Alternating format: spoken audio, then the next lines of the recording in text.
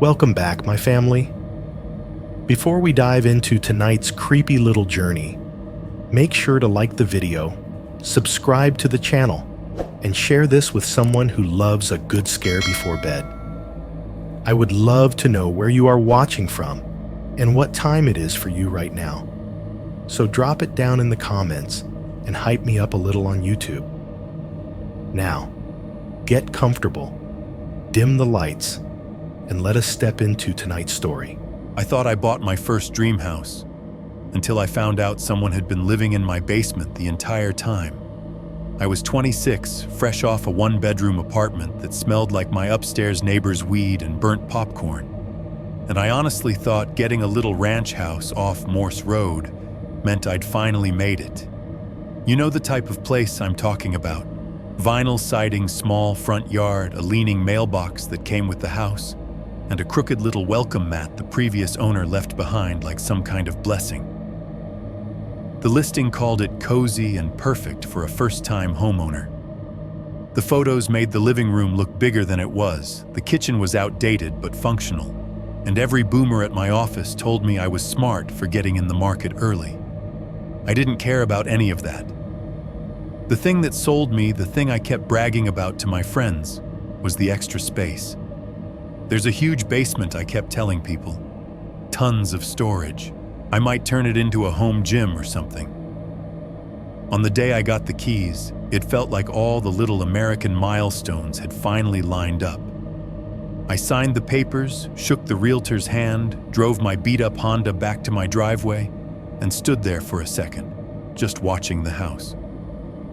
Late afternoon traffic hummed along Morse. The sky was doing that gray-blue Ohio thing. And for the first time in my life, I wasn't living on top of someone else's noise. I walked through every room that first night, just taking it in. The thin carpet in the hallway, the slightly crooked blinds in the bedroom, the way the light over the sink flickered when the fridge kicked on. It was all mine. Even the little imperfections felt like personality. And then I opened the basement door. Warm air from the furnace drifted up the stairs, carrying a smell I couldn't quite place at the time. Damp, concrete, old wood, and something else under it, like stale cigarette smoke that had soaked into fabric years ago. A single yellow bulb burned somewhere down there, throwing a dull glow up the stairwell. I remember thinking it was weird that the light was already on because I hadn't touched that switch yet. I told myself the previous owner must have left it like that. I told myself a lot of things standing there at the top of those stairs, staring down into a space I hadn't really looked at during the walkthrough. My realtor had joked it was a little maze-like, and I laughed it off, imagining workbenches and storage bins. What I did not imagine was someone else's toothbrush in a cup next to a stained mattress. I did not imagine my laundry basket sitting in a place I hadn't left it. I definitely didn't imagine a grown man crouched under my folding table watching me move around his home like I was the intruder. If you're listening to this in a quiet house right now with a basement you don't really go into, this isn't a ghost story. There's nothing supernatural in what I'm about to tell you. The thing that almost killed me didn't float or whisper or rattle chains. He knew where my breaker box was. He knew the exact number of steps from the bottom stair to the back room. He knew how loud he could drag me across the floor before anybody outside might hear. And for months, while I was upstairs eating frozen pizza and watching TV, he was right under my feet. 1.1, closing day on Morse Road. I signed my name so many times that day my hand went numb. The woman at the bank in her navy blazer slid paper after paper across the desk, explaining interest rates and escrow and tax assessments in a practiced, cheerful voice. The pen they gave me had "Congrats, homeowner" stamped on the side in cheap gold lettering. Every time I hesitated over another signature line, she smiled and said, "Big day, huh?" like I might forget. Outside the office windows, Columbus was doing that late October thing where the sky can't decide if it wants to be gray or blue. Trees along the parking lot were half-bare leaves blown into wet clumps against the curb. When it was over, when I had officially agreed to owe the bank a stupid amount of money for the next 30 years, she shook my hand, pressed the keys into my palm, and told me I was on the ladder now. I walked out into the cold with that little set of keys digging into my skin and this weird tightness in my chest. Not fear exactly. More like the feeling you get at the top of a roller coaster when the car pauses and you realize how far there is to fall. My old car looked even sadder in front of the bank, a tired silver sedan with one black door from a junkyard replacement. I got in, tossed the folder of closing documents onto the passenger seat, and sat for a second with the engine idling heater whining on low. There was a gas station coffee in the cup holder, and a faint smell of fast food from some forgotten bag under the seat. Same car, same me. The only thing that had changed, supposedly, was that somewhere off Morse Road, there was now a house I could call mine. The drive was familiar. I'd taken Morse 1,000 times to get to work, to Walmart, to the mall.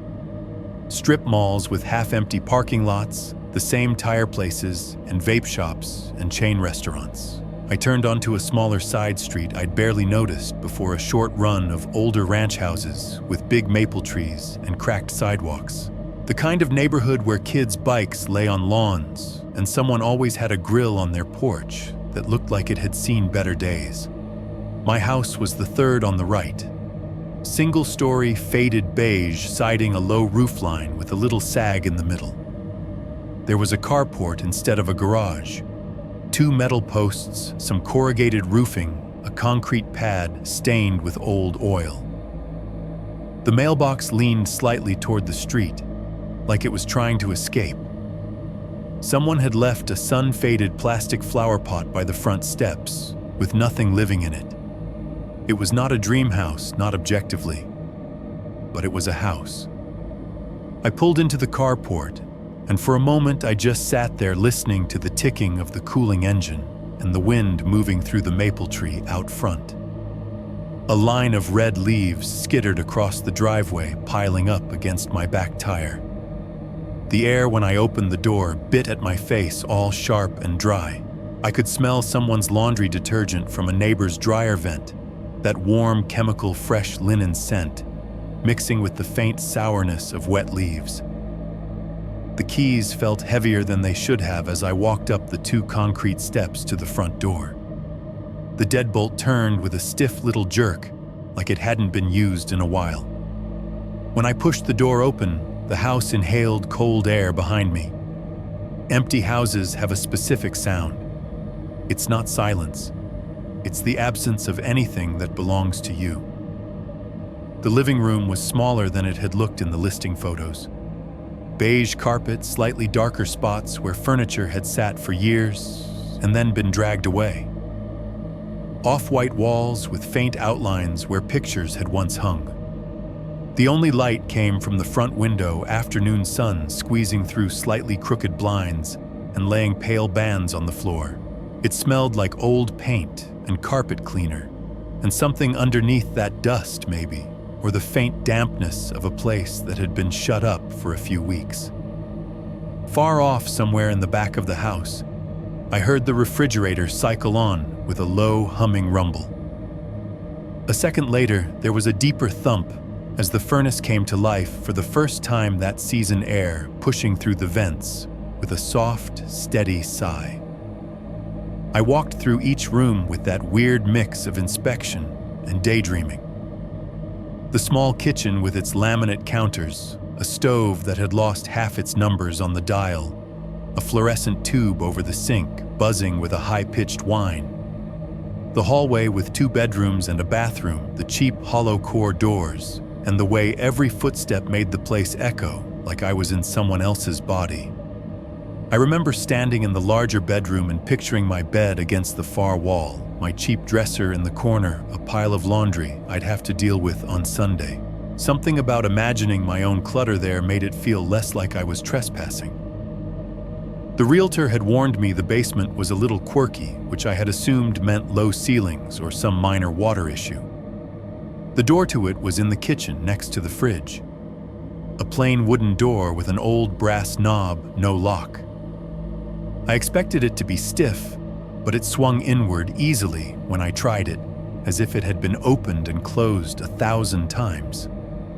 Cooler air rolled up from below, bringing with it a smell I hadn't noticed anywhere else in the house. Damp, concrete old wood and a faint, stale hint of cigarette smoke. Not fresh, not sharp, like the lingering scent on a coat that hung in the back of a closet too long.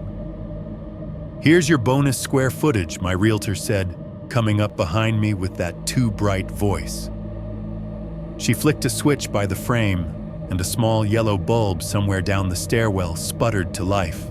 The stairs were narrow wooden, with no back to them, just treads and open space behind, where you could see the shadow of the furnace ducting. The bulb at the bottom dangled from a wire encased in a glass cage that had turned amber over the years. Its light didn't reach very far. It just pushed the darkness back into corners. We went down together, her in front, me behind. Each step creaked slightly under our weight. The hum of the furnace got louder, a bodily noise like we were climbing down into the lungs of the house. The main basement room opened up at the bottom of the stairs, poured concrete floor-exposed beams overhead, the furnace squatting to one side like a metal animal, the water heater next to it, with a faded sticker about draining it once a year. The washer and dryer were shoved against the far wall, old but functional lint filter half hanging out. To the right, someone had tried to make it useful, a long folding table set up under a pegboard, with a few abandoned hooks, a bare work lamp, and a couple of random tools left behind. Beyond that, the real strangeness started. Instead of leaving it open, the previous owner had framed out rooms using 2x4s and sheets of plywood. Little hallways and partitions that didn't quite reach the ceiling doorways without doors. You could see over the top of them in places, but not through them. From where I stood, I could only see the entry to a narrower space and then a darker opening beyond, like someone had started building walls and then got bored halfway through. "There's a kind of a workshop area back there," the realtor said, gesturing vaguely, "and some storage. I think the last owner's brother stayed down here for a while. You could, clean it up. Make it a home gym maybe. Man cave." I stepped forward, the concrete cold seeping through my sneakers. The dim bulb behind us cast long shadows that reached toward the plywood and disappeared around corners. The air felt different past the furnace, stiller, a little heavier. "Lots of potential," she added, and I could hear in her voice that she was used to saying those words over unfinished basements, over cracked driveways, over kitchens stuck in 1995. The script of selling imperfections as opportunities.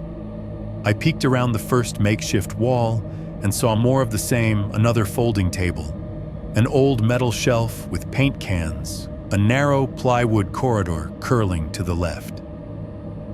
At the very back, through one last opening, I could just make out a low room with no windows where someone had left an old mattress on the floor and a recliner with stuffing coming out of one arm. They looked like props from a sad local theater production. I should have thought creepy. I should have pictured all the horror movies and documentaries my friends and I had laughed at. Instead, what popped into my head was a set of dumb plans. A rack of dumbbells over there, a punching bag hanging from that beam, plastic bins with labels stacked against that wall. "It's like a maze," I said, trying to sound positive. She laughed. "You'll figure it out. At least you've got space. People pay a lot more for less." Later that afternoon, my friends showed up with a borrowed pickup truck and too much energy. We carried in a sagging couch, a bed frame, boxes full of dishes wrapped in old t-shirts. Someone brought a 12-pack of Bud Light, and we stacked pizza boxes on the kitchen counter, until the cardboard smell mixed with the house's old paint and dust and made its own new scent. Of course, they wanted to see the basement.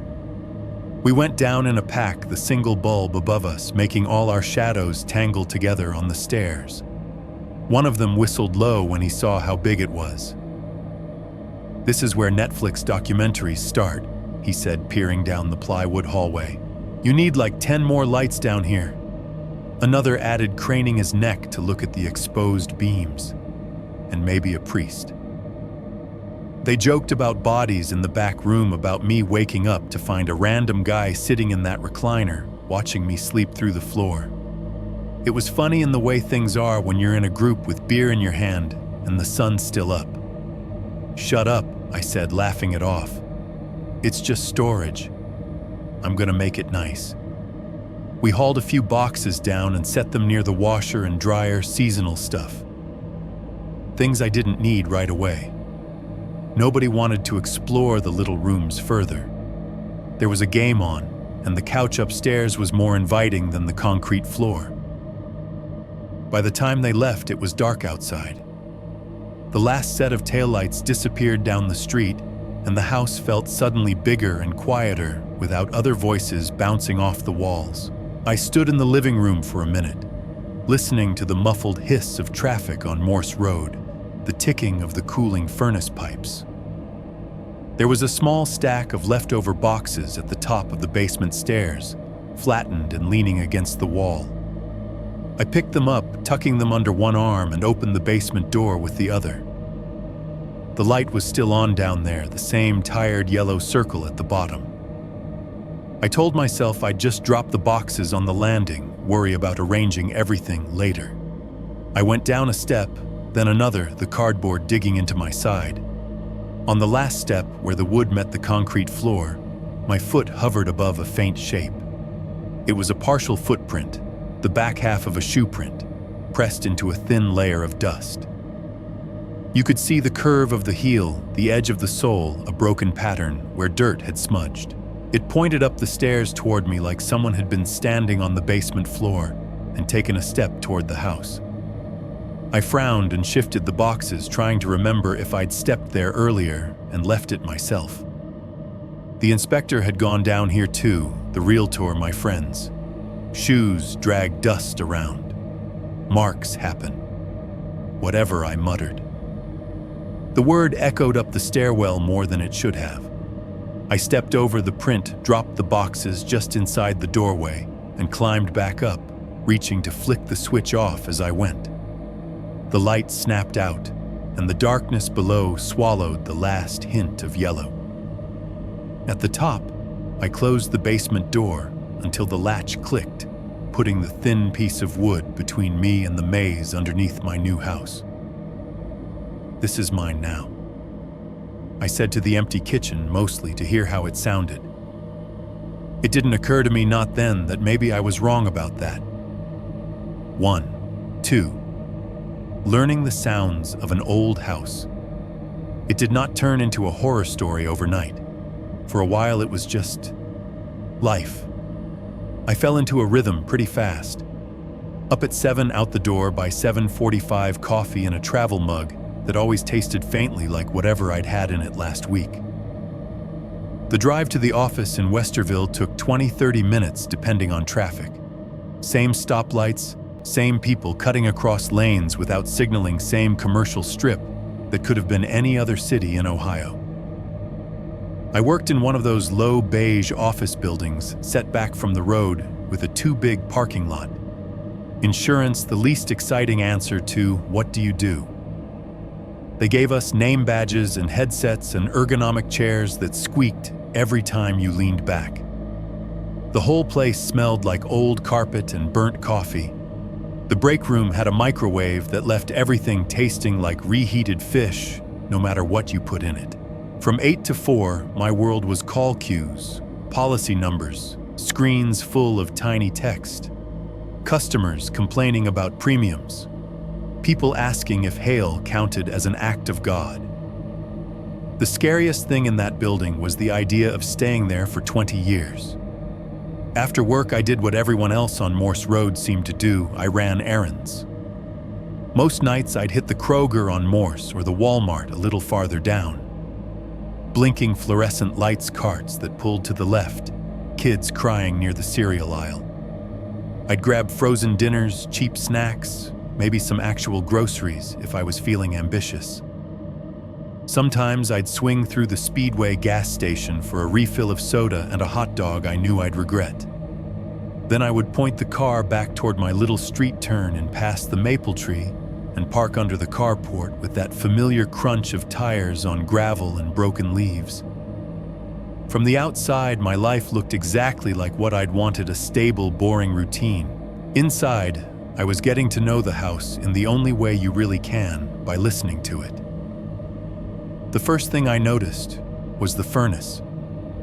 When the temperature dropped in November, it started kicking on more often. I learned the sequence without even trying. There was a soft click from the thermostat in the hallway, then a low whump from somewhere below as the burners ignited, and then the steady rush of air through the vents. The metal ductwork in the walls and ceiling would creak and ping as it expanded, little tick-tick-tick sounds, like someone lightly tapping with a fingernail. The refrigerator had its own personality. It would hum along quietly for a while, then shudder and go silent, the sudden absence of noise almost louder than the compressor had been. Sometimes it made a clunk when it shut off, like something inside it had shifted. The first few nights that sound made me jump. Eventually, I knew exactly when it was coming. There were other sounds, the kind you don't think about until you're alone with them. Delivery trucks out on the main road, you could tell FedEx versus UPS by the pitch of the engine and the squeal of the brakes. A dog 2 houses down had a sharp, frantic bark that always came in bursts of 3. Someone across the street liked to slam their car door like they hated it. All those noises became a kind of backdrop, the house teaching me its vocabulary. After a couple of weeks, any sound that didn't fit stood out like a wrong note. The first time I noticed the basement light was on, it was a Tuesday. It had been one of those gray Ohio days where the sun seems like it forgot to show up. By the time I clocked out and drove home, it was already getting dark. Streetlights flicked on in that dull orange ripple down the block as I turned in. I remember thinking the house looked smaller from the outside when the windows were dark. I pushed open the kitchen door from the carport, kicked off my shoes, and hit the light switch out of habit. The overhead fixture buzzed and flickered before settling into a steady glow. I tossed my keys into the bowl by the sink, set a plastic bag of groceries on the counter, and that's when I saw it. A smear of soft yellow light spilling up from the crack under the basement door. It wasn't bright, just a hazy glow along the bottom edge and up the side where the door didn't quite sit right in the frame, enough to be noticeable in the otherwise dim kitchen. For a second, my brain did the fast math. When had I last done laundry? Sunday, I thought. 3 days ago. Had I turned the light off when I came back up, I opened the basement door and leaned into the stairwell. The same single bulb hung way down there, humming faintly, throwing its weak circle over the bottom steps and the corner of the furnace. The rest of the basement beyond that was still just suggestion and shadow. "You idiot," I muttered to myself. Electric bill, remember. It was easy to picture how it had happened. Me arms full of warm clothes, thinking about work the next day, trudging up the stairs and forgetting to hit the switch. My dad's voice from years of childhood nagging popped into my head. "We're not paying to light the whole neighborhood, you know." I stepped down far enough to reach the switch on the wall just inside, flipped it off, and watched the yellow glow disappear. The dark rushed up the stairs as if it had been waiting. Back in the kitchen, I shook my head and laughed once under my breath. "I'm turning into my dad," I said to no one. If the house answered, I didn't hear it. The second time, it wasn't as easy to joke about. Another long day, another commute home with local radio hosts arguing about the Browns. I stopped at Walmart, wandered the aisles too long, ended up with a cart full of things I didn't really need. It was full dark by the time I pulled under the carport, my breath puffing white as I carried bags inside. Again, kitchen light the same buzz and flicker. Again, keys in the bowl groceries on the counter. And again, waiting for me, the glow under the basement door. Only this time I knew. I hadn't done laundry in over a week. There was no maybe about it. I had not opened that door, had not flipped that switch. I'd been too tired, too lazy. My hamper in the bedroom was full enough to prove it. I stood there for a few seconds, staring at that strip of dull yellow like it might blink if I waited long enough. The rest of the house hummed around me, furnace running, fridge buzzing, some TV from a neighbor's place leaking through the walls.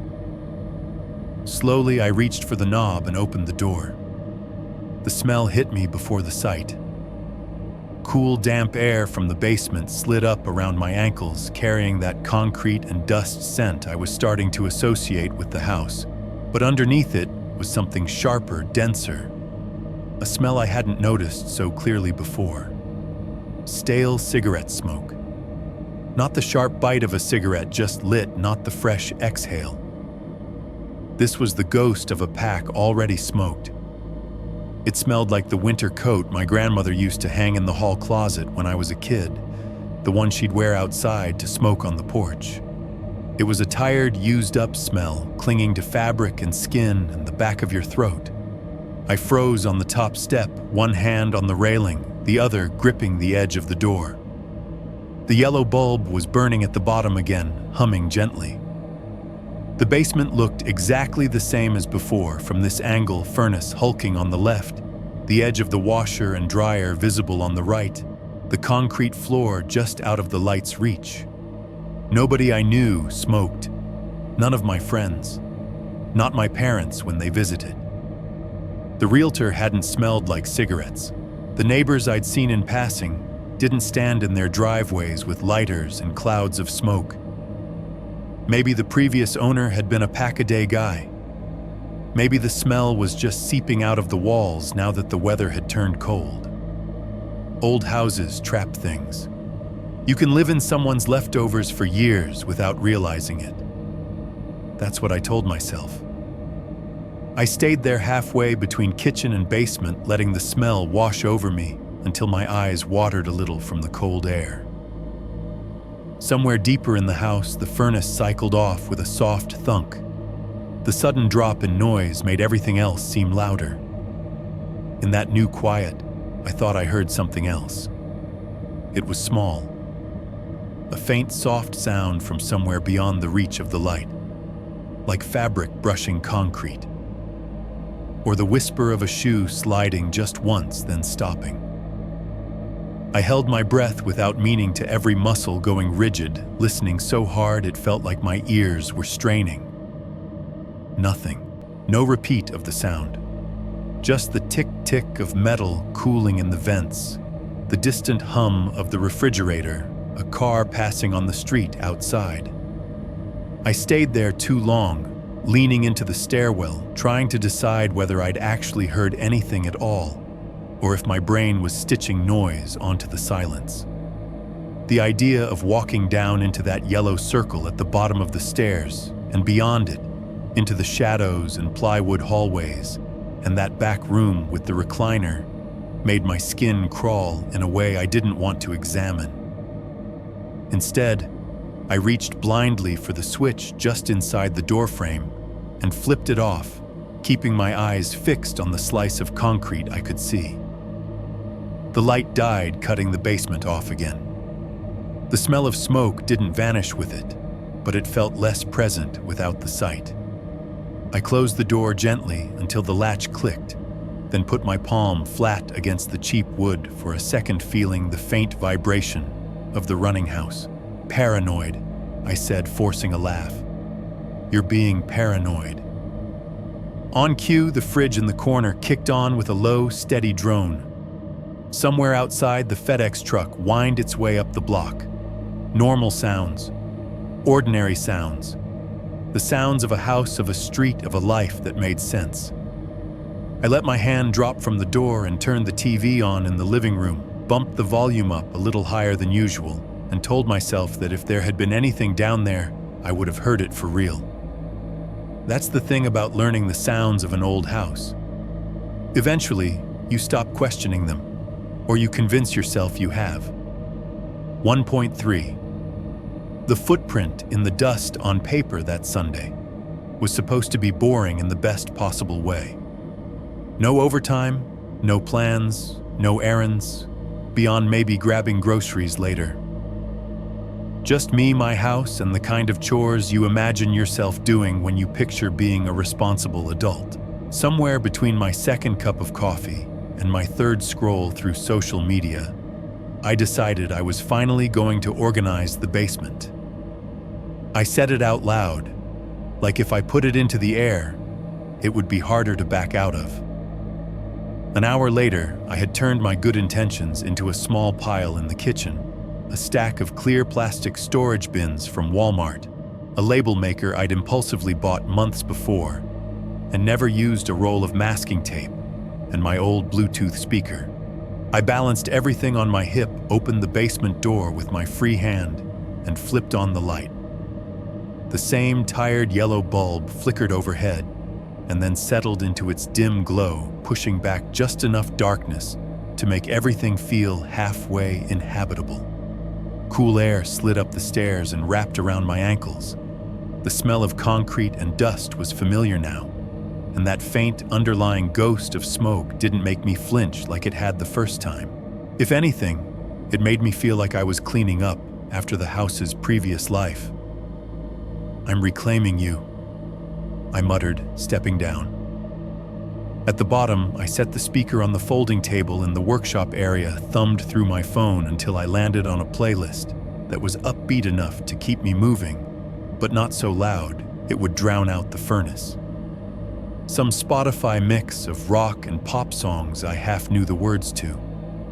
Music spilled into the space, bouncing oddly around the exposed beams and plywood walls, making the basement feel less like a crime scene and more like an unfinished project. Under the bulb, the concrete floor had that uneven gray look, mottled and stained with old paint and rust and whatever else had dripped down here over the years. The furnace loomed to one side, its shadow stretching long and dark across the floor, like a second silent machine laid flat. The water heater stood next to it, blank and white with a little rust ring at the bottom that made it look like it had been crying. I started with the easy stuff, breaking down old moving boxes, stacking them neatly, instead of leaving them scattered around like cardboard tombstones. I filled the plastic bins with things I didn't need upstairs. Holiday decorations, old textbooks I couldn't quite throw away, a shoebox full of cables that probably fit devices I didn't own anymore. The label maker whirred and spat out neat little white strips that felt like some tiny form of control, Christmas tools, miscellaneous. Sweat chilled on the back of my neck in the cool air. Every now and then, I'd pause to listen, making sure the sounds around me were the same ones I'd come to expect: the steady rush of the furnace, the pinging of the ducks, the distant, muffled thump of a car door out on the street. When my brain tried to fill the gaps with imagined footsteps or whispers, I turned the music up a notch. Eventually, I worked my way to the workshop table itself. It was one of those cheap plastic folding tables, the kind you buy for yard sales and forget in the garage. The previous owner had left it covered in a thin film of dust and some old hardware random screws, a couple of washers, a dried-out tube of caulk. I decided it would be my main station for sorting things.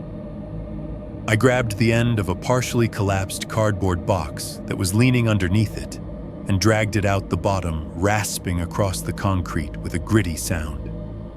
That's when I saw it. Tucked just inside the shadow of the table, half hidden by the collapsed box, was the burnt end of a cigarette. A butt. Filter yellowed, a thin line of ash still clinging to one side like it had been put out and dropped, not stomped on. For a second, my brain filed it under old house trash. Just another leftover like the recliner in the back room or the paint cans on the shelf. But when I crouched down and picked it up between my thumb and forefinger, something about it made my stomach dip. It wasn't dusty. The concrete around it was sure. A fine layer of gray over everything that had settled from years of neglect. But the butt itself looked relatively clean. No fuzz of dust clinging to the paper, no spider webs tangled around it. The end was dark charred, like it had been smoked recently enough that time hadn't had a chance to bury it. I didn't smoke. None of my stuff had been down here long enough to collect that much dust. The inspectors had been here a month ago, tops, and they'd mostly stayed in the main room. My friends had joked and laughed and hauled boxes, not stood in a corner with a cigarette. I turned the butt in my fingers, trying to read the brand on the filter. A little white logo I didn't recognize. Whatever it wasn't mine. Gross. I said half to break the silence, half because it was. I reached for the black trash bag I'd been filling and dropped it in the filter, making a tiny, unsatisfying thunk against the other junk. It should have ended there. An old cigarette in an old basement. Evidence of someone else's life. But then I noticed the floor. Under the folding table where the light was weakest, the concrete had a thicker coat of dust. It was one of the few spots I hadn't already walked through a dozen times, so the surface was relatively smooth, that soft, powdery gray that looks almost velvet if you squint. And right across it, starting near the back edge of the table and arcing toward the open area, was a footprint. Not a full shoe print. More like the front half had been lost in scuffs and subtle shifts, but the back half was clear enough to make out. The rounded heel, the hint of tread pattern, the slightly off-center weight where it had pressed down harder on one side. It sat on top of the dust, not half covered by it, not softened at the edges like something that had been there before everything settled. It was sharp, like it had been made and then left alone. If you picture the basement as a little map, the footprint pointed from the direction of the back room, the window, the old mattress, out toward the more normal area, toward the stairs, toward me. I found myself holding my breath as I stared at it, my mind racing through explanations. It could have been mine from that first day, I thought. From when the realtor showed me around and I joked about making a man cave. Maybe I'd stepped exactly there and then just never again. Or it could have been the inspectors, the previous owners, the brother who'd supposedly stayed down there for a while. Dust is deceptive. It clumps, it flakes. It can make old things look new again in the right light. Behind me, the song on my playlist switched. There was a moment of silence, the app searching for the next track, and in that tiny gap, the house made its own sound. A single, distinct footstep above my head. It came from directly overhead, through the ceiling, through the floor of my kitchen. Not the soft creak of the house settling, not the vague pop of wood expanding, but the quick, light thump of weight on an old hardwood floor. One step, maybe two. Like someone had walked from the counter toward the fridge. Every muscle in my body locked. I snapped my head up, staring at the underside of the joists, as if I could see through them, my pulse suddenly loud in my ears. The furnace was on the vents, whispering, but that sound had cut cleanly through it. I was alone in the house. I knew that. I had locked the front door after bringing in the bins. The back door was deadbolted. The only other entrance was the one I was standing in front of. "Hello," I called, hating the way my voice sounded down there, thin, a little higher than usual. No answer. I straightened up slowly, my knees popping from being crouched too long. For a solid 30 seconds, I stood in the middle of my unfinished basement, staring up at the ceiling like an idiot trying to decide whether I'd actually heard what I thought I had. Silence is funny. Once you start listening for something, every little noise becomes suspect. A car rolled past outside, tires hissing on the pavement. Somewhere, a neighbor's door shut with a muffled thud. My own fridge cycled off, giving me that brief vertigo of suddenly not hearing it. No more footsteps. No second thump to confirm the first. House settling, I told myself out loud this time. Old pipes. Neighbor's place. It was one of those lies you hear yourself saying and decide to believe anyway, because the alternative is harder to live with. I walked back to the folding table, reached for my phone, and nudged the volume up a couple of notches. The music filled the space again, drowning out the whisper of ductwork and whatever else might be moving above my head. With the song pounding a little louder, the footprint under the table looked less sinister, more like just another mark on an ugly floor. By late afternoon, I had 3 neatly labeled bins stacked against one wall and a respectable pile of trash bags ready to go out. My back ached pleasantly. Dust clung to my jeans and smeared my hands gray. The yellow bulb overhead hummed like a tired bee. As I was gathering up the last of the flattened cardboard near the stairs, something white caught my eye. There was a narrow gap between the side of the wooden shelving unit and the stairwell wall, just a couple of inches, where things could fall and disappear. Wedged down in that crack was a folded piece of paper, the edge yellowed with age. Curious.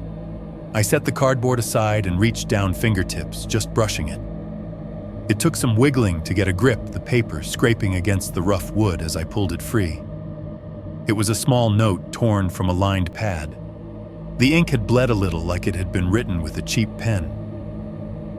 There was only one line scrawled across the middle in hurried, uneven handwriting. Leave the lights on. No name. No date. No explanation. For half a second, something ice cold slipped down my spine. The smell of smoke seemed stronger, the air around me heavier. I pictured someone standing right where I was, sometime before me, writing that in a rush with their thumb still smudged from nicotine. Then the rationalizations crowded in. Maybe it was a joke from the previous owner to himself, a reminder from a contractor who hated working in the dark. Some stupid note passed between teenagers who'd snuck down here before I ever saw the place. People write weird things and shove them into weirder places all the time. Very funny, I said under my breath, more bravado than anything. I crumpled the paper in my fist, feeling the thin fibers protest, and walked it over to the open trash bag. It landed on top of the cigarette butt and 100 other tiny pieces of someone else's life.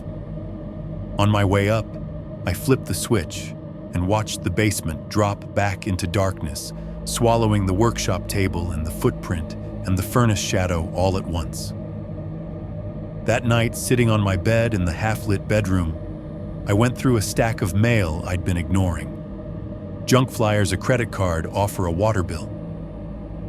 At the very bottom was the disclosure form from closing the one where the previous owner had checked box after box, no water damage, no structural issues, no known pest problems. Next to basement, there was a neat little check mark in the no known issues column. I snorted, tossed the paper onto the nightstand, and glanced down the hallway toward the closed basement door. The house was quiet except for the soft rush of the furnace, and just barely if I really tried to smell it. That lingering trace of stale cigarette smoke hanging in the air like a memory that didn't belong to me. 2.1. The week of strange schedules. It took a while for me to admit, even to myself, that the house and I were no longer on the same schedule. It started with one bad week. Work had been busier than usual. A couple of big policies renewed one messy claim that refused to die, and my supervisor suddenly cared very much about FaceTime in the office. That translated to a lot of late afternoons that bled into early evenings sitting under buzzing fluorescent lights, while my eyes burned and my headset pinched my ear. Most nights that week, I did not pull into my carport at 5:30 with daylight left and neighbors raking leaves.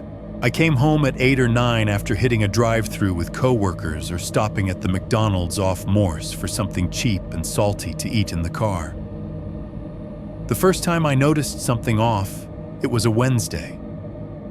I remember the glow of the McDonald's sign fading in my rearview mirror, the lingering taste of fries and flat Coke on my tongue, the radio mumbling some sports show nobody was really listening to. Traffic on Morse had thinned to a few cars spaced far apart, headlights sliding over wet pavement. The sky was a low, cloudy black streetlights casting a sickly amber wash over everything. When I turned onto my street, most of the houses were already dark. A couple of porch lights burned, a blue TV glow flickered behind a curtain here and there, but it had that settled late-night feel. I eased the car under my carport, killed the engine, and sat for a second, in the new silence, hearing the tick of cooling metal and the distant whoosh of a car out on the main road. Inside, I did the usual routine kitchen light on keys in the bowl grocery bag tonight. Just a paper sack with an apple pie and some napkins on the counter. I was halfway through untying my shoes when I noticed the basement door, or more specifically, the light around it. A faint glow traced the crack on the hinge side, a dull, tired yellow bleeding up from the stairwell.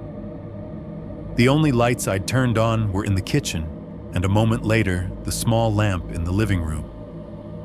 I hadn't been home since early that morning. I definitely hadn't done laundry. I stood there, one shoe off, one still half-laced, feeling that now familiar little drop in my stomach. The kind you get when you realize you've left your wallet somewhere or said something you shouldn't have in an email. "Come on," I muttered, more annoyed than scared. Again, I crossed the kitchen and opened the door. Cool air exhaled up the stairwell. The bulb at the bottom shone steadily, no flicker this time, illuminating the bottom steps, the corner of the furnace, the edge of the workshop table. From up here, everything looked still, empty. I reached in, flipped the switch off without going down, and watched the light die. It nagged at me while I ate in front of the TV. Not enough to make me get up and check the whole basement, just enough to put a little static in the back of my head. I told myself I must have left it on Sunday, that maybe I was getting the days mixed up. Long week, bad memory. I wasn't sleeping great. It was easier to blame my brain than to think about anyone else touching that switch. The next night, the pattern cracked a little more. Thursday, I stayed late at the office because a couple of the guys wanted to watch the game at a bar near work. We huddled around a sticky high-top table, shouted at a TV in the corner, and talked fantasy football while we pretended not to notice the time creeping toward 9. I laughed in the right places. I checked my phone too often. Every now and then, when the crowd roared over a bad call, I caught myself comparing the noise to the thud of footsteps above my head in the basement. On the drive home, they texted in a group chat about trades and waiver wire pickups. I drove past the same gas stations and strip malls, but the world felt thinner somehow, like the darkness between the pools of light was deeper than usual. When I opened the kitchen door that night, the first thing I saw was that the basement light was off. That startled me more than seeing it on had. I hadn't touched it since the night before when I'd flipped it off from the top of the stairs. I hadn't done laundry, hadn't been anywhere near the door all day as far as I could remember. It should have stayed exactly how I'd left it. Instead, the space under the door was a solid band of black. No glow, no haze, just darkness. I stood there for a minute, listening. The furnace was running, sending warm air through the vents with that steady, comforting rush. The fridge hummed contentedly. Somewhere outside, a dog barked twice and then went quiet. Nothing from below. I told myself that I was being ridiculous. The light had been off when I left in the morning. I must have been thinking of another day. The human brain is not a reliable log file, no matter how confident you feel about a memory. Still, when I walked past the basement door to get to the living room, I felt it at my back like an open mouth. On Friday, I came home to find the door itself different. It had been a long, tedious day. I got stuck in one of those pointless end-of-week meetings that could have been an email, then ended up at the McDonald's drive-thru again, because I couldn't face my own empty kitchen without some kind of reward. The cashier handed me a warm bag that smelled like salt and grease, and for a few minutes as I drove, I managed to think about nothing but the crinkle of the paper and the way the fries burned my fingers. The street was almost empty when I turned in the sodium vapor streetlights casting long shadows from the bare tree branches. My house sat there like it always did, dark windows, a faint porch, light glow, maple branches scratching gently against the roof. Inside, the air felt still. I dropped my keys in the bowl, set the bag on the counter, and reached for the kitchen light. As the room flooded with that familiar, slightly too bright white, my eyes went straight to the basement door. It was open. Not wide, not swinging, just wrong. The door, which I always closed until I heard the latch catch a little habit I didn't even think about anymore, was now sitting with a thin wedge of darkness visible along the jamb. An inch, maybe two, of empty space between the edge of the door and the frame. I hadn't left it like that, I was sure.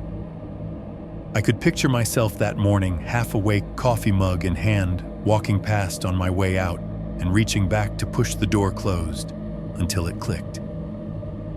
I did it every time I left the house, every time I went to bed. It was as automatic as locking the front door or turning off the stove. Now it was slightly ajar, like someone had pulled it open just enough to step through and then not bothered to shut it all the way. My hand tightened on the light switch until the plastic creaked. For a second, every noise in the house seemed to disappear. No furnace, no fridge, no distant cars. Just me and the thin black line of the stairwell beyond that inch of open door.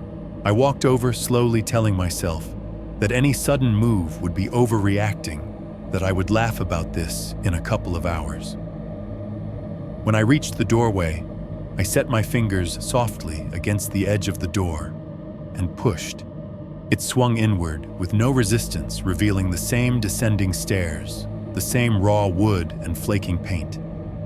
The light down there was off, the space at the bottom swallowed in shadow. Cool air rose up around my wrist, bringing with it the now familiar scent of dust and distant smoke. "Hello," I called, hating myself for saying it. My voice fell down the stairs and came back as a soft, bent echo. Nothing moved. Nothing answered. The house sat around me like it was holding its breath. I thought about grabbing a flashlight, about going down step by step, checking every corner, every partition, the back room. That's what a responsible homeowner would do, right? Make sure no pipe was leaking, no animal had dug its way in. At least confirm there wasn't a person down there. Instead, I reached for the switch inside the frame, flipped it up, and watched the bulb at the bottom flicker on. The weak yellow circle pushed just enough light into the dark to show the furnace, the water heater, the empty space near the base of the stairs. I did not go down. I closed the door again, firmer this time, until the latch clicked loud enough to satisfy something in my chest. Then I backed away, turned on the TV in the living room, and cranked the volume up higher than normal, letting the noise fill the spaces my imagination was starting to creep into. That weekend, the sounds changed. Before the house had spoken, mostly in mechanical noises, the predictable whirring and ticking of things that had nothing to do with intent. Now lying in bed on the second floor, I started to hear things that did not fit. It was late, sometime after midnight. I remember the digital clock on my nightstand, glowing 12:37 in soft red. I wasn't sleeping, just drifting, the TV in the other room still on low, with some forgettable movie mumbling through the wall. The furnace shut off its hum, fading into quiet. For a second, the house seemed to sag into the silence like it was tired too. Then, from somewhere below my bed, near where I knew the workshop table sat, I heard a dry, dragging sound. A brief light scrape like fabric sliding over wood or cardboard pulled across concrete. I froze my hand halfway to turning the TV off with the remote. The sound repeated soft, irregular, not rhythmic enough to be mechanical. Something brushing, then stopping. Brushing again a little farther away. Every nerve in my body lit up. I stared at the ceiling, which was also the floor of the kitchen, as if that would help me triangulate the noise. It felt like it was coming from under me, 2 rooms down, through layers of joists and air and darkness. Raccoon, I whispered to myself, though I'd never seen one in the neighborhood, or the ductwork, or anything else. As if to answer me, a new sound floated up through the house. A cough, not the distant muffled sound of a neighbor in the next yard, not the weak whoosh of air pushing through a vent. A small, rough human cough, the kind you make when you're trying not to throat, constricted breath catching in your chest. It came up through the duct like a ghost. For a moment, the vent in my bedroom exhaled something that wasn't just warm air. The cough hit my ears, compact and tired, then disappeared into the plaster. I sat up in bed, heart pounding so hard I could feel it in my fingers. My first instinct was to call someone, my parents, my friend across town, the police. Tell them there was a noise in my basement that sounded like a man trying not to cough. My second instinct, the stronger one, was to shut it out. I grabbed the remote, pointed it at the TV in the other room, and mashed the volume button until the canned laughter and background score swelled enough to chase back the whispered sounds from below. With the noise between me and the rest of the house, I could pretend the cough had been part of the movie, a line I'd missed. I could pretend I'd misheard it entirely. The next day at lunch, sitting in the break room at work with a plastic container of leftovers and a lukewarm soda, I tried to talk about normal things. My co-worker Matt was animatedly complaining about his fantasy football team, gesturing with a fork for emphasis. If my running back doesn't show up this week, I swear to God I'm done. I'm cashing out. I nodded, threw in a half-hearted, "Yeah, man, you got robbed on that trade?" and stared at the muted TV mounted in the corner. Sports highlights, stock tickers, the usual. My mind wasn't on his team. It was replaying the sound of that cough in the vent over and over, the way it had scraped like sandpaper against the idea that I was alone. "Hey," Matt said, snapping me back. "You good? You look like you slept in your car. Just house stuff," I said, forcing a small laugh. "Old place, noisy furnace. I'm still getting used to it." "Wait until something big breaks," he said. "That's when the fun starts." We joked about busted water heaters and leaky roofs. I nodded in all the right places. I did not mention the stale smoke smell, the footprint in the dust, or the note in the trash bag that told me to leave the lights on. That night, on the way home, I swung through the McDonald's drive-thru again. The girl at the window recognized me and smirked. "You're back," she said. "Yeah," I replied, taking the bag. "Long week." She handed me my change, the coins warm from her hand. Behind her, the kitchen clanged and hissed, grease-popping timers beeping. Noise, people, light, all the things my house seemed to be swallowing as soon as I closed the door behind me. As I pulled into my street once more, the houses sat in their neat little row, dark windows reflecting the streetlights. My house blended in with the rest, same shape, same angles, same quiet.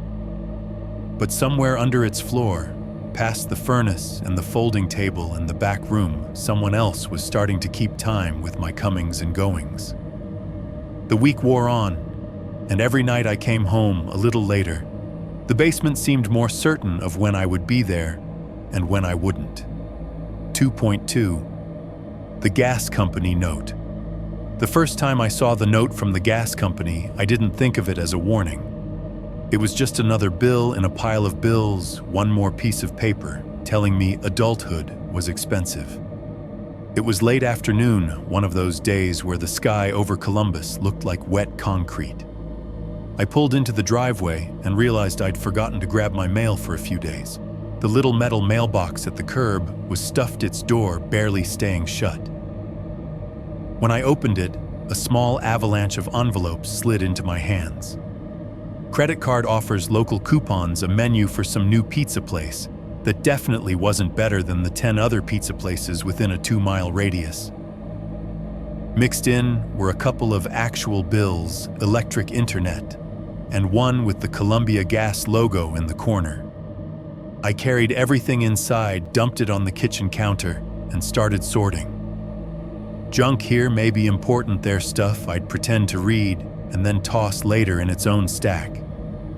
The gas envelope got a quick tear with my thumb. I half expected a past due stamp, even though I knew I'd set up autopay like they told me. Instead of a bill, there was a single sheet of paper with a polite block of text: "We were unable to access your meter. Our technician attempted to read your meter at the service address listed above, but could not gain access. Your current usage has been estimated. Please call the number below to schedule an appointment so we can obtain an accurate reading." Below it was the date. 3 days earlier. Sometime in the middle of the week, when I'd been at work complaining to Matt about his fantasy pics and staring at my computer screen like it held the meaning of life. There was a line about the meter being located in the basement at the rear of the property. I pictured some guy in a Columbia Gas jacket standing at my front door, knocking, and when no one answered, just leaving. Maybe he'd peeked in through a basement window, shrugged, and walked away. "Sorry, dude," I muttered, folding the paper once. "You and me both." It didn't strike me as strange that someone had tried to go into my basement during the day. That's what utility workers do. The whole point of the note was that they hadn't gone down there. Meter inaccessible. Try again later. It felt like a non-event, something for future me to handle. I dropped the letter on the counter, half on top of a glossy Pizza Hut coupon sheet, and made a mental note to call. Then immediately buried that note under the more pressing thought of what's in the fridge, and can I microwave it? By the time the sun disappeared, I had forgotten about it. That night, I ended up staying awake later than I meant to. Insomnia had been creeping in around the edges of my routine, and my solution, like most bad solutions, was more screen time. I sat on the couch in sweatpants and an old t-shirt, an empty bowl with red sauce smeared in the bottom, on the coffee table, Netflix, asking me if I was still watching, as though it didn't already know the answer. The house settled into its nighttime rhythm around me. The furnace cycled on and off. The refrigerator hummed. Outside traffic thinned until the only cars I heard were the occasional late-night stragglers on Morse, passing with a soft whoosh and fading quickly. Around 11:30, I finally got up and shut off the TV. The sudden quiet left my ears ringing. I stood there for a second in the dim living room, lit only by the soft blue glow of the cable box, and decided I wasn't tired enough for bed yet. There was a restlessness under my skin, a twitchy kind of energy that didn't match the heaviness in my limbs. I wandered into the kitchen for water. The overhead light buzzed faintly. The Pizza Hut coupon and the Columbia Gas letter sat exactly where I'd left them, a white rectangle half covering a photo of a too-perfect pepperoni pizza. I glanced at them and looked away before guilt could latch on. That's when I heard it. At first, it was just a low, rough sound under my feet. The kind of noise you could blame on the furnace if you wanted to. A dragging, scraping noise like something heavy being pulled across rough concrete. It started under the kitchen, moving slowly in the direction I knew the workshop area was. A long, grainy scrape pause, scrape again. Not rhythmic, not even, just deliberate. I froze the glass of water halfway to my mouth. The furnace was off, I could tell. The vents were silent, no rush of air, no background roar. The fridge was in one of its quiet phases. The only other sound in the house was that dragging, punctuated by a faint metallic clink now and then, as if whatever was being moved bumped into something tools pipes, the edge of the furnace. For a moment, I tried to make it into something normal. Maybe a piece of ductwork was shifting as the temperature changed. Maybe the water heater was doing something it had never done before. Old houses make new noises, right? That's what everyone says. But no machinery moves like that. Machines whir, click, thump in steady, repetitive patterns. This was the sound of a person hauling something, stopping to adjust their grip, then hauling again. The dragging grew a little louder, as if whatever it was had changed direction. The metallic noises sharpened a distinct clank like metal on metal, followed by a scrape that set my teeth on edge. I realized I had set the glass down at some point, and didn't remember doing it. My feet carried me toward the basement door before my brain had fully decided that was a good idea. I stood in front of it, my hand hovering over the knob, and listened. It was definitely under there. Under me, under the kitchen. Occupying the same square of space just one floor down. I couldn't tell exactly where in the basement the sound was coming from. Echoes in that maze made it slippery, but I could picture it too easily. Something heavy being dragged across the floor near the folding table bumped against the table legs, then pulled toward the darker back rooms. My fingers closed around the doorknob. I wanted to tell myself I was doing what any homeowner would do. If a pipe burst, if the water heater was failing, if something was really wrong, ignoring it would only make it worse. That was the logical argument.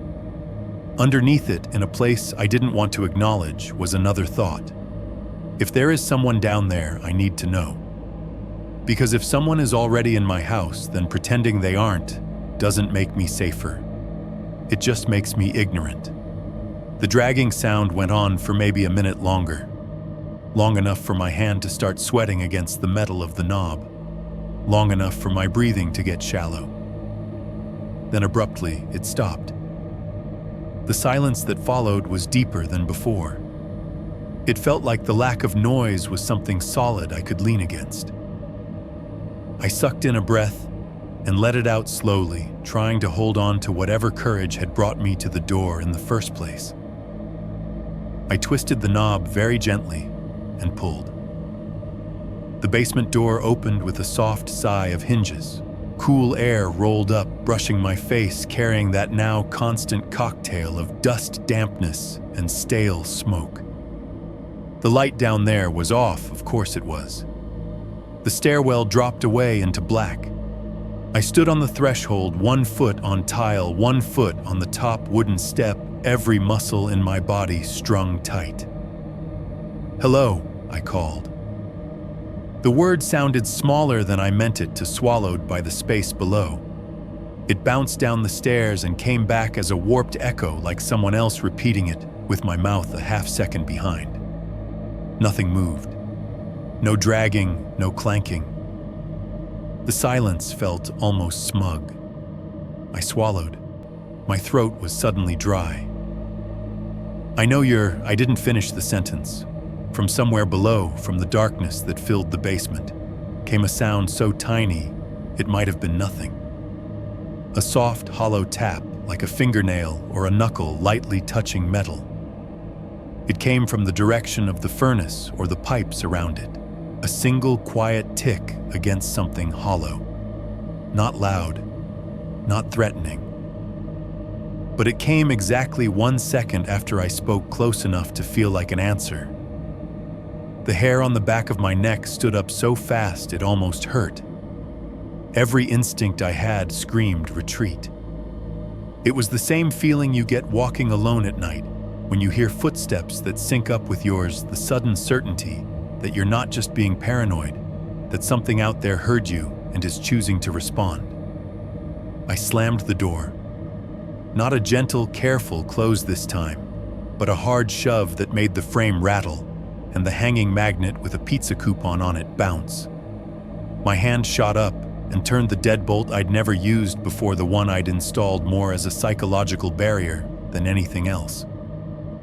The heavy click of it sliding into place sounded thin and hopeful. I backed away until my shoulders hit the opposite counter. My heart was pounding so hard I felt it in my teeth. The kitchen felt smaller, the walls inching closer, the ceiling lower. For a long minute, I just stood there in the harsh overhead light, staring at the closed basement door and the sliver of shadow at the bottom.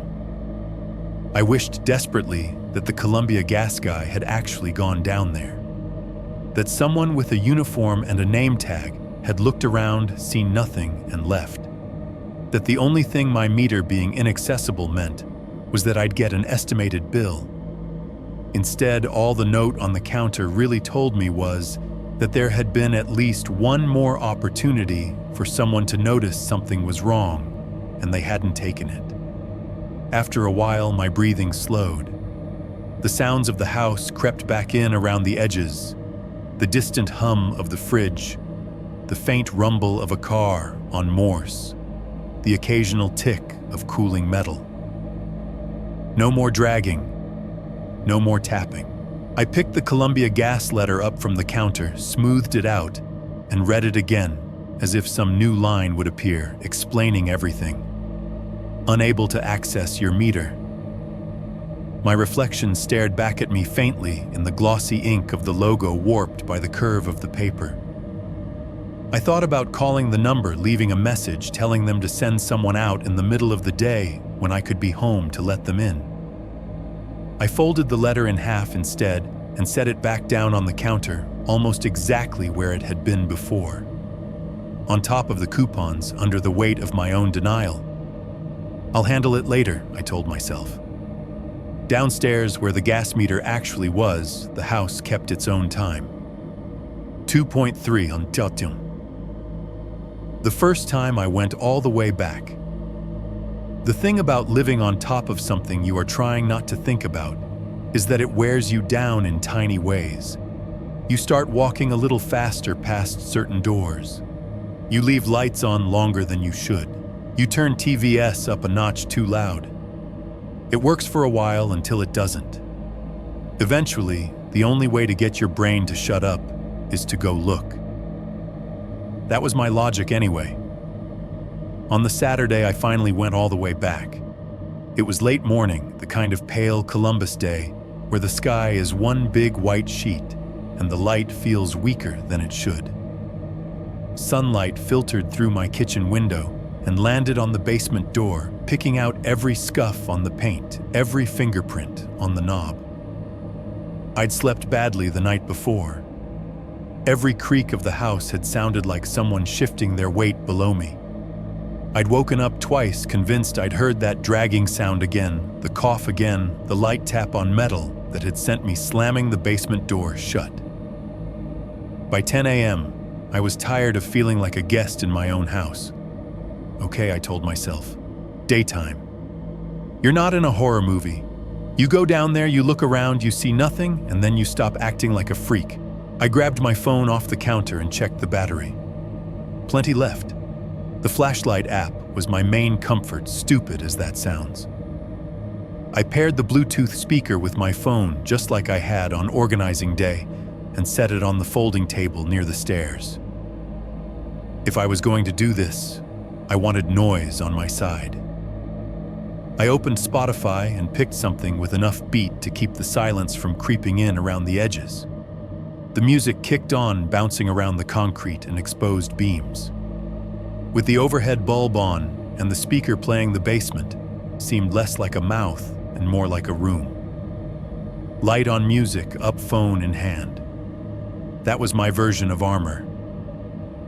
I took the stairs, slowly feeling each tread give a little under my weight. The air down there was cooler than upstairs, the dampness wrapping itself around my ankles and up my legs.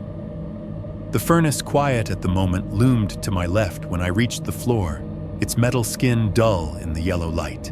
The main area looked the way I'd left it. Bins, stacked cardboard broken down, the label maker still sitting crooked on the folding table. Dust motes drifted lazily in the beam from the single bulb. If you squinted, you could pretend it was just an unfinished rec room in the middle of a renovation. I paused there and listened, partly to make sure the music wasn't covering anything important.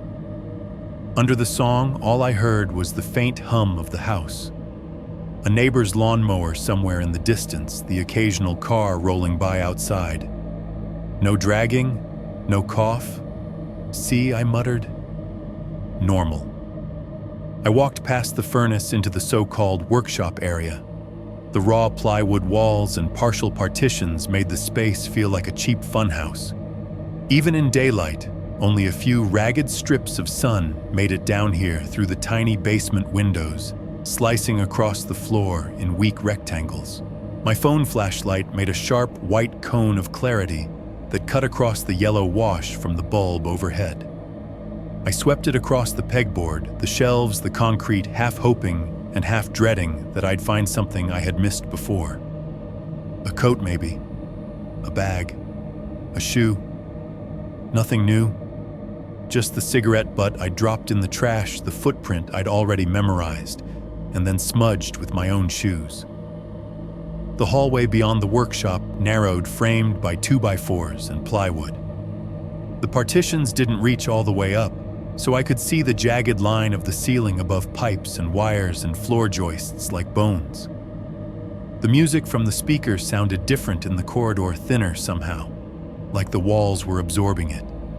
I walked down that little hallway slower than I meant to. The concrete felt colder under my sneakers here, the air staler. It smelled stronger too, not just dust and damp, but that nagging hint of old cigarette smoke, thicker the farther back I went. At the end of the hall, the plywood opened onto the back room. I'd only glanced into it the first time I saw the house. I'd kept my distance, letting the realtor's vague comments cover the rest. Now, in the half-light with my phone's beam steady in my hand, I stepped over the threshold. It was bigger than it had looked from the doorway. The ceiling was lower by a few inches, making it feel close, like a box someone had forgotten to finish building. The concrete here was colder still, the cold coming up through my soles and into my bones. The mattress was where I remembered it, on the floor against the far wall, a cheap twin with no frame. The fabric was stained in irregular patches, the kind of abstract beige and gray that comes from too many years and too many spills. An old blanket was bunched at the foot of it, colorless with age. What I hadn't seen before from the hallway was the way the center of the mattress had dipped. Not a gentle sag, the kind that comes from sitting on it once or twice. A deeper depression right where a person's torso would have been, as if someone had lain there long enough for the stuffing to give way under their weight. The edges of the dip were still crisp, not smoothed out by time. I felt my skin prickle. Near the wall to the right on the floor were 3 empty cans, cheap, generic food labels torn halfway off. Next to them lay a crumpled plastic water bottle, its sides caved in, the cap still screwed on. A ripped instant noodle packet completed the picture, the bright colors faded but still recognizable. None of that was mine. I hadn't brought food down here. I hadn't brought water down here. The previous owner hadn't mentioned using the basement as a pantry. The inspectors hadn't left behind a snack and then just forgotten about it. My phone's beam caught something else near the cans, the silver glint of a fork, cheap and bent at the prongs.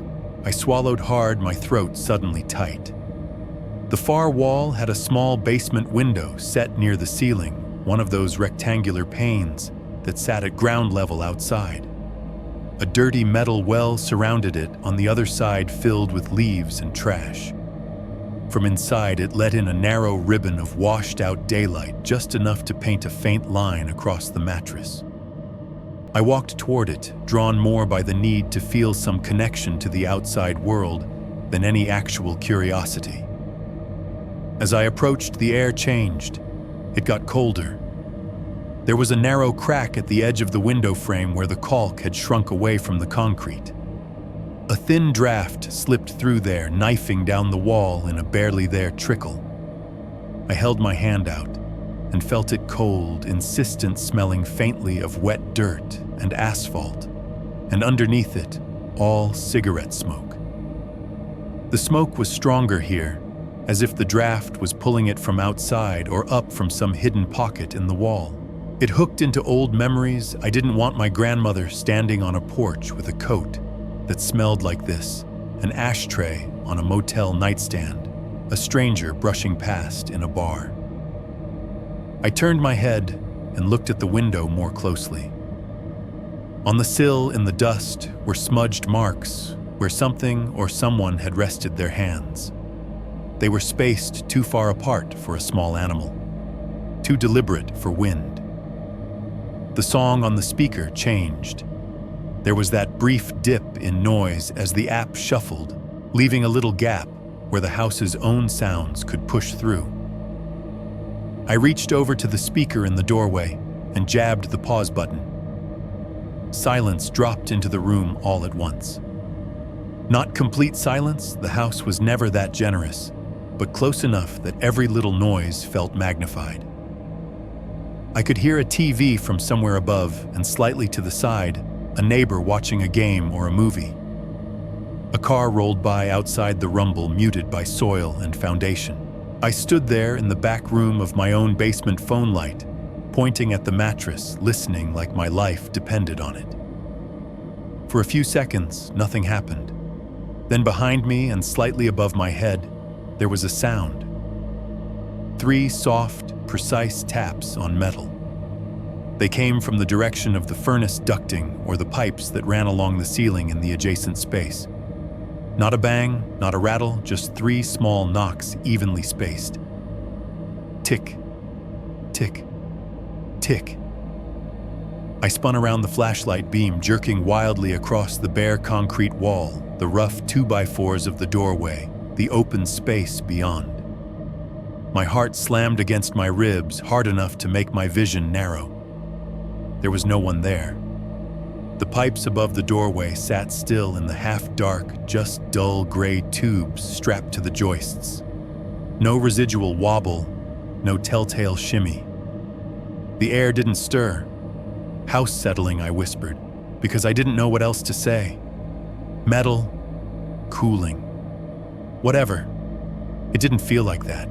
It felt like someone had lifted a finger and tapped softly, as if to see how much attention they could draw without overcommitting.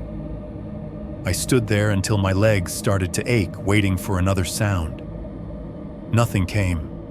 The neighbor's TV droned on. A distant horn honked on Morse. Somewhere upstairs, my fridge kicked on with its usual whine, reminding me that there was a world where appliances made sense. I exhaled a shaky laugh, hitching out of me in the same breath. "Someone's been down here," I said this time out loud. Saying it didn't make it more or less true. It just turned the thought into something I could hear. There was only one answer that made sense. Someone had used this space. Maybe recently, maybe a while back. Maybe the previous owner's brother had crashed here longer than anyone admitted. Maybe some teen had found a way in and made it their secret hideout. Maybe the gas guy had come down here once, despite the note, and left trash without telling anyone. There were options that didn't involve what my body was trying to tell me, that whoever had been here was still around. Doesn't matter, I told myself, switching the music back on just to have something familiar fill the room again. It's my house now. I'm not letting this turn into a thing. I dug a fresh trash bag out of my pocket, shook it open, and started cleaning up. The cans clinked as they dropped in, hollow and accusing. The water bottle crackled. The instant noodle wrapper made that dry, papery sound that somehow felt louder than it should have. Each item was a little piece of evidence disappearing into black plastic. When I got to the mattress, I hesitated.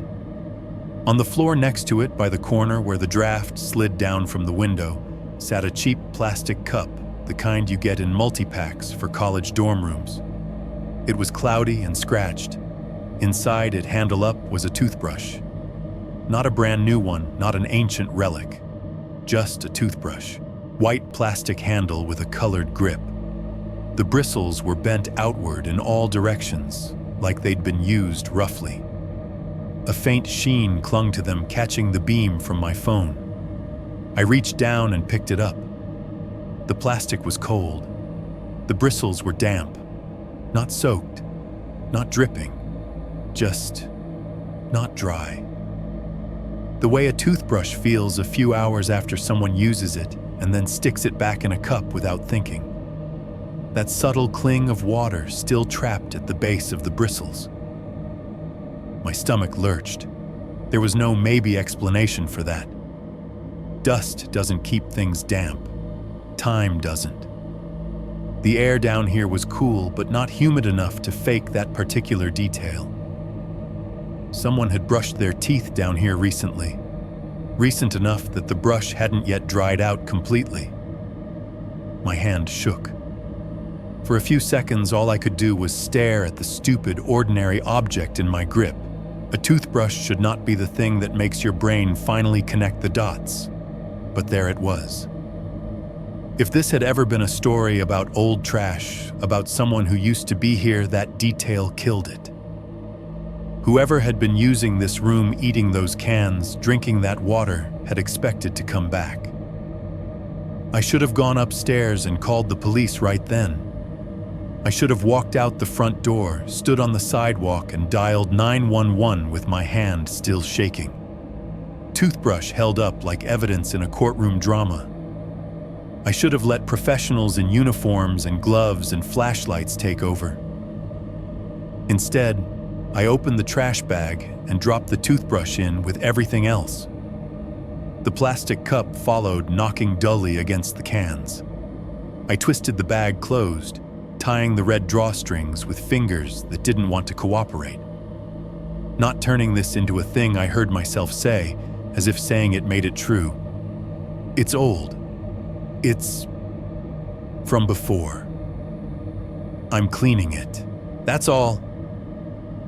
My voice sounded thin in the small room, swallowed up by the concrete and plywood and the low, steady thump of my own heart. I carried the bag back through the hallway into the main area and set it by the base of the stairs.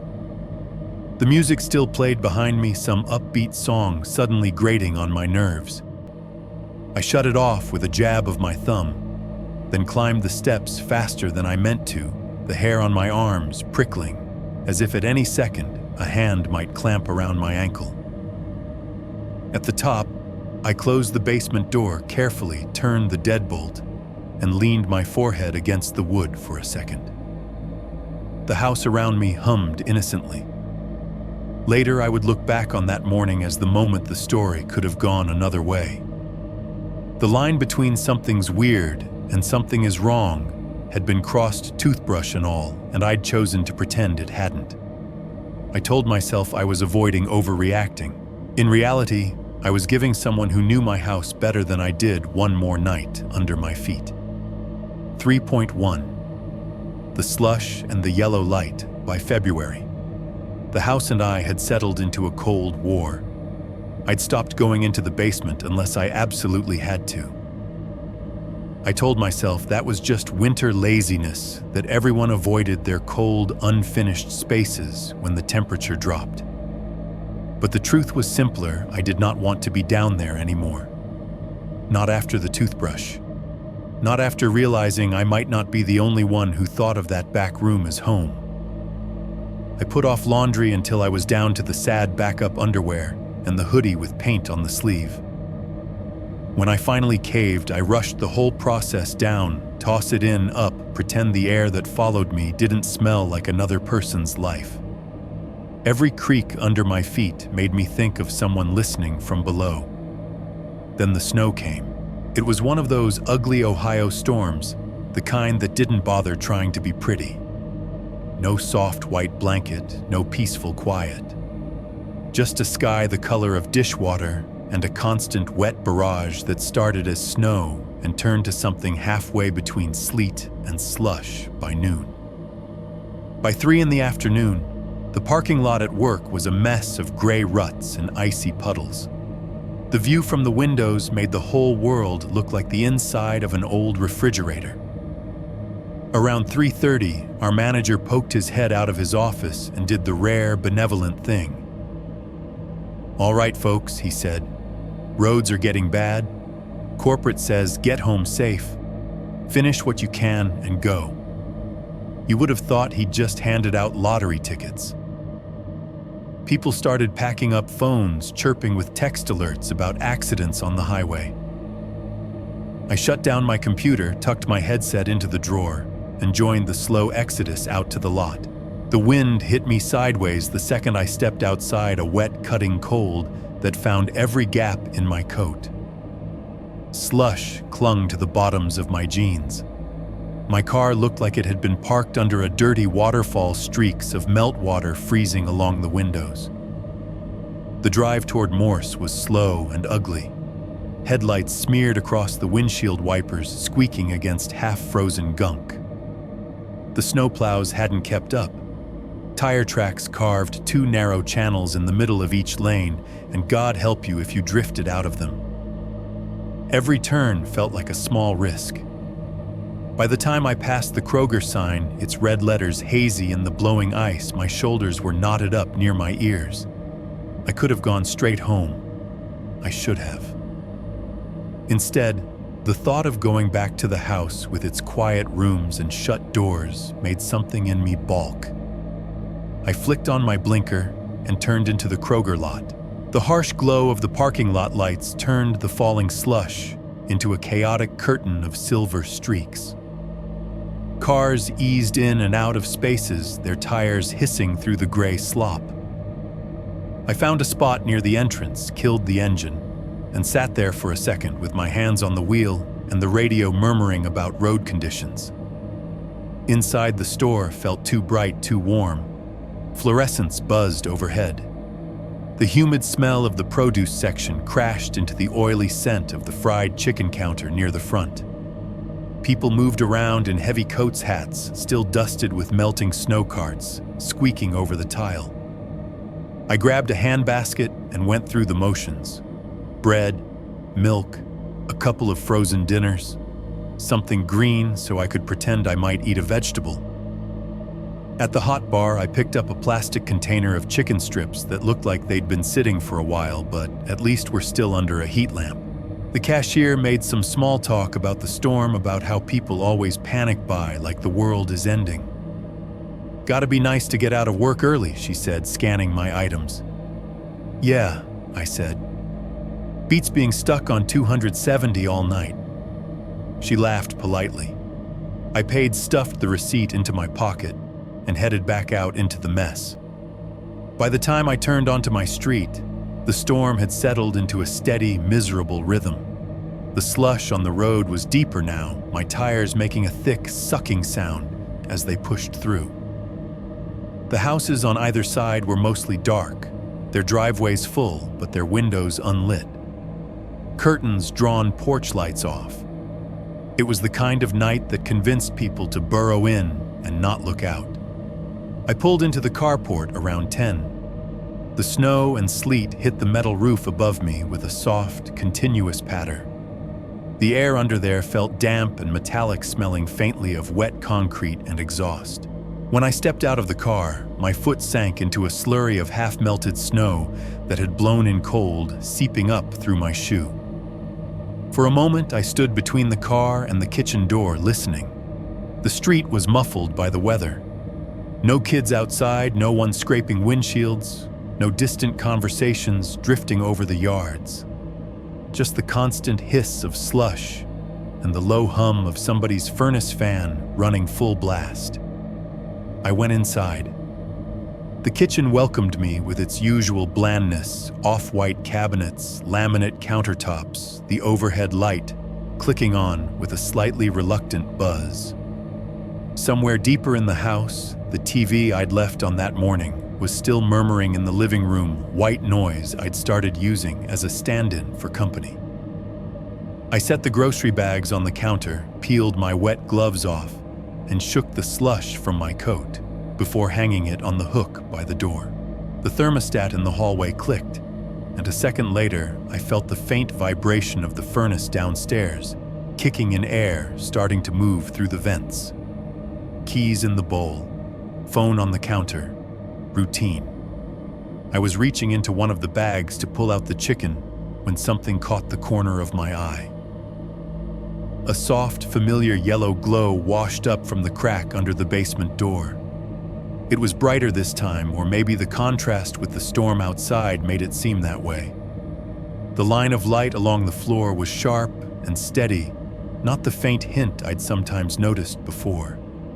It painted a pale stain up the side of the frame, a warm smear against the cold white of the wall. I hadn't been downstairs that day. I knew that. I'd barely been home. I'd thrown on clothes in the half-dark that morning, grabbed coffee, and headed out.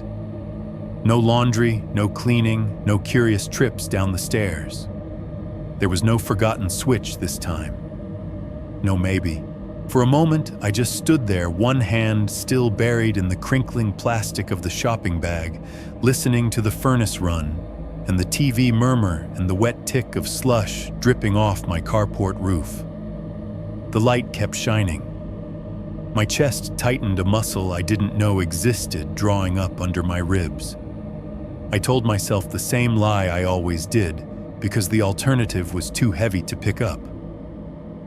I must have left it, I said under my breath, even as a part of me answered, "No, you didn't." I let go of the bag, the handles falling closed with a soft rustle, and reached for the hamper that sat by the bedroom door. It was already half full of clothes I'd been meaning to wash. The last clean things in my drawers were the ones you wear only when you have no other options. I hoisted it up, feeling the plastic handles bite into my palms. Phone on the counter, keys in the bowl, hamper in my arms. It was a familiar setup, a normal one. People take laundry downstairs all the time without expecting anything bad to happen. I turned toward the basement door. The closer I got, the more aware I became of the air seeping out around the frame. It was cooler than the rest of the house, with that particular basement smell riding on it, concrete dust, a faint undercurrent of something else. Tonight, there was a new edge to it, a hint of wet earth that matched the storm outside. The furnace was running steady now, a low, constant rush beneath my feet. No rattles, no weird knocks, just that whoosh like a long exhale. I set the hamper down long enough to flip the deadbolt and turn the knob. The door swung inward and the smell hit me harder. Damp, metallic air from below climbed the stairs, bringing with it the old scents turned up a notch. The sour tang of stale smoke, the cold mineral smell of concrete, a softer human musk underneath it all, like worn fabric in a closed closet. The single bulb at the bottom of the stairs shone brightly, its yellow circle illuminating the bottom few steps. The edge of the furnace, the corner of the main room. Shadows pushed back against it, just beyond that reach, clinging to the corners and the mouths of the plywood hallways. For a second, with my hand on the railing and the hamper braced against my hip, I stood there and listened to the house. The storm outside had turned the world into background static. The occasional car on Morse Road was a distant hiss. Inside, the TV's noise blurred into nonsense syllables too low to make out. The furnace hummed, sending warm air up through the vents, masking whatever subtler sounds might try to sneak in around it. Beneath all that, there was the basement's silence. Not empty. Waiting. I picked up the hamper again. The plastic edge dug into my fingers. Get it done, I told myself, because turning away now felt like admitting I had a reason to be afraid. You do laundry, you come back up, you lock the door. That's it. I took the first step down into the yellow light, the wood creaking under the shift of my weight, the cold air wrapping around my knees like hands. The house did not say anything back, not out loud, but the feeling that settled over me as I started down those stairs on that slushy February night was not the sense of a man going into his own basement. It was the feeling of walking into a space that somewhere along the way had quietly stopped belonging to me. 3.2. The man under the table and the lights going out. I remember every step of that walk down like my body recorded it frame by frame. The first step creaked like it always did, a long, tired groan from old wood. The warm air from upstairs wrapped around my shoulders for a second, then thinned as I went lower, replaced by the basement's colder breath. Second step. The hum of the furnace grew louder, a low, steady rumble coming from somewhere to my left. The yellow bulb at the bottom of the stairs swung just a little in some invisible draft, the light shifting, scattering shadows across the concrete like something alive. Third, fourth, fifth step. The temperature changed in layers. My face felt normal. My chest felt cool. My legs prickled in the chill that pooled closer to the floor. The smell of damp concrete and dust got stronger, that thin note of stale cigarette smoke threading through it. My footsteps sounded different down there. On the stairs, it was wood complaining under my weight. Past the halfway point, the sound changed, deeper, hollower, the echo of an open space waiting below. I could hear the TV upstairs too faintly. Some commentator's voice blurred into nonsense syllables that filtered through the floor. I shifted the hamper against my hip fingers, straining around the cheap plastic handle. My heart was beating faster than it should have for walking down a flight of stairs. I told myself that was just the long day and the cold and nothing else. The last step was always the worst. There's a moment when your foot leaves the safety of the wood and you have to commit to the concrete, to the open floor, to the rest of the room. I hesitated just long enough to feel stupid, then forced my leg down, expecting the flat, hard feel of the basement floor. My sneaker hit concrete. The impact sent a small tremor up my leg, just enough to make the laundry in the basket shift. I steadied myself, eyes adjusting to the dimness beyond the bright cone of the bulb. I took one more step forward. Something moved in my peripheral vision. It was a tiny flicker, just a slight change in shape near the workshop area. My head turned toward it. Before I knew I was moving the way your eyes snap to a spider on a wall, even if you don't consciously register it at first. And then I saw him. He was crouched under my folding table. At first, my brain refused to organize the image. It was just a lump in the shadows, a darker shadow within the light. Then it snapped into shape like a lens, finally focusing a man pressed into the triangle of space between table legs and floor. His shoulders hunched, his hands braced on the concrete. He wore a gray hoodie with the sleeves cut off, the frayed edges showing pale skin underneath. The hood was up, shadowing part of his face, but I could see the bill of a filthy baseball cap underneath, pushed low over his brow. His jeans were torn at both knees, the fabric dark and stiff around the rips, like it had been wet and dried a few too many times. The hems near his ankles were soaked darker, like he'd been walking through the same slush I had. His beard was short, but wild patches of hard, dark stubble across his jaw, and cheeks flattened on one side, as if he'd been sleeping in one position for a long time. His skin was that particular grayish tone you get when you spend more time with stale air than sunlight. And his eyes were not surprised. They weren't wide with guilt or fear at being caught or even curiosity. They were narrowed, annoyed, like I'd walked into his room without knocking.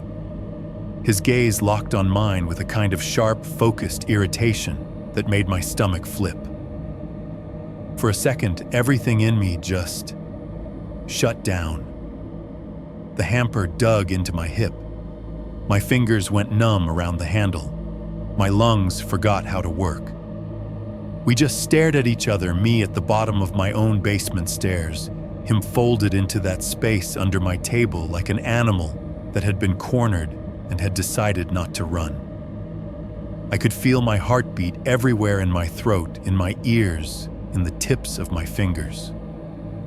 There's a moment where your body understands before your brain does. The animal part of you recognizes another animal, recognizes danger, and hits the panic button, while the thinking part is still trying to file the scene away as a misunderstanding. My thoughts were still fumbling for explanations. He's a contractor. He's with the gas company. This is some screwed up prank when he moved. He didn't lunge. He didn't even flinch.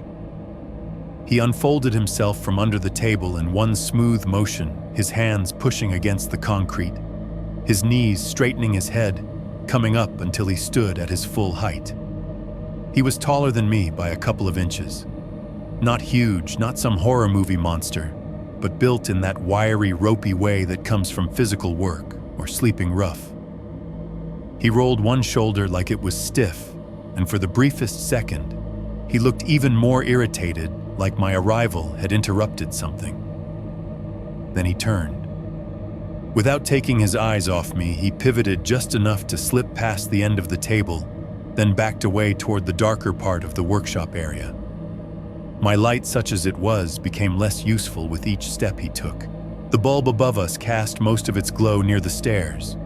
As he moved farther into the room, his features sank back into shadow, a moving shape with edges but no detail. I finally got my voice back. "Get out of my house," I tried to shout, but it came out wrong. Too thin, too high. The words cracked in the middle like they weren't built to hold the weight I was putting on them. He didn't answer. He slipped past the pegboard, his shoulder brushing it just enough to make a tiny sound wood against fabric, a quiet scrape that told me this was not the first time he'd navigated that space in the dark. My body decided we were done. The hamper slipped from my grip and hit the floor sideways, shirts and socks spilling out in a soft, stupid avalanche at my feet. I started backing toward the stairs, every step small and jerky, my hand reaching blindly for the railing without taking my eyes off the mouth of the workshop. "Get out!" I said again. My voice hoarse, and this time it sounded more like a plea than a command. "I'm calling the cops. Get out of my house." I had time to take maybe 3 steps. There was a tiny, unmistakable click somewhere behind me. Not the thermostat, not the fridge. A different click, sharper and more deliberate, like a small lever being thrown. The basement lights went out. Not the whole house, just down there. One moment, the bulb above the stairs and the one near the workshop were buzzing, pushing back at the dark painting, everything in that sick yellow. The next, they were gone. The change was brutal. It wasn't dimmer or shadowy. It was absolute. The kind of black that feels solid, like something you could trip over. My eyes, used to the small circle of light, were no help at all. For an instant, I saw the after-image of the room burned into my vision, a ghost of a furnace, a folding table, a human shape in the corner, and then even that faded. The furnace kept running. That's how I knew the power hadn't gone out. The rush of air through the ducts stayed steady. The TV upstairs kept murmuring through the floorboards, a laugh track cutting through whatever show was on. Somewhere outside, a car hissed by on the slushy street. The house was still alive. Only the basement had gone dead. My first sound in that darkness was not a word. It was a raw, helpless noise halfway between a breath and a whimper. My hand scrabbled against the air, searching blindly for the railing, the wall, anything solid. Then from somewhere in that blackness, his voice. "Don't scream." The words dropped into the dark like stones into water. Low, rough, like he had to drag them out through a throat that wasn't used to talking much. The syllables hit my ears in an oddly flattened way, as if they'd bounced off the exposed beams and pipes before reaching me. I could not tell where the sound was coming from. It didn't sound like it was from the workshop anymore. It wasn't clearly to my left or right. It was just there somewhere in the dark, hovering in the air between the furnace hum and my own ragged breathing. "Don't scream," he said again, slower. My skin crawled. The way he said it, it wasn't a panic plea or a startled demand. It sounded practiced, like a line he'd said before a script he knew by heart. The kind of thing you tell someone you've trapped to keep the situation under control. I wanted to scream anyway. I wanted to open my mouth and flood the basement with sound, to make enough noise that the neighbors would wake up, that someone on Morse Road would hear that the world would have to acknowledge what was happening under my house. Instead, nothing came out. Fear did something to my body, squeezed my throat, locked my jaw.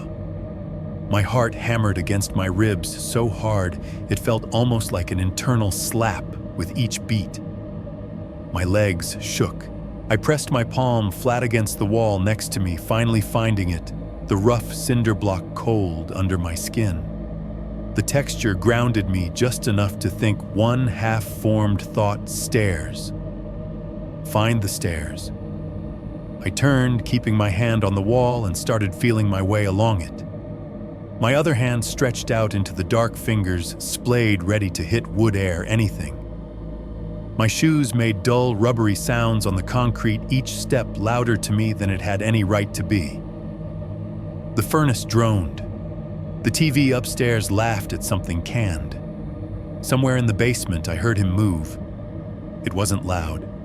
A soft scuff of fabric on concrete, the whisper of a shoe sole lifting and falling. The sound came from somewhere. It seemed to slide around the room, the echoes distorting it, until it felt like he could be anywhere within 10 feet of me, or 30, or right behind the furnace. I could picture the space in my head, the layout I'd memorized, the maze of plywood, the back room. I knew roughly how far the stairs were from where I'd been standing when the lights went out. But knowing something and feeling it in the dark are two different things. The hallway down there might as well have bent into a circle. My fingertips trailed over rough wall, then empty air where the corner turned. I adjusted, hand sliding along, trying to keep my movements controlled instead of wild. If I ran, I knew I'd trip, and the idea of going down hard in this blackness while he was somewhere in it, with me, made my chest seize. His footsteps came again. Closer this time. Not rushing, not charging, just closing the distance. The sound of someone who knew exactly where the obstacles were. "You're fine," he said, voice a little nearer. "You're fine if you don't scream." My hand hit something flat and vertical, wood, not cinder block. The support post near the bottom of the stairs. I nearly sobbed in relief. I turned fingers, searching for the edge of the first step, the railing, any familiar shape that would mean up. My toe brushed something soft on the floor, my spilled laundry, a shirt or a towel. The unexpected give under my foot made me stumble forward, my other hand jerking away from the wall for balance. For a moment, I was off anchor, floating in that blackness, arms flailing. Behind me, the faint slap of bare feet or socks on concrete grew louder, the sound of someone who did not have to feel their way through the dark at all. 3.3. The hand on my ankle. I felt him before I saw anything, which is funny because there was nothing to see. The dark was total. The only reliable things left were sound and touch, and the way my own body was panicking against me. My foot slid on something soft, the spilled laundry I'd dropped when I first saw him. My heel skidded forward on a t-shirt, and suddenly the floor wasn't where I thought it was. My knee buckled. My hip swung. I pitched sideways with no wall to catch me. I hit the concrete hard. The air went out of me in a single animal grunt. My shoulder slammed first, then my hip, then my palms, the impact, sending a white flash of pain through my vision even though there was nothing to see. The side of my head clipped something, maybe the corner of a bin, maybe nothing at all, and for a second I heard the furnace hum, stretch, and warp like someone was pulling it like taffy. My cheek was inches from the floor. The cold of the concrete radiated up into my skin. The basement smelled even worse down there, dust-old lint, the sour tang of perspiration, that baked-in stink of stale smoke coming off fabric that had never seen a washing machine. Above all, that was the sound of my breathing. It was too loud, too fast, tearing in and out of my chest in wet, ragged pulls. Each inhale scraped my throat. Each exhale came out in a helpless whimper. It was the kind of breathing you hear on recordings right before something bad happens. Over the top of that, I heard his footsteps. Bear. That was the first thing my brain latched onto. No squeak of rubber soles, no hard heel. Just the soft, damp slap of skin or socks on concrete. Short, quick steps, not running, but closing in. The sound bounced off the furnace and the plywood partitions, so it felt like he was everywhere at once, circling testing angles. I had no idea where the stairs were anymore. The fall had spun me. In my head, I knew the layout stairs behind me, furnace to the left, workshop to the right, back room beyond that, but the dark scrambled it. My outstretched hands felt gritty concrete in every direction, like the floor had turned into an endless plain. Get up, I gasped at myself, but my limbs weren't listening. My legs tingled, pins and needles shooting down my shins. The hamper I dropped earlier was an invisible obstacle by my knees. My palms slid through something soft again. Another shirt, a balled-up pair of sweatpants, my own life turning into things to trip over. The first touch on my ankle was almost gentle. It wasn't a grab at first, just the light brush of fingers against the back of my leg, where my sock ended and my skin started. A sliding contact fingertips tracing down toward my heel as if he was confirming where I was feeling for the outline of my ankle bone. Every muscle in my body clenched at once. My lungs seized. I froze so completely that for half a heartbeat I wasn't sure if I'd died. Then the grip snapped shut. His hand clamped around my ankle with a pressure that felt wrong for how quiet he'd been. Fingers digging into the front thumb, hooking around the back of my Achilles. Strong, too strong. No hesitation, no fumbling. A mechanic sliding a wrench into place. I screamed. It came out shredded high and hoarse, bouncing off the low ceiling and vanishing into the furnace hum and canned laughter drifting down from the TV upstairs. For all I knew, outside the house, it barely registered as anything more than a muffled noise under the sound of slush hitting the carport roof. Don't he started that same ruined voice, but I didn't hear the rest. He pulled. The floor slid past my face in a blur my eyes couldn't catch. My hands scraped over the concrete skin, burning as it caught on grit and tiny pebbles. The laundry under me bunched and moved, fabric rasping against my clothes as I was dragged across it. My body jerked backward, my other leg banging against something hard. Maybe the edge of the folding table, maybe one of the bins I'd so carefully stacked. The force of it was wrong. It wasn't a panicked yank, not a desperate grab. It was steady, ugly strength, like he was used to moving dead weight. I clawed at the floor fingers, splaying nails, skittering uselessly. Dust puffed around my hands. It got in my mouth, my nose, the back of my throat, tasting like dirt and lint and something older underneath that I didn't want to identify. The smell coming off him reached me then. Sweat, old and sour, layered over the stale smoke I'd been catching for weeks. Underneath, a rank hint of unwashed fabric and skin.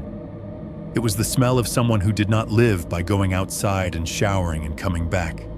It was the smell of someone who lived in the same clothes for days, maybe weeks, in the same air. Let go, I choked. Let go of me." He didn't answer. His grip tightened. My free leg kicked. It was not a controlled movie-style kick. It was blind panic, my body trying to jerk away from pain without any plan. My heel slammed into the concrete, once, twice, missing him entirely. My toes curled in my shoe like I could dig them into the floor. My calf cramped. The third kick connected with something soft and solid. There was a moment of contact that felt horribly intimate, my heel sinking into a face-shaped resistance, the cartilage give of a nose or a cheekbone, the faint, wet sound of skin smacking against skin. Then his head snapped back his grip, crushing my ankle once in reflex before it slipped. He made a sound then that did not sound like a normal man. It started as a grunt and rose into something almost like a howl, but caught in his throat, a clipped, wordless bellow of pain and surprise. It was too loud for the space, too raw. It tore at the edges, warbling up into a high note for a second, before dropping back down into a low, guttural growl. The sound went through me like electricity. His fingers loosened. They didn't fly off, they released in increments, pressure lessening along my bones until I could wrench my foot free in a sideways jerk that sent new spikes of pain up my leg. I scrambled forward. There was no grace to it. I flopped more than crawled, shoving myself along with my elbows and knees, bumping into things I couldn't see. My shoulder slammed into something flat and hard, a plywood wall. It bounced me back into open space again. My palms slapped the floor dust, grinding into the fresh scrapes. For a surreal second, I hated my own laundry. Every soft bundle my hands hit was something that slowed me down, something that put a layer of cloth between me and the cold, honest hardness of the floor. It felt like the basement was trying to keep me.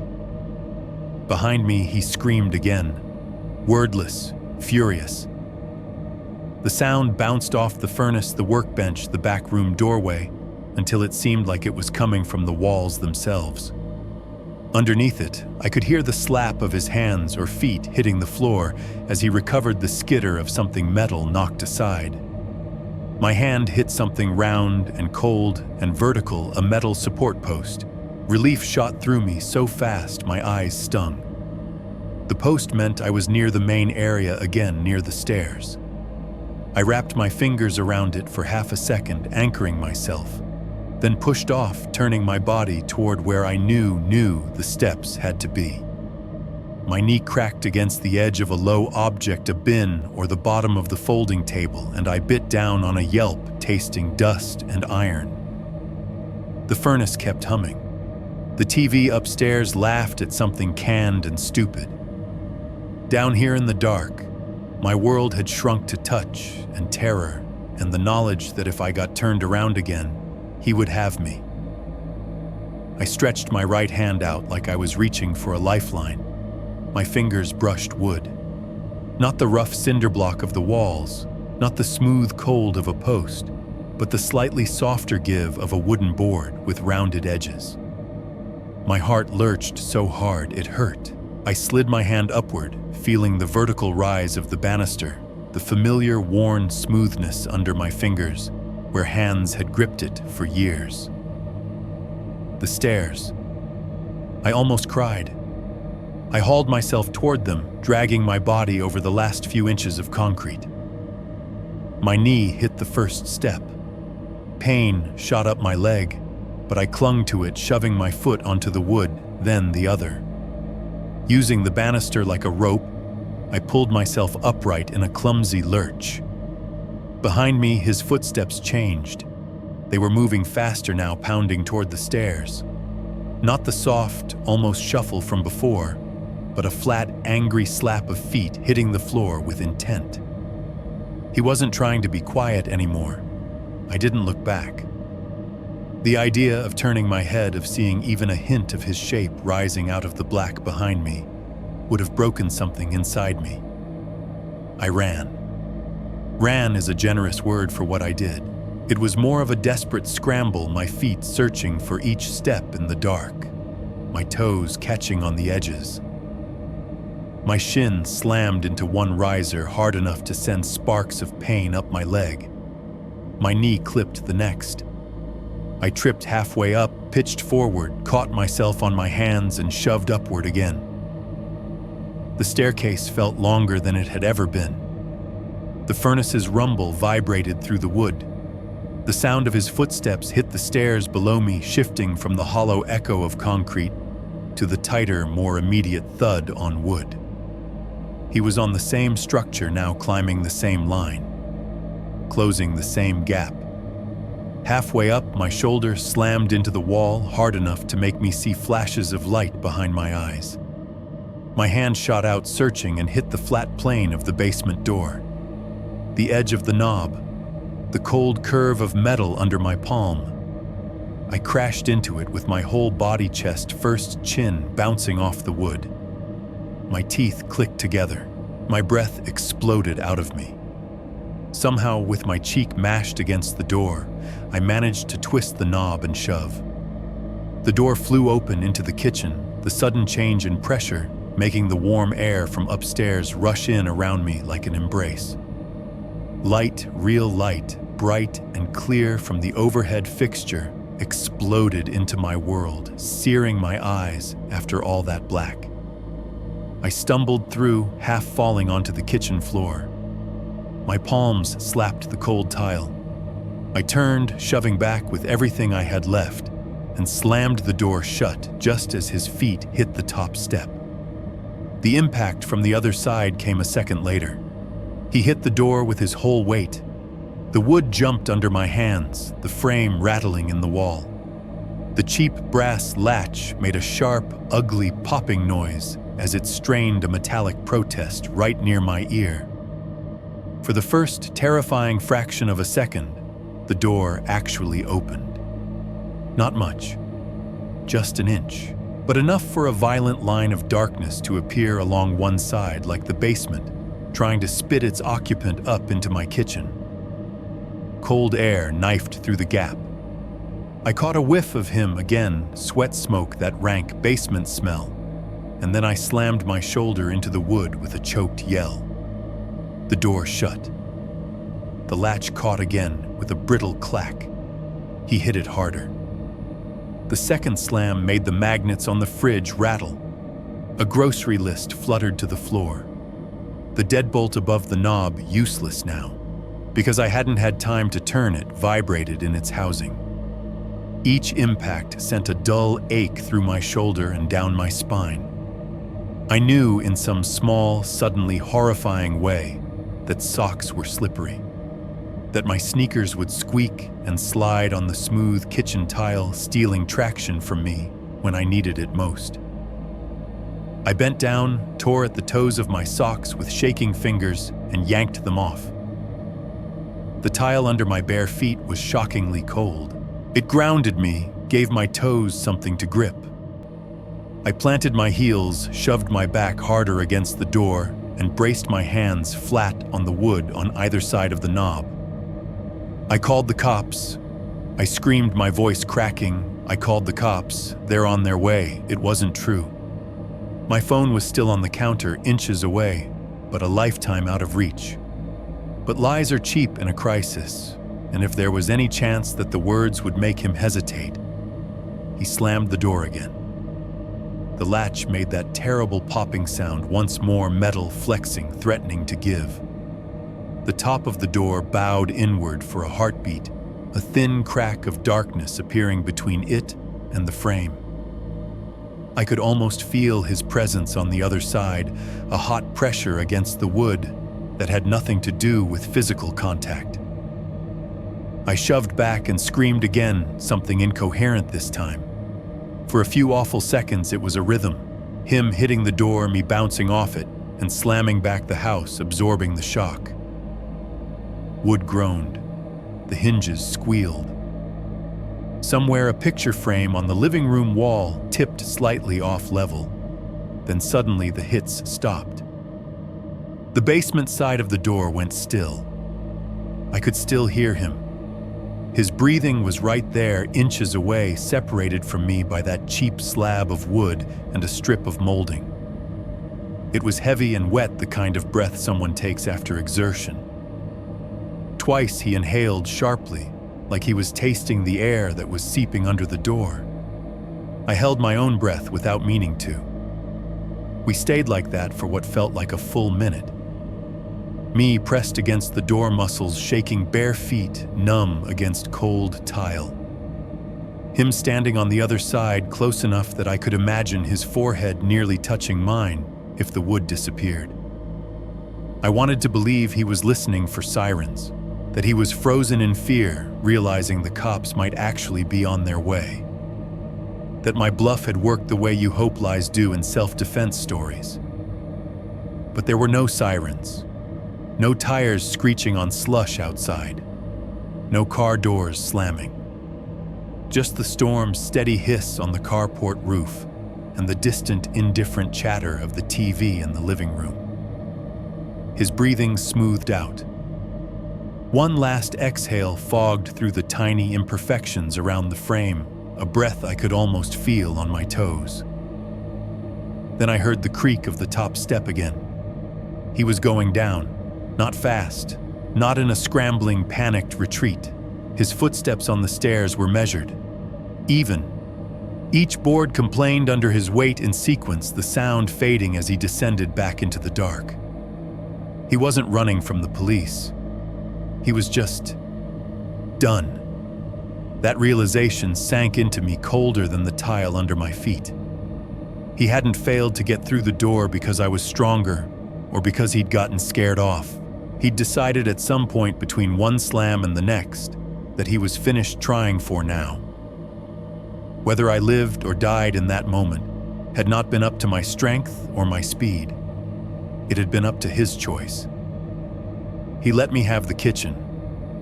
The rest of the house, the rest of the night, the rest of whatever this was. Those things I understood in that shuddering silence had never really been mine to decide. 4.1. The red and blue lights on the snow. The house did not feel like mine when his footsteps finally faded all the way down. I stayed pinned to the basement door long after the last creak of the stairs went quiet. My shoulders ached. My bare feet had gone from cold to numb to that prickling, painful in-between. The furnace hummed. The TV in the living room kept babbling, oblivious, some canned laughter leaking under the silence like a bad joke. I waited to hear him come back up. A part of me was sure he was standing just out of reach again, somewhere in that black space beneath my kitchen, watching the bottom of the door the way people watch a mouse hole. Listening to my breathing, counting my heartbeats, smiling to himself. When nothing happened for what felt like hours but was probably only a minute, my body finally overruled my paralysis. My knees buckled. I let myself slide down the door until I was sitting on the kitchen floor, knees up, spine pressed against the wood hand, still clamped around the knob like it could fall off if I let go.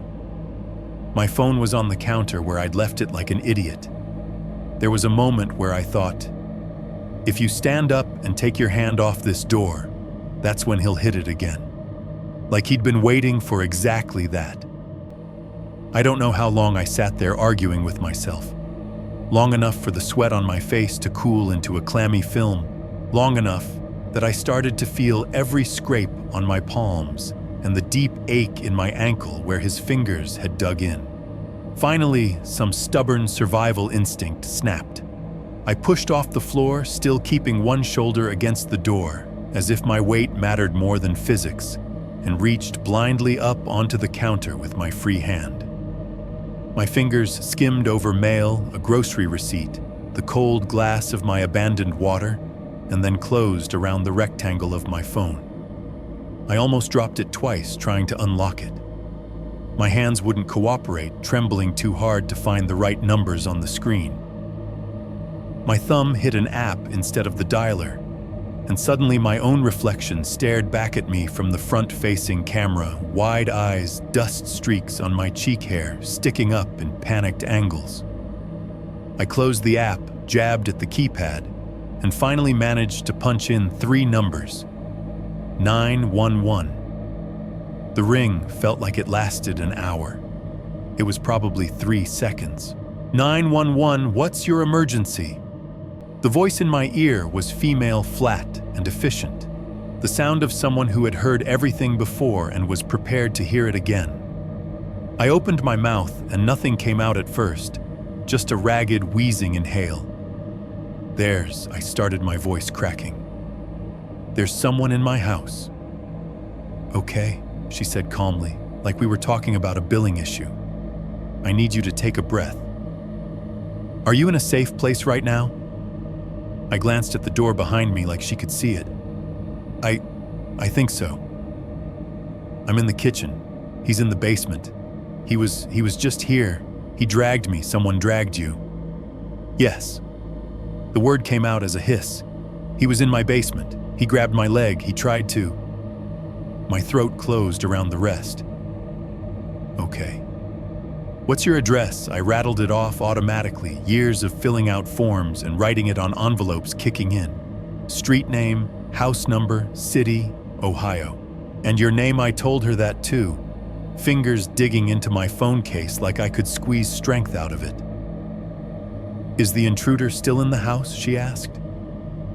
He went back down, I said. He's in the basement. The lights went out down there. He was just hitting the door. He stopped. I don't know where he is right now. Are you injured? I looked down at myself. Dust smeared across my arms, red patches already forming on my knees and the side of my face. My ankle throbbed. I don't know. I don't think bad. He grabbed my ankle. I fell. My head hit something. I'm fine. You're doing good, she said, switching to that calm, measured tone people use on skittish animals. I'm dispatching officers to you now. Stay on the line with me. Do not go back downstairs. Do you understand? Yes, I said too fast. Yes. Are all your exterior doors locked? Front door is. Back door too. Basement door. I almost laughed. Basement door is closed, but it doesn't lock right. I mean, it has a deadbolt, but I didn't have time to. That's okay. Just stay where you are. Are you alone in the home? Yes. Is there anywhere you can go that puts more distance between you and the basement door? Maybe a room you can close and lock? I thought of my bedroom down the hall. The idea of leaving the door behind even for a second made my chest seize. I don't want to leave the door. Okay, she said again, like she'd expected that answer. Then stay where you are. Officers are on their way. You said he dragged you.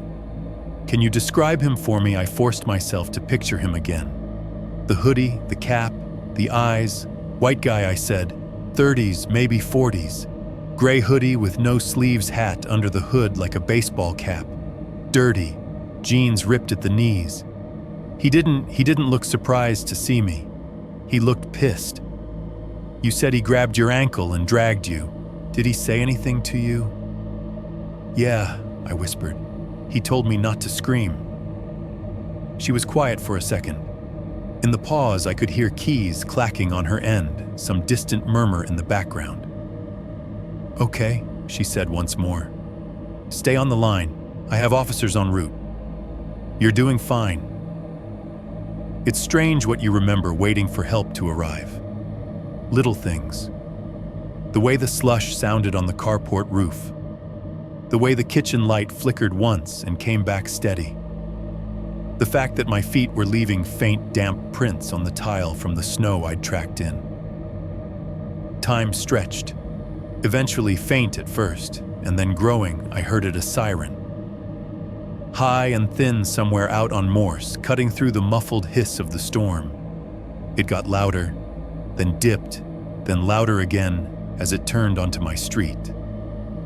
I could almost picture the route past the dark houses, over the rutted slush headlights bouncing off parked cars. "There they are," the dispatcher said in my ear. "Officers are arriving on scene now. I want you to stay on the line until they make contact with you." Blue and red light flickered across the front windows before the cars even stopped. It washed over the snow in front of my house, turning the dirty slush into a shifting, stained canvas, blue-red, like someone was dragging police tape across the whole block. The glow slipped under the curtains, painted my kitchen in faint stripes. It made the white of the cabinets look sickly. Through a gap in the blinds over the sink, I saw the first cruiser nose up to the curb, its light bar strobing. A second pulled in behind it, idling the exhaust, puffing in quick bursts into the cold air. Headlights cut across my yard. Someone's porch light across the street snapped on. Silhouettes moved behind the windshield glass. Doors opened. Radios crackled, the voices too low to make out words, but loud enough to prove they were real. "Officers are there," the dispatcher said. "You may hear a knock. Do not open the door unless they identify themselves as police." A moment later, there was a heavy, controlled pounding at the front door, 3 solid knocks that sounded nothing like his frantic slams against the basement door. "Columbus Police," a man's voice called.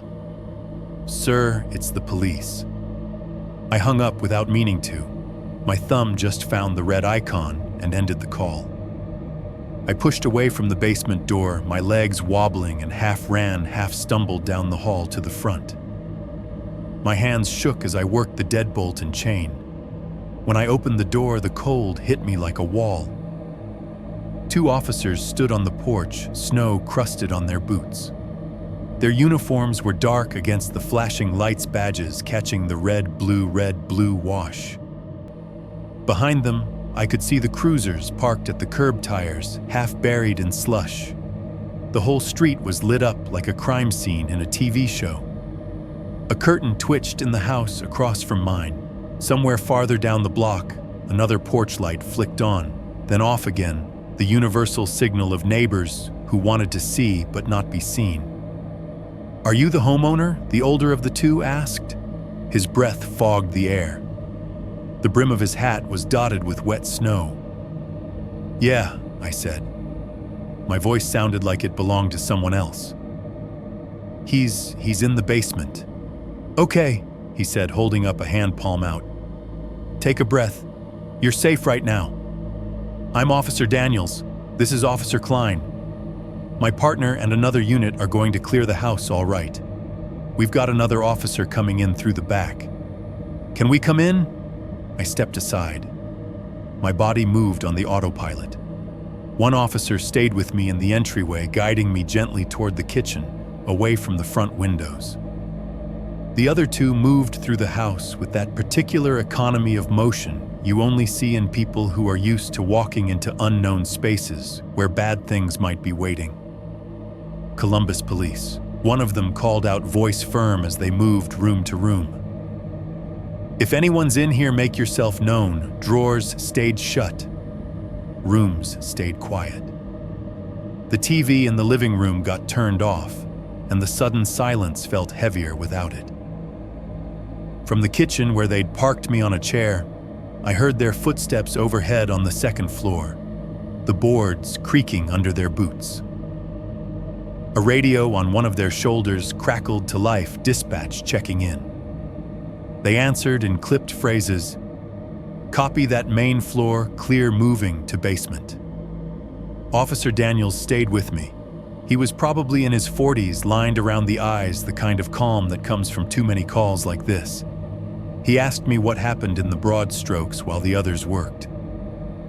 I told him in bursts: the man under the table, the lights, the hand on my ankle, the door slams. "All right," he said, nodding slowly. "You did the right thing calling. We're going to make sure he's not still in the house. You understand? My guys are going to check everywhere." He glanced at the basement door behind me. The deadbolt still hung useless, unturned. There were faint scuffs on the white paint where the door had flexed against the frame. "Is that where he was?" he asked. "Yes." The sound of footsteps shifted, no longer above us, but approaching from the hall. One officer passed through the kitchen, hand resting on the butt of his holstered weapon, the beam of his flashlight cutting a white path in front of him. Another came in from the back door. He must have looped around outside to cover the rear. They stopped at the basement door. The room felt smaller. "All right," Daniels said, his voice changing slightly, taking on a tone I recognized from movies and the occasional news clip. "We're going to go down. You stay up here with me." One officer opened the door with his non-dominant hand, the other shining his flashlight down the stairwell in a tight, controlled beam. The furnace hum rolled up at us, along with that basement smell. The bulb at the bottom was still off, the darkness thicker for the contrast with the flashlight.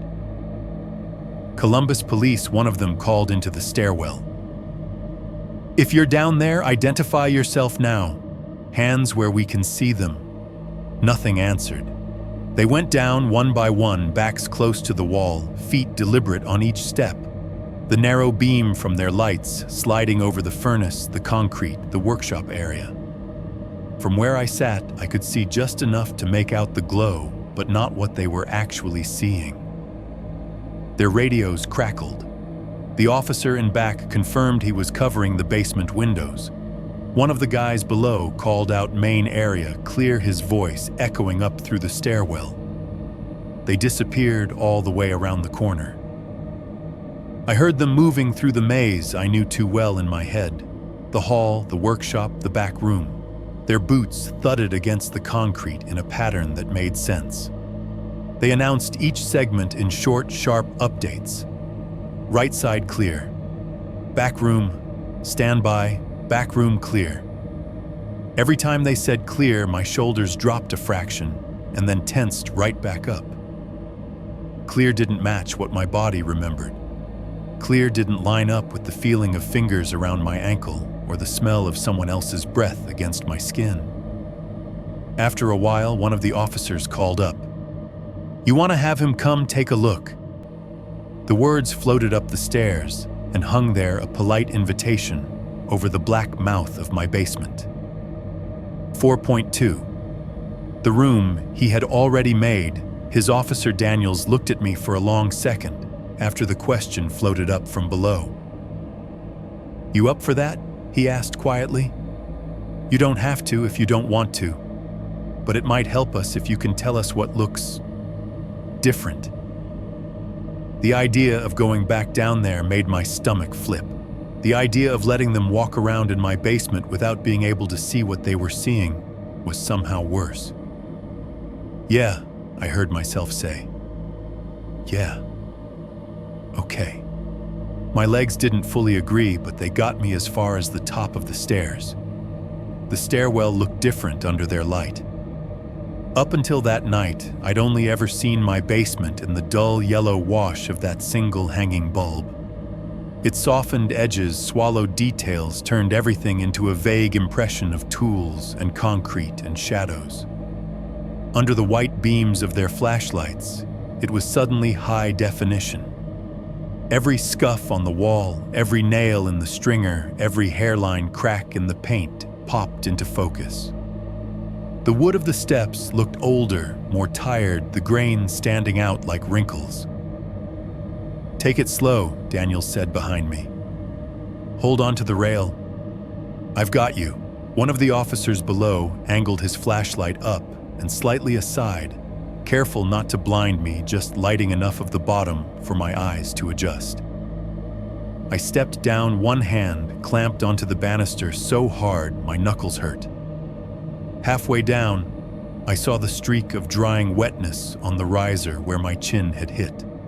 A dark, uneven smear about the size of my hand, arcing along the edge of the step. It wasn't bright red under the white light, just a dull brownish sheen, but I knew what it was. My head throbbed in answering memory. "There's your fall," one of the officers murmured. Told you you'd probably tagged yourself on the way up. The hamper sat on its side at the bottom, exactly where I'd dropped it. Clothes were everywhere. A hoodie half spilled across the landing. A pair of sweatpants twisted around one of the table legs.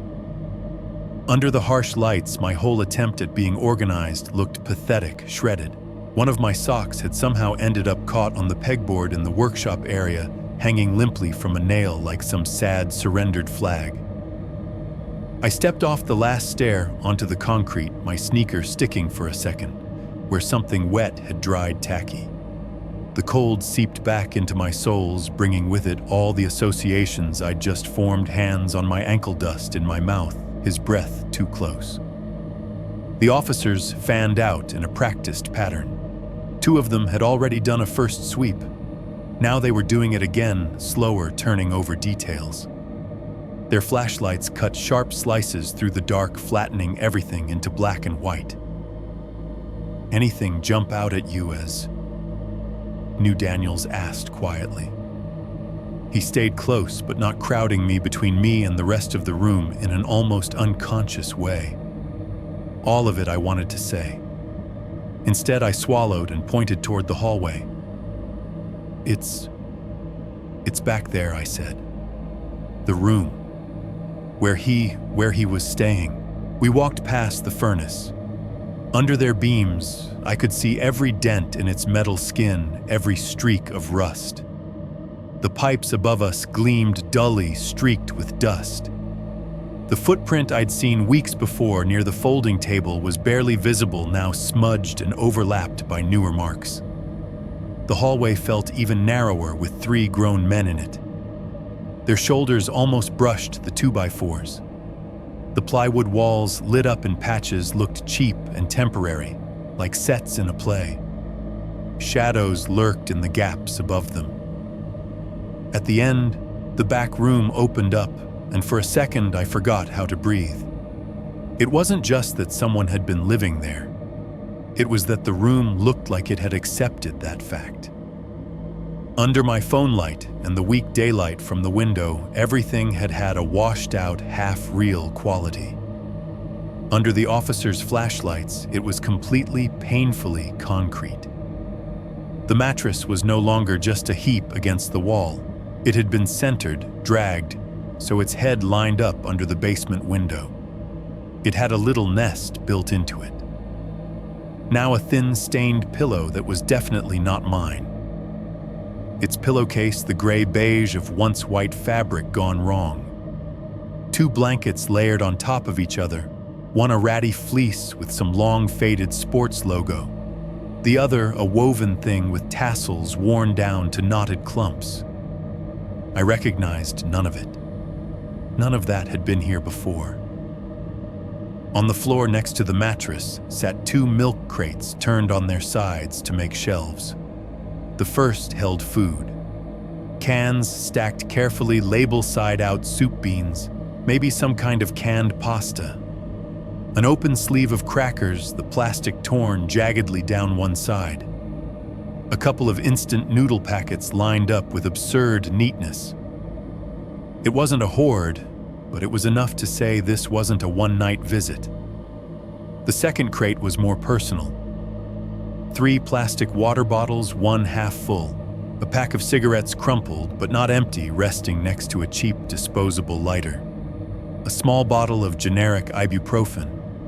A roll of black trash bags like the one I'd used myself.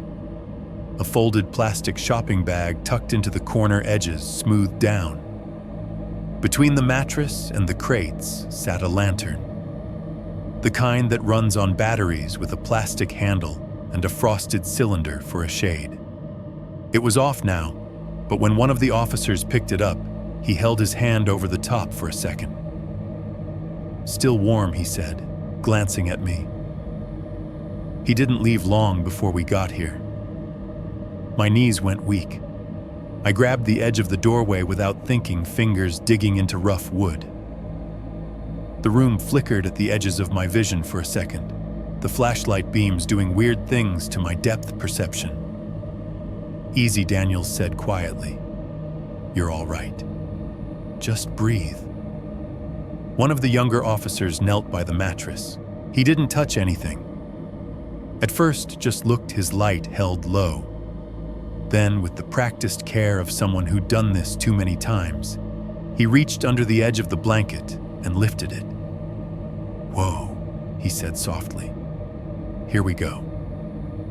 He peeled the top layers back and revealed what had been tucked just under the center of the mattress, not hidden far, just enough to be out of casual sight, a hammer.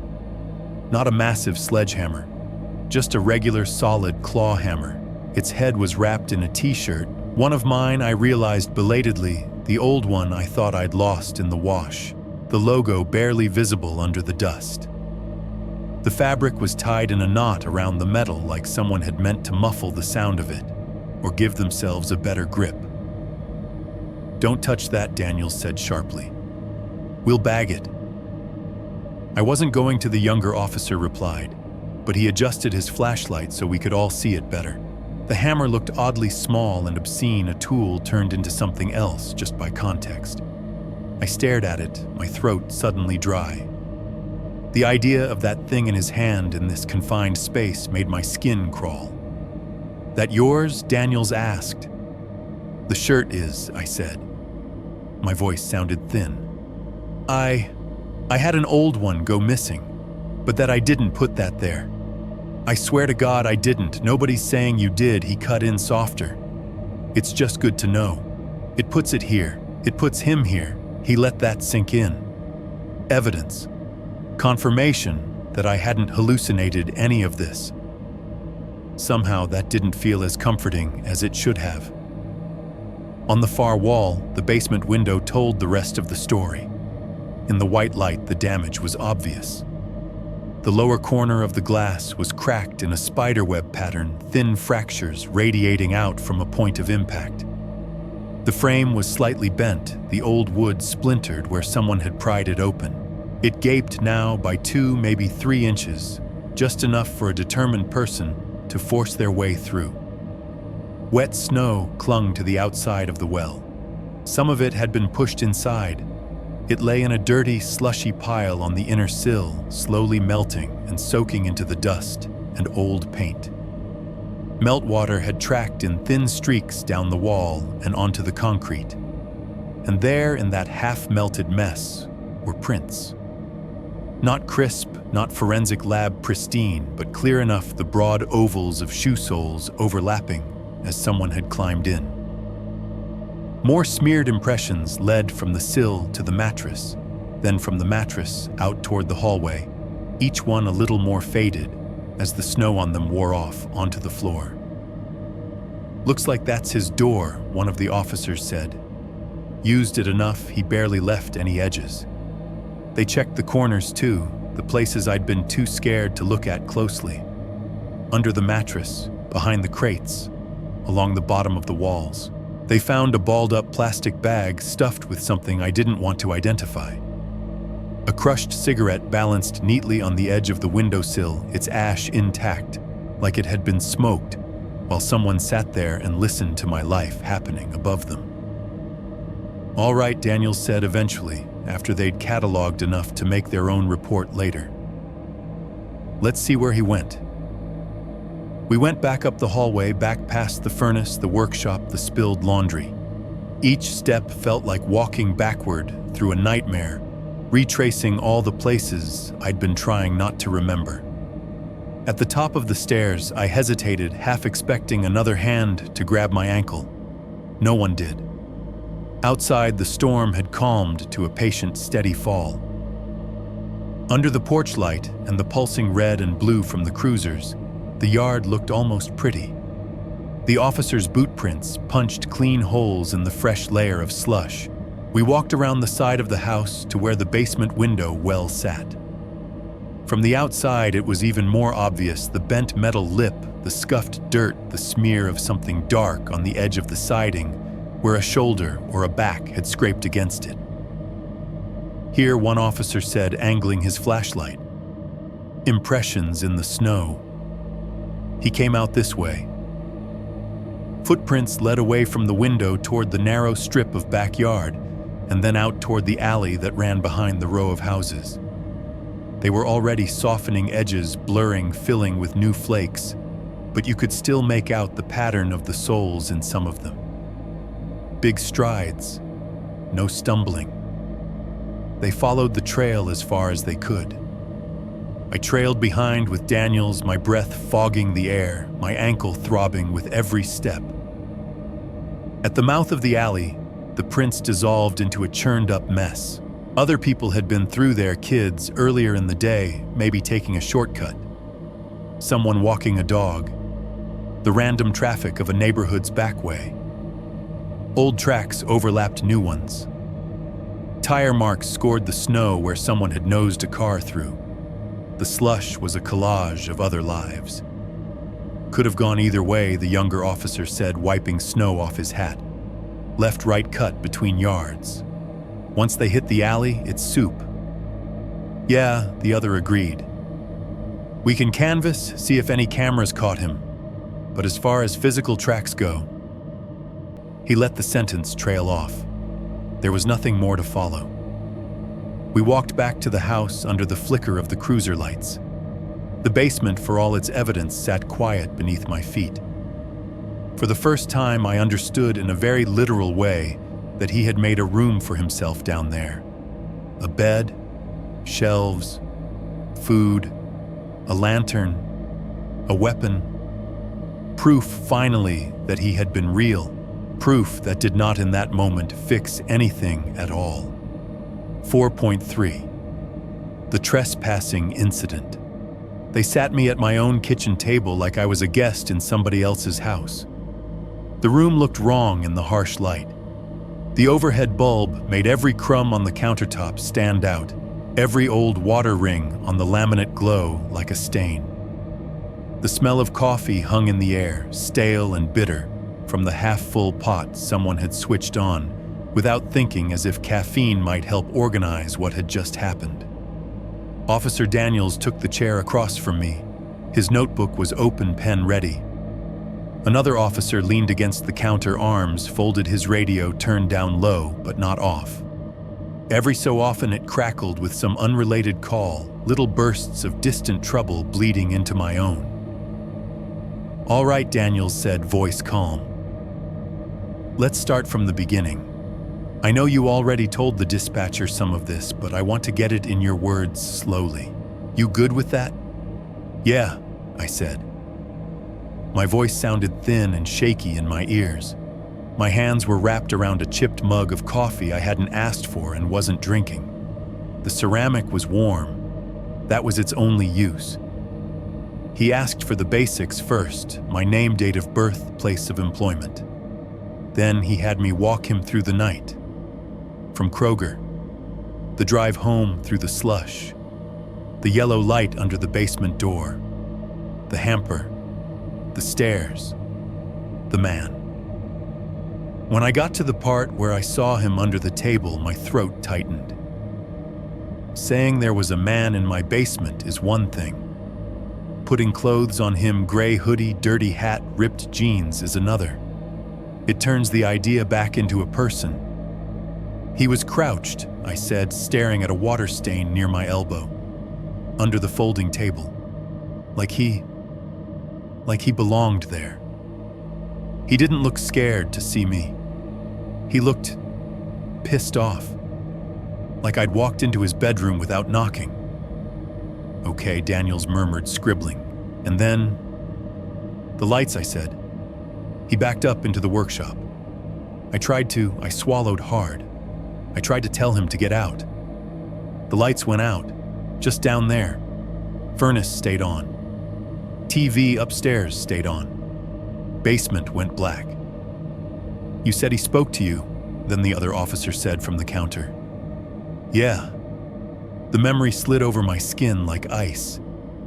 He told me not to scream, the exact words Daniels asked. "Don't scream," I repeated. He said it twice, like he'd said it before. He wrote that down, underlining something I couldn't see from my side of the table. "And then he grabbed you," he prompted gently. I set the mug down because my hands were starting to shake too hard to keep holding it. "I tripped over the laundry," I said. I went down. He found my ankle. At first it was just fingers, like he was making sure. And then he squeezed. I could feel it again even as I spoke the phantom vice around my bones. He dragged me away from the stairs, face to the floor. I could smell him.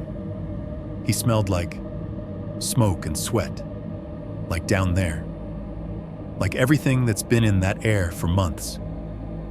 I talked through the struggle, the kicks, the scream, the moment my heel connected with his face, the inhuman noise he made, how the grip had loosened, how I'd scrambled blind until my hand found the banister. As I spoke, the officers traded glances occasionally, but they didn't interrupt. The one against the counter shifted his weight once the leather of his belt creaking.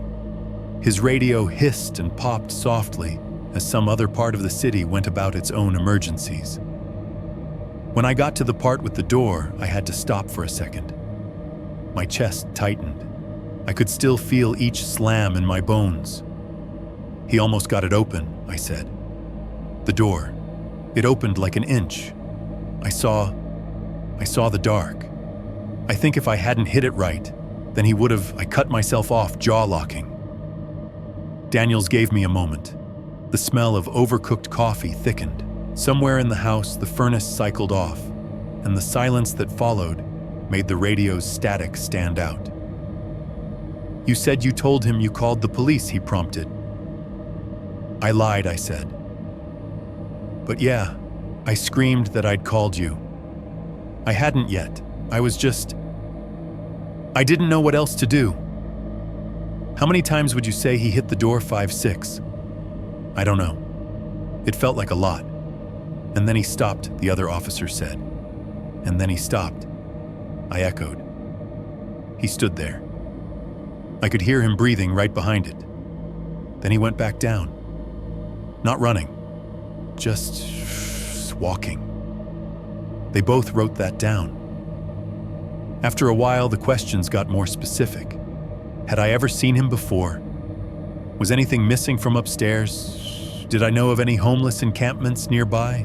Anyone who might have pointed him toward a basement?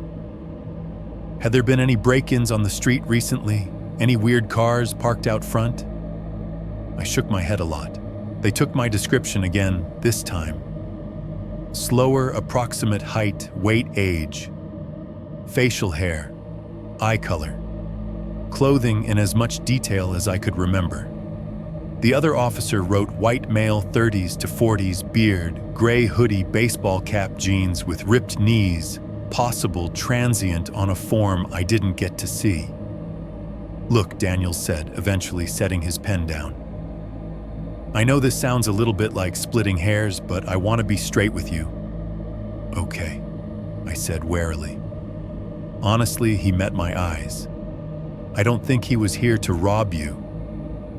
The words landed in my gut like something heavy dropped from a height. What I said. He grabbed me, he dragged me, he had a hammer under the bed.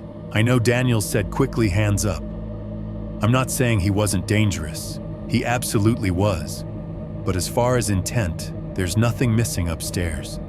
No TV gone, no drawers rifled, no jewelry box dumped out. Down there, what we've got looks more like someone trying to camp out than someone doing a smash and grab. The other officer nodded. He had a food setup. Water, cigarettes, lantern. If he wanted your stuff, he could have gone through this place while you were at work any day of the week. He had access. So what I asked, hearing the edge in my own voice, "You think he just wanted a place to live?" I think, Daniels said slowly. He found himself a spot and got comfortable. That doesn't make it okay. It just tells us what kind of guy we're probably dealing with. Somebody on the margins. Somebody used to slipping in and out of places. Not your typical burglar.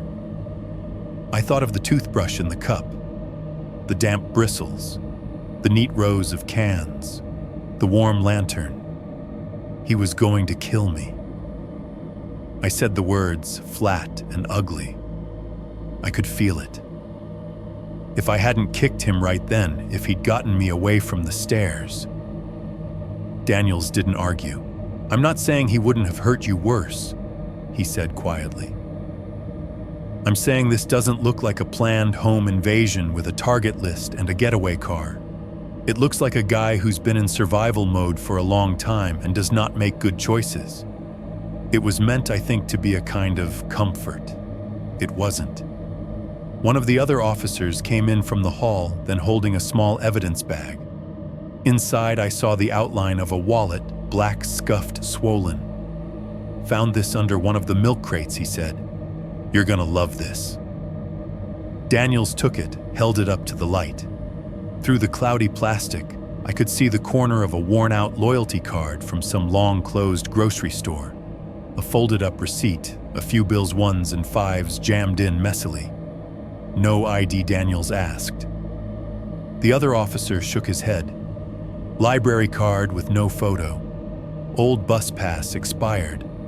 Nothing with a current name and picture. Just junk and pocket cash.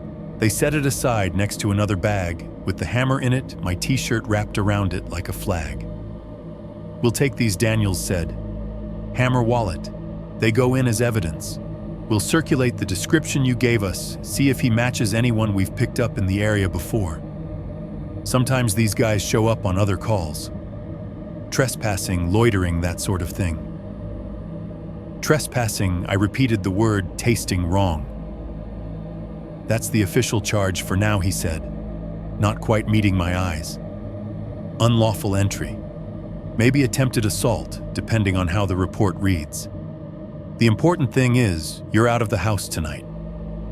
He slid a card across the table. His name, a phone number, the case number written in small, neat digits. My advice, he said. Tonight, go stay with a friend.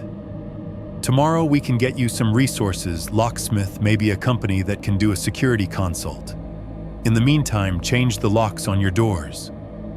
All of them. Get that basement window replaced, or at least boarded temporarily.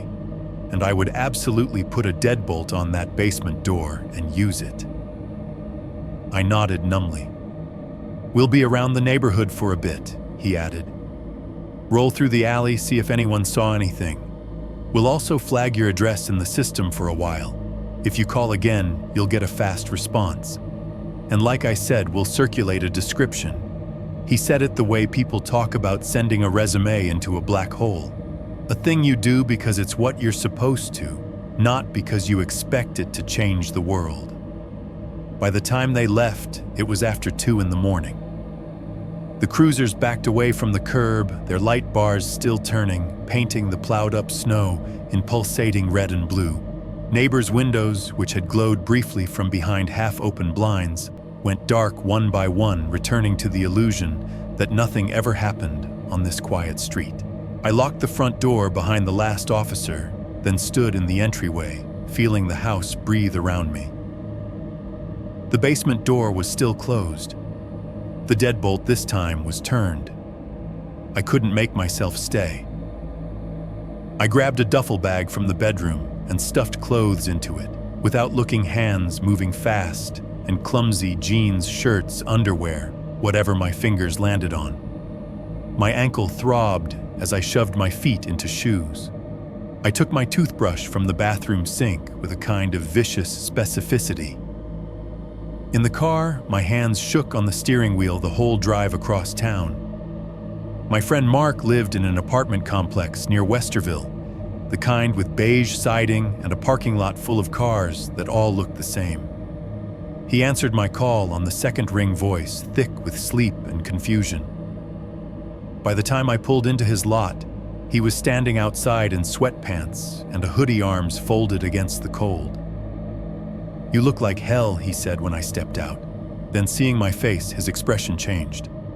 "Hey, come on, get inside." I told him a summarized version. Basement, guy living there, police. I left out the hand on my ankle, the hammer, the note. Some things felt easier to say in a police report than to a friend who was offering you his couch. We stayed up until almost dawn anyway, the TV on low, a blanket over my legs. Every time the building creaked, I flinched. Every time the upstairs neighbor walked to their bathroom, my brain transposed the footsteps into my own basement. I slept badly for a couple of hours when exhaustion finally won. Gray light seeped in around the blinds when I opened my eyes again. Mark had left for work, a scribbled note on the coffee table telling me to help myself to anything in the fridge. I drove back to my house mid-morning, figuring I'd grab more clothes, my work laptop, something normal like my own pillow. The storm had eased. The snow in my yard had a crust on it now dingy from exhaust and salt. The spot where the cruisers had been parked was a churned-up mess of tire tracks frozen into ruts. Inside the house was quiet in a different way. A daytime quiet. Sunlight pushed through the blinds, striping the walls. The furnace clicked on, doing its best. I locked the front door behind me, walked through to the kitchen, and stopped. The basement door was where I'd left it. Closed. Deadbolt turned. The faint smell from below still seeped around the edges if you got close, but less strong with the furnace off cycle. Nothing looked obviously disturbed. Then my eyes went to the little stretch of wall next to the door. On the narrow shelf where I kept a roll of paper towels and a spare set of house keys, something white lay waiting. A scrap of paper folded once, not quite in half. For a second, my brain didn't connect it. It was just paper, another piece of junk mail I'd dropped there half asleep. Then I saw the handwriting. Blocky, uneven capital letters in pen. Leave the lights on. I had thrown that note away. Not metaphorically, physically. Weeks earlier, when I'd found it jammed into the crack of a shelf near the stairs, I'd laughed it off as some dumb joke from the previous owner and tossed it in a kitchen trash bag. That bag had gone out to the curb with the rest of my garbage and disappeared. That was the end of it.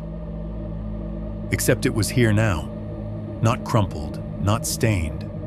Smoothed out crease, fresh, laid gently in a place where I could not possibly miss it. Right at eye level when you turn toward the basement door. Right where your hand might land reaching for the keys. The same words. The same hand. For a moment, all I could do was stand there, heartbeat booming in my ears, every part of me screaming at the impossibility. Maybe the previous owner had written it, I thought wildly. Maybe they'd had their own trespassing incident and left this as a warning to themselves. Maybe I'd never thrown it away in the first place, and my memory was just shot to hell. Maybe. Or maybe sometime between me leaving in a panic at 3 in the morning and coming back in the thin light of late morning, someone had stood in my kitchen, long enough to go through the trash, long enough to smooth out an old note or write a new one, long enough to place it carefully on that shelf next to the basement door, like a private joke or a belated favor. Evidence, the cops had called it. The food, the bed, the hammer, the wallet.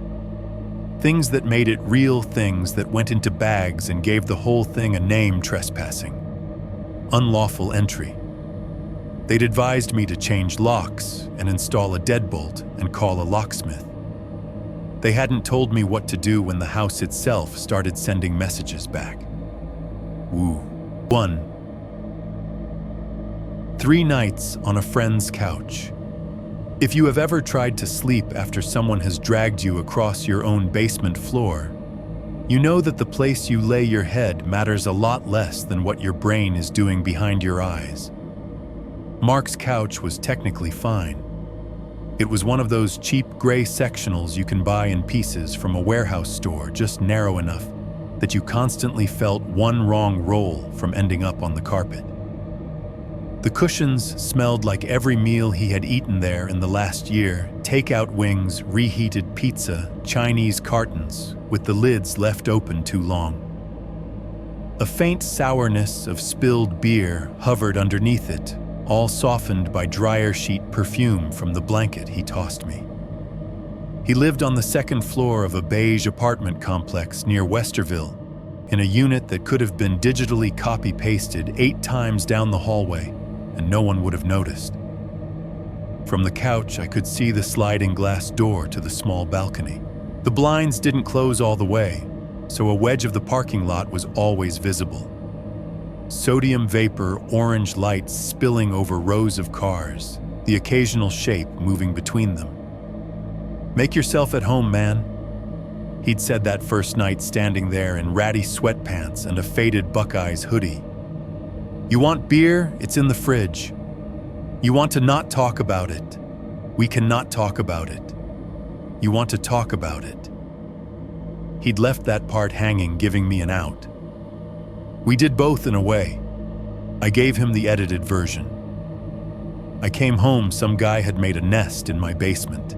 He grabbed my ankle, I got away. Cops came, no one knows where he went. I left out the note coming back. I left out the hammer wrapped in my shirt. I left out the sound his voice made when he told me not to scream. "Jesus," he'd said, eyes wide. "That's like Netflix doc stuff. Renting out your basement without telling you." He tried to make a joke out of it. I could tell he wanted to drag it into the realm of memes and punchlines where it would feel safer. When I did not laugh, he let it drop. "At least you didn't die, man," he said finally, shrugging in that helpless way that says there are no better words. "I mean, that's the headline, right?" "Yeah," I said. "That's the headline." That first night after he went to bed, I lay on my back staring at the ceiling, listening. Apartment buildings sound different from houses. There's no quiet layer you can own by yourself. Someone above us flushed a toilet. Water rushed briefly in the pipes in the wall. A dishwasher hummed through the floor. Somewhere down the hall, a muffled TV show laughed on a delay. The dryer from the shared laundry room kicked on with a metallic thunk and a long, rumbling spin. Every pop of the building settling, every distant door closing, sent a jolt through me. My brain kept translating sounds wrong. The soft slam of a car door in the lot became for a second the echo of him hitting my basement door again. The faint footsteps from the unit above might as well have been bare feet crossing concrete under my kitchen. A neighbor's trash can lid clanged in the alley behind the building, and my heart tried to climb out of my throat. I kept seeing the yellow line of light under my own basement door. Over and over in the space between blinks, that strip of brightness would appear in my mind's eye. The way it had painted the floor. The way the dark had swallowed it. The way the scuffed paint on the doorframe had rattled with each slam. My ankle ached phantom-wise in time with it. I slept maybe an hour that night, broken into jittery chunks. The second night was not much better. I went to work like a person who had watched a bad movie, not like someone who had almost been pulled into it. The office looked exactly the same: gray cubicles, weak coffee, the white noise of keyboards and low conversations. The fluorescent lights hummed. Someone had brought in donuts. A coworker was complaining about their fantasy team again. "You look like hell," Matt said, dropping into the chair next to my desk. "You sick or something?" "Just didn't sleep," I said. "You should try melatonin, dude. Knocks me out like a baby." "Yeah," I said. "Maybe." I didn't tell him the real reason. There was a break-in. Was as far as I went when I mentioned it, and even that felt like stepping on thin ice. The word made people lean in with morbid curiosity. "No kidding? Did they get anything?" "Not really," I said, got interrupted. "You should get a Ring camera," he said immediately, like he was reading from the script everyone has in their pocket. Dude at my gym showed me a video of some guy trying his door at 3 in the morning, creepiest thing I've ever seen. At least you'd know. The idea of willingly watching footage of my own doors being tested made me want to throw up. "Yeah," I said again. "Maybe." Between calls and claims and emails, my phone buzzed with other reminders of what had happened. A missed call from an unknown number that turned out to be the detective's office following up. A voicemail from my dad, his voice tighter than usual, saying, "Call us when you get a chance. Your mother is freaking out." An email notification from my homeowner's insurance company with the subject line "RE Incident" at my address.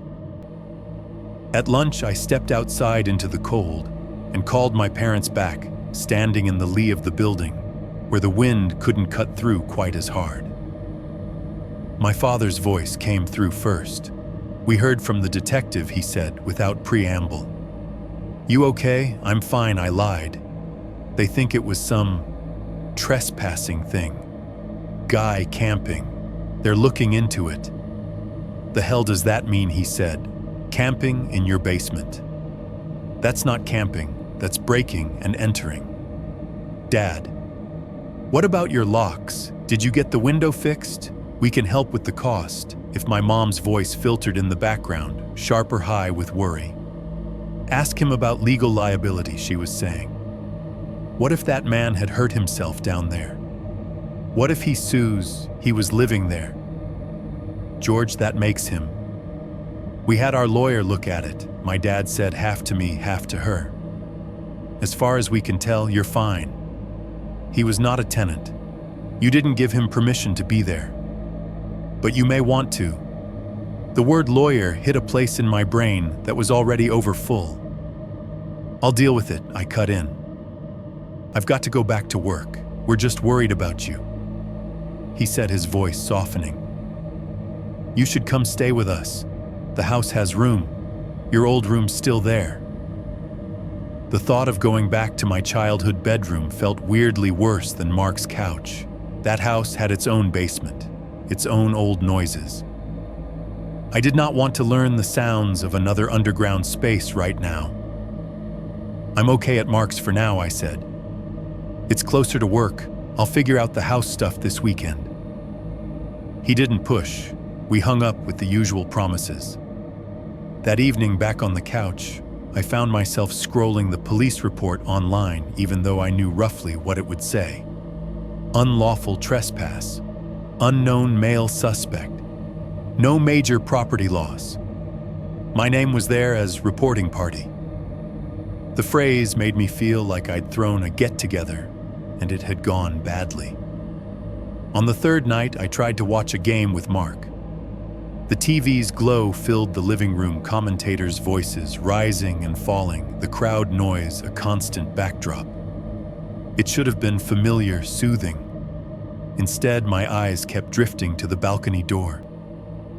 Mark's building had no basement. Rationally, that should have been a comfort.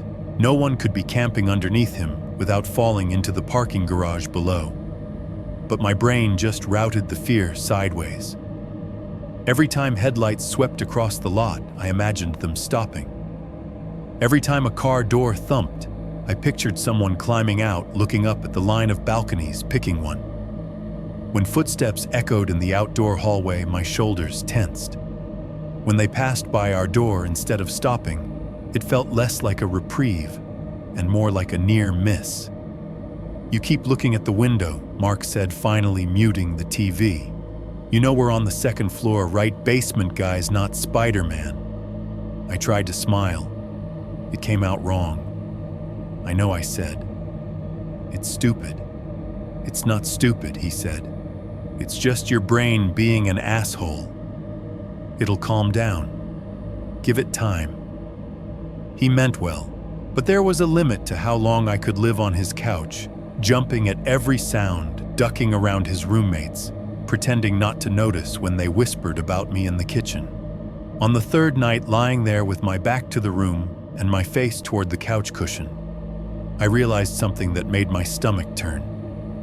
The thing I was most afraid of was not that the man from my basement would find me there. It was that no one else in that apartment knew what it sounded like when a stranger's bare feet slapped concrete in the dark. That if they heard a noise, any noise, they could tell themselves a story about pipes or neighbors or just the building. I couldn't tell myself those stories anymore. I had learned the sounds of an old house, and now, no matter where I went, I heard them everywhere. 5.2. Going back to a house I no longer owned. Going back the first time felt less like returning home and more like showing up uninvited at somebody else's place. I parked in my own driveway and just sat there for a while, engine ticking, as it cooled my hands locked around the steering wheel.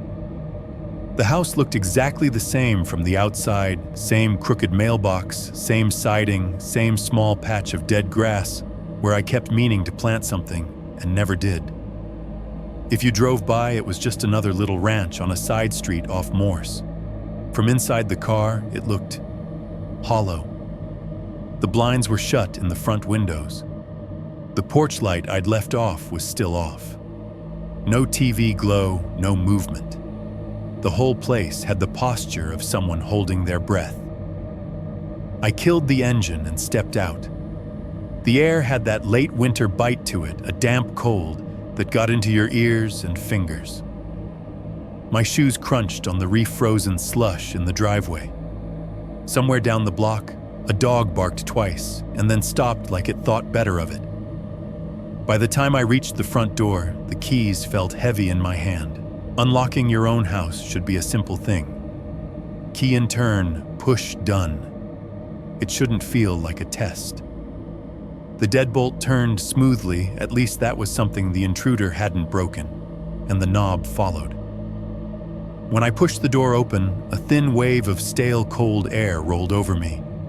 Houses have smells. You stop noticing your own after a while. That day mine hit me like I was walking into a stranger's. There was the faint, honest scent of my stuff laundry detergent, the ghost of microwave dinners, whatever cheap cologne clung to my jackets. Under that was the flat, closed-up smell of a place that hadn't been lived in for a few days, dust settling where it usually stayed stirred. And under that was the basement. Not strong, not like standing at the edge of the stairs, but there. Damp concrete. Old air. A whisper of stale smoke that had soaked into the subfloor more efficiently than any air freshener ever could. I closed the door behind me and locked it out of reflex. The click of the deadbolt sounded too loud in the quiet. The kitchen looked exactly how I'd left it, which somehow made it worse. Same cereal box on the counter. Same magnet holding a pizza coupon to the fridge. Same roll of paper towels on the little shelf by the basement door. And there on that shelf, the note. Leave the lights on. I hadn't touched it since I'd found it sitting there again. For a while, it was easier to pretend it was invisible, like a spider you refused to acknowledge in the corner of the room. Seeing it now crisp and white against the beige paint made the back of my neck go hot. The deadbolt on the basement door was new. I'd had a locksmith come out the day after the cops, a guy with a tool belt and a jacket that said some generic security solutions on the back. He'd walked through the house nodding that pitying nod service people have when they know something happened, but don't want to pry. He'd installed a new double-cylinder deadbolt on the kitchen side of the basement door, shiny and solid. When he tested it, he'd given the door a hearty slam and then a shove like he was trying to break into my house in front of me, just to prove it held. "You're good now," he'd said. "If somebody's behind this thing, they're not getting through quick." Standing there alone looking at that piece of metal, it didn't feel like safety. It looked like a lid. Closing it that first time, turning the lock, gave me the irrational feeling of sealing something in, not out. Like the basement was an open mouth, and I'd just fit a metal plate over the teeth. It helped in the way that wearing a seatbelt helps while you drive past a crash site, but it did not make the road safer. That night, I decided to try sleeping there again. It wasn't a brave decision. It was a practical one. I couldn't stay on Mark's couch forever. My clothes, my job, my mail, my entire life were anchored to this address. Insurance emails were already using words like mitigation and ongoing security measures at your residence. The more I avoided the house, the more it started to feel like it owned me, not the other way around. I made a little ritual of it, like that might trick my brain into compliance. Before it got dark, I walked room to room on the main floor. Living room, kitchen, bedroom, bathroom, small office. I touched walls, flipped light switches, opened and closed closet doors. I checked the front and back locks twice. I peered through the blinds at the yard and the street. Everything looked aggressively normal. Then I went to the basement door, put my ear against it, and listened. Nothing. No footsteps, no rustle, no cough. Just the distant, dull thrum of the furnace when it cycled on, vibrating through the wood. I turned the deadbolt, tugged the knob to make sure it held, and stepped back. At night, lying in my own bed, the house was so loud, it was like sleeping inside somebody's chest. Every sound, which I had once filed under old house quirks, had a new label, now possible intruder. The furnace kicking on at 1:13 a.m. made a low boom as the ducts expanded, followed by a ticking as metal warmed. A breeze pressed against one side of the siding, and the frame creaked. The fridge compressor hummed, clicked off, and the sudden absence of that noise felt like a presence. Above me, the ceiling made tiny popping sounds as the temperature shifted. Below me, through floor and joist and subfloor, the buried hum of the basement sat like a second heartbeat. I lay on my back, staring at the squares of orange light the street lamps cast through my blinds, and tried to remember how I had ever considered this comforting. At some point, I dozed. I woke up to footsteps, not loud ones, not the heavy stomp of boots or the thud of someone running, just a faint, measured series of sounds from below, soft creaks of wood on the basement stair, framing a subtle shift in the vibration under my mattress. If I had never known about the man, I might have written them off as furnace noise. The sound of hot air moving through ducts, maybe even my imagination. Now every cell in my body went rigid. I held my breath and listened harder. The furnace was on. I could hear that a steady rush of air. But layered under it, woven in, was another pattern: creak, pause, creak. Like someone was testing each step carefully. The deadbolt was locked. I knew that. I had checked it 3 times before going to bed. The rational part of my brain clung to that fact, like a lifeline. The rest of me pictured him standing in the stairwell again, one hand on the rail, one hand on the door, smiling to himself in the dark.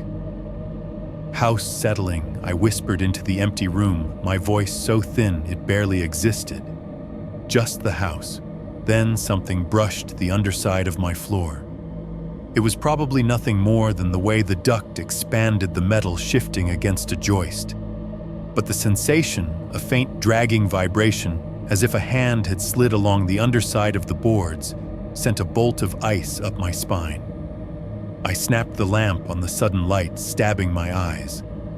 The room looked the same.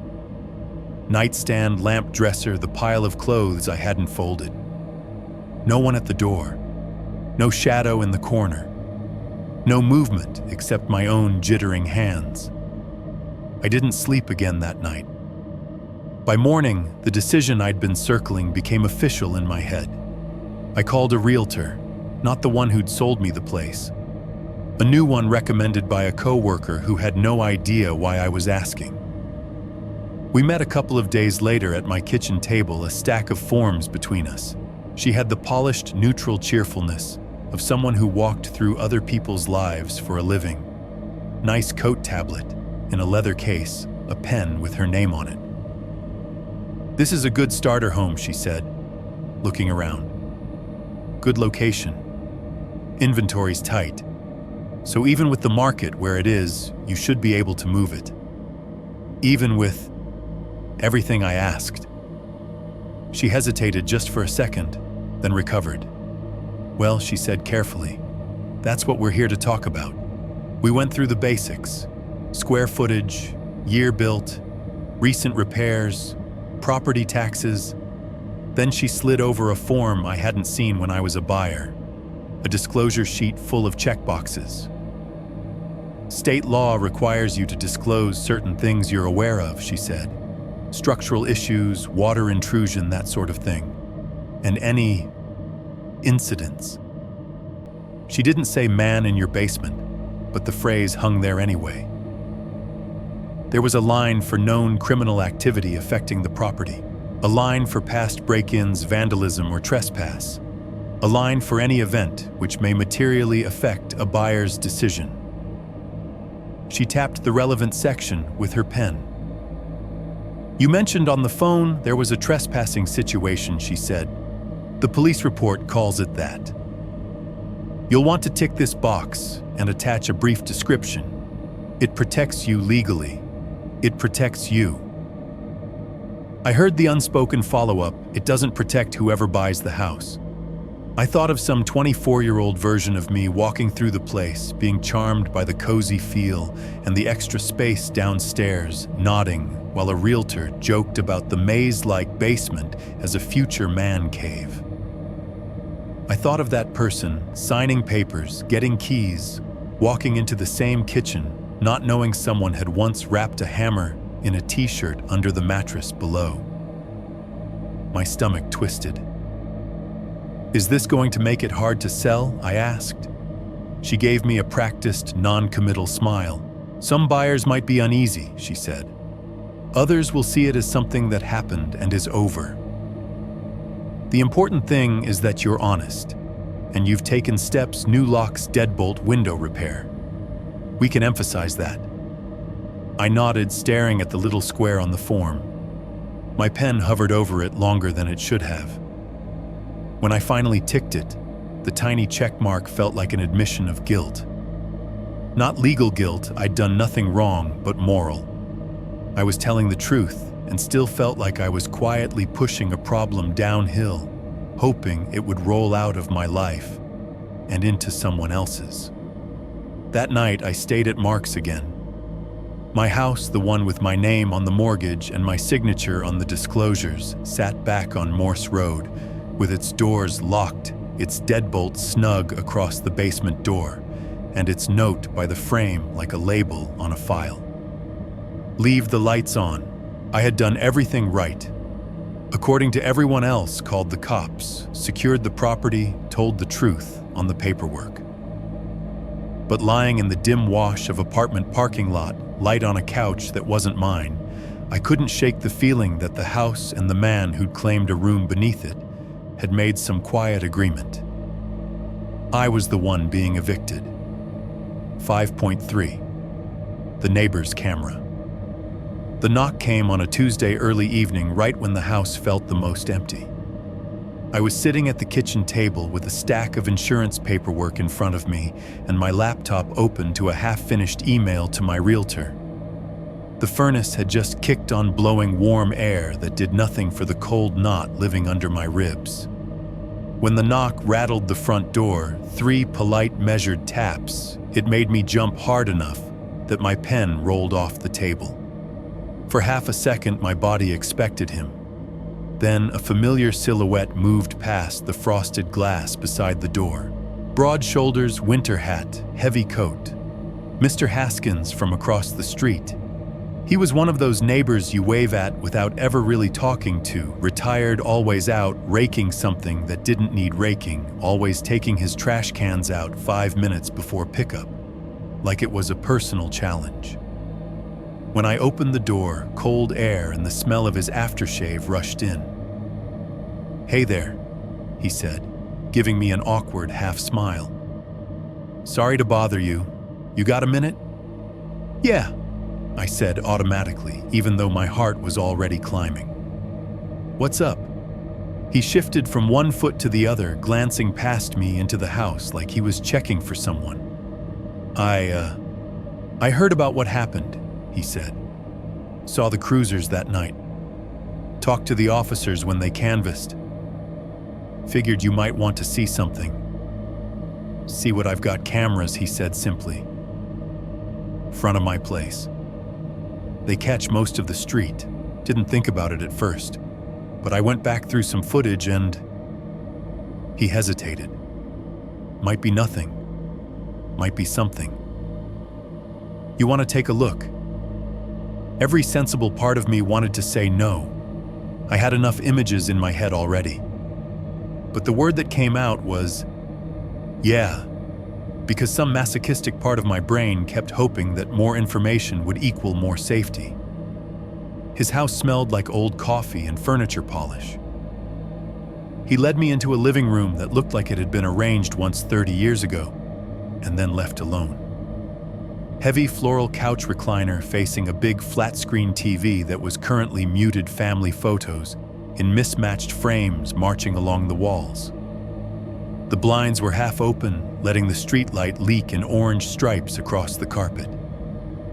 On the coffee table sat a laptop open and humming softly, a little USB drive sticking out of the side. The screen showed a paused video of my own house seen from across the street, compressed and grainy timestamp glowing in the corner. "Grab a seat," he said, lowering himself into the recliner with a soft grunt. The springs complained. I sat on the edge of the couch feeling like I was watching my own life on someone else's TV. So he said, tapping at the trackpad with a slightly arthritic finger, "This is from the day the cops were here. We'll get there. But first let me show you a couple days before." He clicked back through a list of dates and times, each labeled in blocky text, front_cam _02-XX-20XX_1330, and so on. He picked one in the late afternoon, maybe 3 or 4 days before the night in question, and hit play. The familiar scene came to life. My house sat in the center of the frame, slightly skewed by the angle front door, single front window carport off to the side. Snow in the yard, the kind that sticks to the grass in patchy clumps. Cars slid through the background on Morse headlights smeared by the cheap camera. For a solid minute, nothing happened. Just bland suburbia under a washed-out winter sky. Then a man in a gray hoodie walked into frame from the far left. Hood up, head down at first. No dog, no grocery bags, no visible purpose for being on my side of the street. He cut across my front yard like he belonged there, boots leaving faint tracks in the leftover snow. "Here," Haskins said quietly. "Watch what he looks at." The man stopped near my front steps, turned his head toward the house for half a beat, then kept going. Not toward the sidewalk, around the side. The camera couldn't see the whole thing, the angle cut off once he passed the edge of my front wall, but there was enough. He walked along the side of the house at a slow, deliberate pace, head turning toward where I knew the basement windows were. Not a casual glance. A scan. He disappeared off the right edge of the frame. A few seconds later, he reappeared, moving the other direction, now back toward the front. He paused once more, this time nearer the carport, and looked at the side of the house again. Then he walked off the way he'd come out of frame, like he'd just checked something off a mental list. "Recognize him?" Haskins asked, glancing at me. "Hoodie," I said. My mouth felt dry. "Same color. Can't see his face." "Yeah," he said. "Quality's not great. Could be anyone. But the way he's looking..." He let that trail off. He clicked to another clip. "This is the gas company," he said. "Thought you might want to see that one too." The timestamp bore out the date. I remembered the day I'd found the "unable to access your meter" notice in my mailbox. The footage showed a Columbia gas van pulling up in front of my house. A guy in a company jacket got out, checked something on a tablet, and walked up to my door. We watched him knock. He waited. Knocked again. After a while, he checked his tablet, tapped the screen. A couple of times, looked vaguely annoyed, and turned away. He never went around the side. Never approached the basement windows. Never met anyone in the yard. He didn't see anything, I said. Doesn't look like it. Haskins agreed. I know the report said they couldn't get to your meter. From what I can see, they didn't try very hard. He scrubbed ahead. All right, he said. Here's that night. The timestamp jumped 10:03 p.m. My own car turned onto the street, headlights swinging across the pitted asphalt. Watching myself from the outside felt like watching a stranger in a horror movie making all the wrong decisions. I knew what was about to happen. The camera didn't. I watched my little sedan pull into the carport. The brake lights glow briefly, then go dark. A moment later, my front door opened in miniature, and a tiny version of me went inside wrapped in a coat, groceries in hand. The door shut. The house went back to being a blank face. We sat in silence for a minute or two of footage. Snow fell steadily, streaks of white flattening against the lens. Occasional cars drifted by on Morse. Nothing moved close. Then Haskins leaned forward and tapped the spacebar. "Watch the bottom," he said. "Right here." He pointed at the dark strip at the base of my house where the foundation met the ground. The camera didn't have a clear view of the basement windows. Not directly, the angle was too high, the front yard sloping down. But you could see the faint rectangle of one window, well, a darker shadow against the snow. For a long moment, there was nothing. Then that shadow flickered. Not much. Just a darker ripple moving across it, like someone had passed very close to the glass on the inside. The faintest suggestion of a head and shoulders shape cutting off what little reflected light there was, then moving away again. The window went back to being an anonymous dark block. "Jesus," I whispered. "We're talking." "What?" Haskins muttered, squinting at the timestamp. 3-4 minutes after you went in, maybe 5. He was already down there. The idea that he'd been in when I got home hadn't been new. The mattress, the food, the toothbrush, they'd all pointed to that. But seeing that movement, that quick, furtive flicker under the shell of my own house made it concrete in a way nothing else had. He'd been listening when my car pulled up, when my door closed, when I dropped my keys in the bowl. We let the footage continue. Eventually, red and blue strobes entered the frame, smeared trails of light as the first cruiser pulled to the curb, then the second. Tiny officers got out, their breath visible even on the low-res video. They moved around my yard, up to my door, back and forth between their cars. We scrubbed through the rest of the clip. No one climbed out of the basement window well.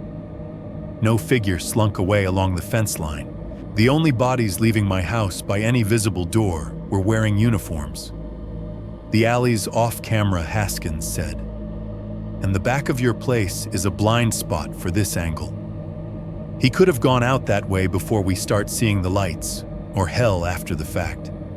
I don't have eyes on your yard 24/7, but he was around the house before I said.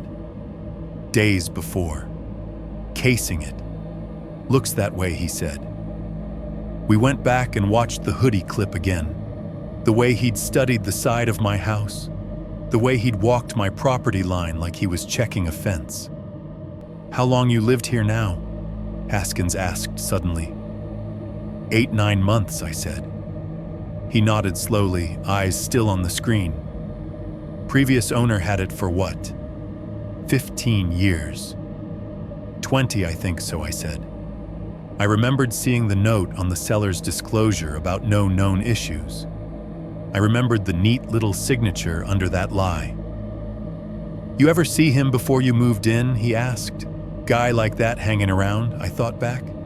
"Open houses, walkthroughs, trips to sign papers." The first time I saw the house, the basement light had been on already. "I don't know," I said. "I wasn't looking." He closed the laptop with a soft, definitive click. "Anyway," he said, leaning back in his chair. "Figured you should see it. If you want, I can email those clips to the detective, but I already told him what I saw. Said they'd add it to the file." He made air quotes around the phrase, his mouth twisting. The phrase sounded like dropping something into a well and waiting for the splash that never comes. Walking back across the street afterward, the cold cut sharper than before. My house looked small and innocent and utterly indifferent sitting under the streetlight glow. The basement window, well half filled with old snow, was just a black hole in the ground. Inside, I sat at my kitchen table again, the insurance papers still spread out like some bureaucratic ritual. My phone buzzed with another email from my realtor about disclosure drafts. Somewhere a cop's computer now held clips of my life playing out in pixelated loops. I had the police report, the hammer in an evidence bag, the wallet with no ID, the note by the basement door, the neighbor's camera footage, the disclosure form with its neat little checkmark. On paper, I had everything you're supposed to have when something bad happens. Authority, documentation, video, a narrative that made enough sense to fit in a file. None of it changed the fact that for days, weeks, maybe longer, a man in a gray hoodie had walked the edges of this property like he was checking on something that belonged to him. That he had slipped in and out through that basement window before I ever noticed the smell of smoke in my vents. Sitting there with the glow from my own laptop on my hands, I realized something that made the whole house tilt. From the camera's point of view, I was the new arrival. He was the recurring character, the one who showed up in earlier episodes, wandering the background, testing windows, vanishing into the blind spots. The house had been part of his story before it ever became mine. The neighbor's camera did what cameras do, it recorded. It didn't stop him. The cops did what cops do, they took notes, bagged evidence, promised to circulate things. The forms did what forms do, they turned terror into checkboxes. None of them could tell me how many times he'd come and gone through that basement window before I moved in. None of them could tell me whether somewhere else on some other night, another grainy clip was catching him walking slow circles around somebody else's house looking for a way back in. 1. Late night forums and police calls.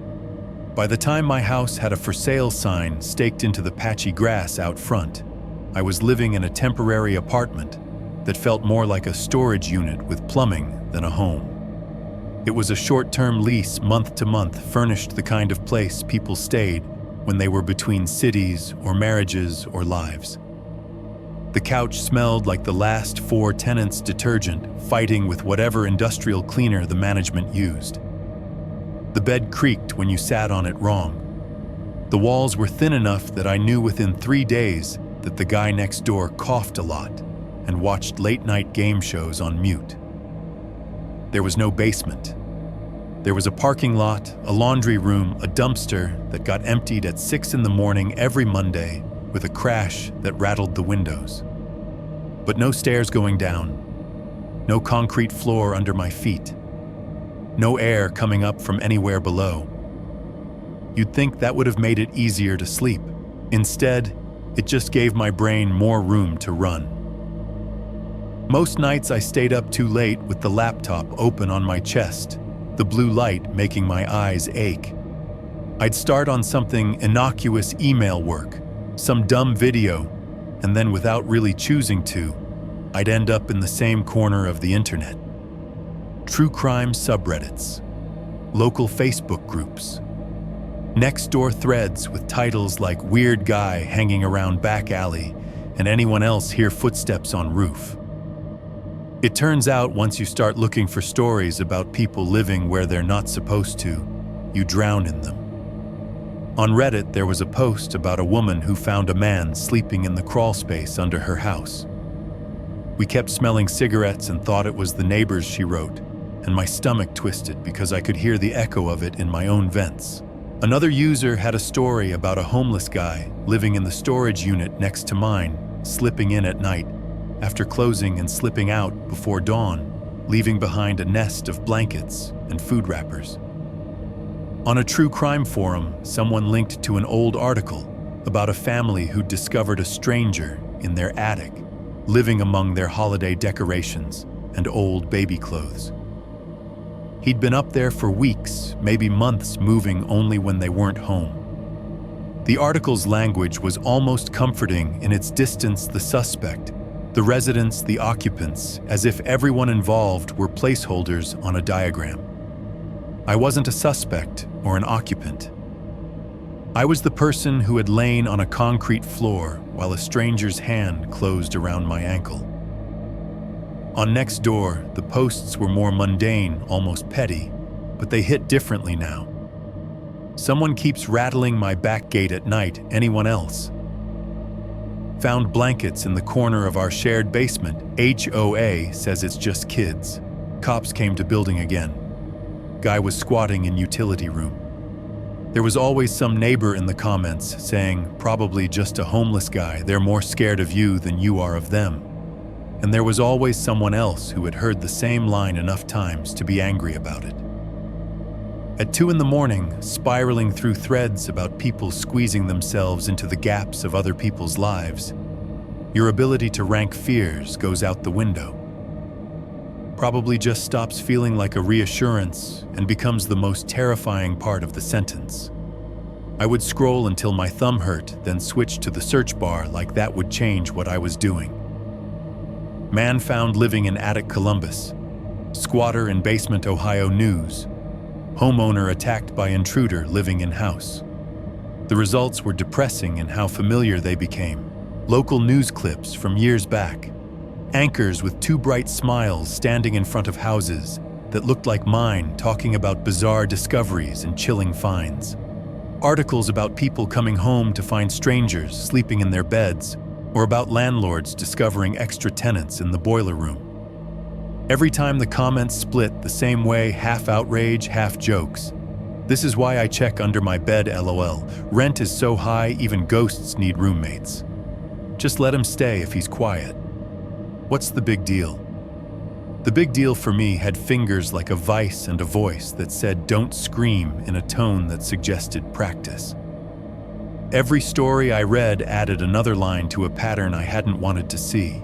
It made my own house feel less like a freak one-off and more like a franchise location of a very particular horror one where the scariest part wasn't that someone had broken in to take your stuff, but that they had tucked themselves into a space you didn't pay attention to and started building a life inside your life. After a few weeks of this, I called the detective again. His card was still in my wallet, slightly bent at one corner. The ink from the case number starting to smudge. I'd been telling myself for days that I was giving it time before reaching out, as if time were a real ingredient in solving things.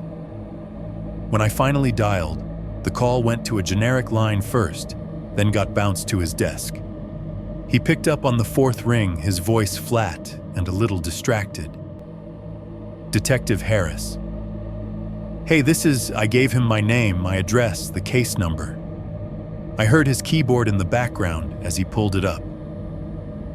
Right, he said after a second.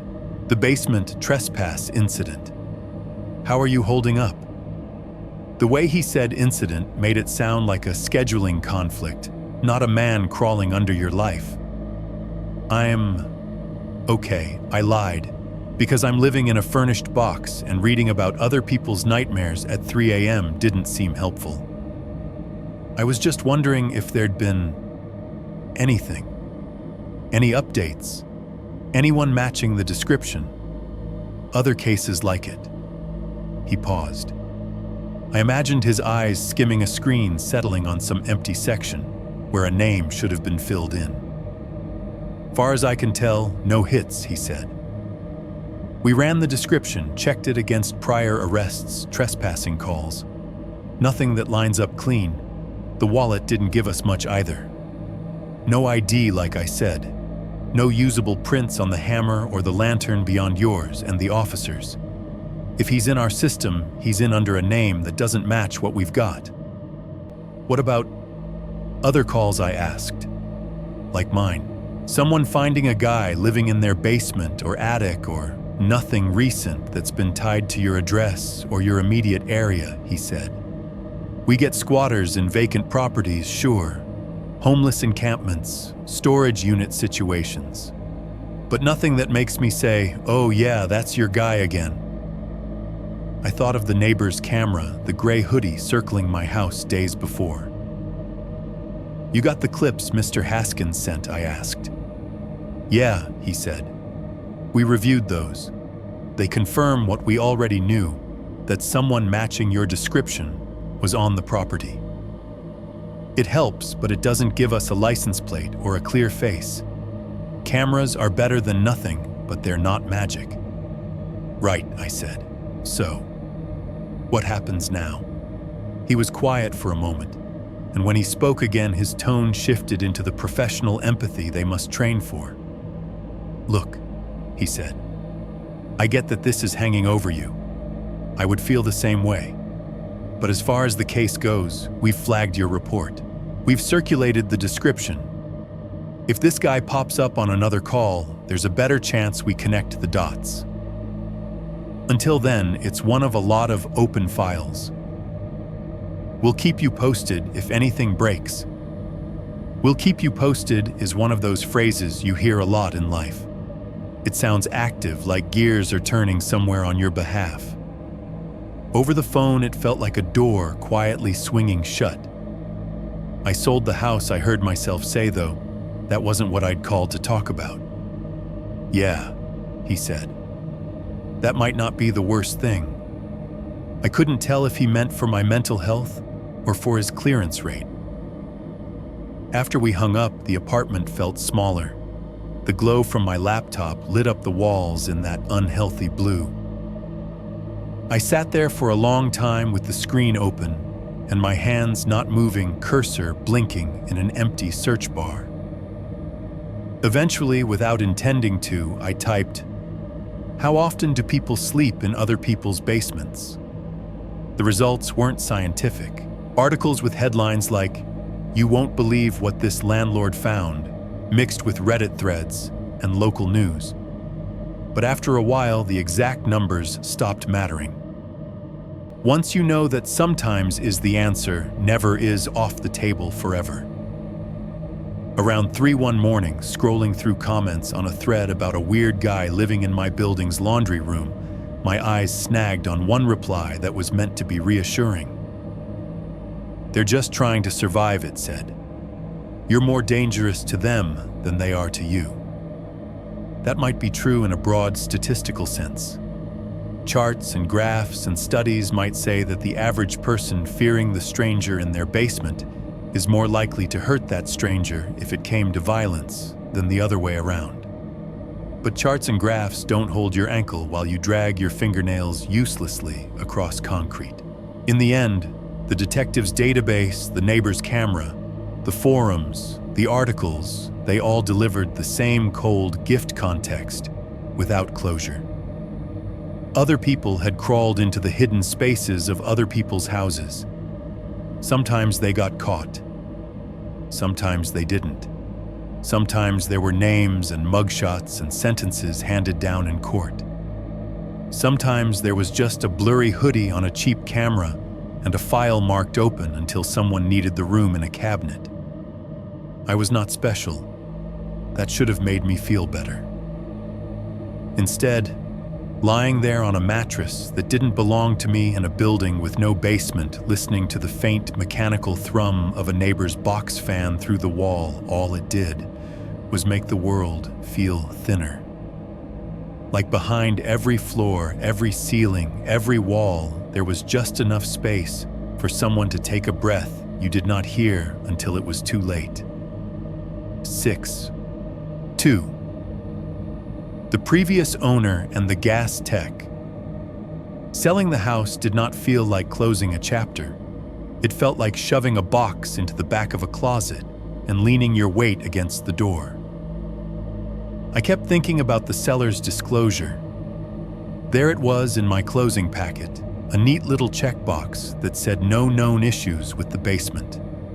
Someone had ticked that years before I did, signed their name, slid the paper across a table, and walked away. I wanted to know what they heard at night when they lived above that space. I wanted to know what they chose not to write down. So I asked my realtor how to find them. Previous owner, she said, flipping through her tablet. Can't give you their info directly, privacy and all that, but I can reach out and see if they're willing to talk. Sometimes people are cooperative, sometimes they're not. I told her it was about clarifying what happened. I did not say I want to know if that man in the hoodie belonged to me or if I inherited him. A few days later, she texted me a time and a place. Previous owner agreed to meet, the message said. Public spot, Panera on Hamilton. Tomorrow, 6 p.m. The Panera smelled like bread and warm sugar and people killing time. When I walked in, the air was heavy with the scent of soup that had been ladled all day and coffee that was technically fresh but tasted like the urn it came from. A college kid in a hoodie stared at his laptop in the corner. Two moms talked over each other at a table littered with napkins and half-eaten cookies. The speakers played soft rock at a volume that made everything sound like it was happening underwater. He was already there when I arrived. The previous owner, late 40s, maybe early 50s, button-down shirt, fleece vest with a corporate logo I recognized from some office park. He had the posture of someone whose back hurt more than it used to and whose eyes had seen too many emails. A half-finished coffee sat in front of him, the cardboard sleeve picked apart in one spot where his thumb had worked at it. He stood when I approached, stuck out his hand. His grip was firm enough, but his eyes slid away from mine a little too quickly. "Hey," he said. "Good to finally meet you. I'm Tom." We did the small talk dance first. "How do you like the neighborhood?" "Yeah, it's changing. Traffic's worse. Weather's weird. All the phatic noise people make when they do not want to step into the real conversation yet." It did not feel like a reunion between a man and the person who bought his old starter home. It felt like a parole check-in. So he said eventually, clearing his throat, "Your realtor said there was an issue." "Yeah," I said. My heart thumped faster. There was a trespassing incident. Guy living in the basement. Police got involved. I watched his face when I said living. Something flickered there. Guilt recognition, a flash of something that tightened the skin around his eyes. He covered it quickly, reaching for his coffee. "Yeah, I heard," he said. "Neighbor told me the lights were there, cops, whole 9 yards. That's rough. I'm sorry you went through that. Did you ever have anything like that?" I asked. I kept my voice low, even like I was asking about a leaky faucet. Any break-ins, noises, anything with the basement. He stared past my shoulder for a second at the menu board, like the right answer might be up there between "you pick 2" and "soup of the day." "We had a break-in once," he said finally, "years ago. Thought it was kids." "A break-in," I repeated. "In the basement." "In the house," he corrected quickly. They popped a window, grabbed a couple of laptops while we were out of town. Cops came, filed a report, said it was probably teenagers. We put in better locks. Nothing like what you're describing. He took a sip of his coffee. His hand shook just enough that the surface rippled. "What about the noises?" I asked. He blinked. "Noises down there," I said. "At night. Furnace, yeah, but anything else? Footsteps, smoking, voices? Did you ever smell cigarettes when no one was smoking?" His gaze dropped to the table. His fingers started working at the cardboard sleeve again, shredding it into little rolls. "This is an old house," he said. "You know that. Houses make noises. Furnace kicks on ducts, bump floorboards, creak. You get used to it." That's not what I asked. Silence stretched between us, thick and uncomfortable. Behind us, someone's pager beeped. The overhead lights hummed. He exhaled long and slow. There were a couple of times, he said, finally, voice lower, when my ex said she heard things in the basement. Little sounds. We always chalked it up to the furnace. You know how loud that thing is. If a pipe bangs, it sounds like someone kicking something down there. He shrugged one shoulder. We had teenagers. They stayed up late. There was always noise. You never checked, I asked. I checked, he said a little too fast. Of course I checked. Went down there with a bat once or twice. Never saw anything. Just the same damn mattress and junk you probably inherited. I thought of that mattress with its hollow in the middle and the milk crate shelves, the lanterns still warm. Did you ever find a note, I asked? Near the basement door. On the shelf by the stairs. Says, leave the lights on. This time the reaction wasn't subtle. His eyes snapped up to mine, then away. His lips parted like he was about to say something, then closed again. Color rose into his cheeks, the kind that doesn't come from embarrassment so much as blood pressure. Yeah, he said after a moment too long. I saw that once. Figured it was from an electrician or something. We had a guy come out when the breaker panel was acting up. I thought it was like, don't turn them off while I'm working down there. I tossed it. I found it, I said. Weeks after I moved in, jammed into a shelf. I threw it away. It showed up again later. He swallowed. His hand had shredded the cardboard sleeve into a small pile of confetti. Look, man, he said, leaning in. I'm not going to say I never heard anything weird. That house, it's got its quirks. There were nights we heard bumps. Once or twice, I swore I heard somebody walking around down there when everybody was upstairs. But every time I went down, nothing. You do that enough, you start telling yourself it's in your head. Did you ever tell the cops, I asked? About noises, about the note? No, he said. Because there was never anything to show them. You call enough times about noises, they put you in a different kind of file. He gave me a tight half smile that didn't touch his eyes, and the disclosure form, I asked. You checked no known issues. He flinched like I'd slapped him. We never had what you had, he said. Nobody grabbed us, nobody dragged us, nobody got hurt. We had a break-in once. Figured it was kids. We had an old furnace, we had a weird note we thought was from a contractor. That's not the same as knowing someone's living under your feet. Okay? The thing about that argument is that it sounds reasonable until you remember the milk crates and the toothbrush. I left it there. There was nothing to gain by pushing him into a confession he had no incentive to give. He signed what he needed to sign for the sale. We shook hands. When I walked out into the parking lot, the early evening light felt thin, like the world had been stretched. I still had one more person to call. The gas company. The number was on the bill that had come with the unable to access your meter note. I dialed, sat through the automated menu, mashed 0 until I got a human. The receptionist was polite, bright, and utterly uninterested in anything beyond my account number. I'm trying to reach someone who was out at my old property a while back, I said. There was a note left about not being able to access the meter. I think it might be relevant to a police report. That word police opened a small door. She transferred me twice. Each time I repeated the address, the date, the fact that there was an incident afterward. Finally, I landed in the voicemail of field services supervisor, left my story in a rushed, breathless summary, and hung up feeling foolish. 2 days later, my phone rang with an unfamiliar local number. Hi, this is Ron with Columbia Gas, a man's voice said when I answered. I got a message you were asking about a service call on Morse Road. Yeah, I said, and gave him the address again. There was a rustling of paper on his end, a keyboard clack.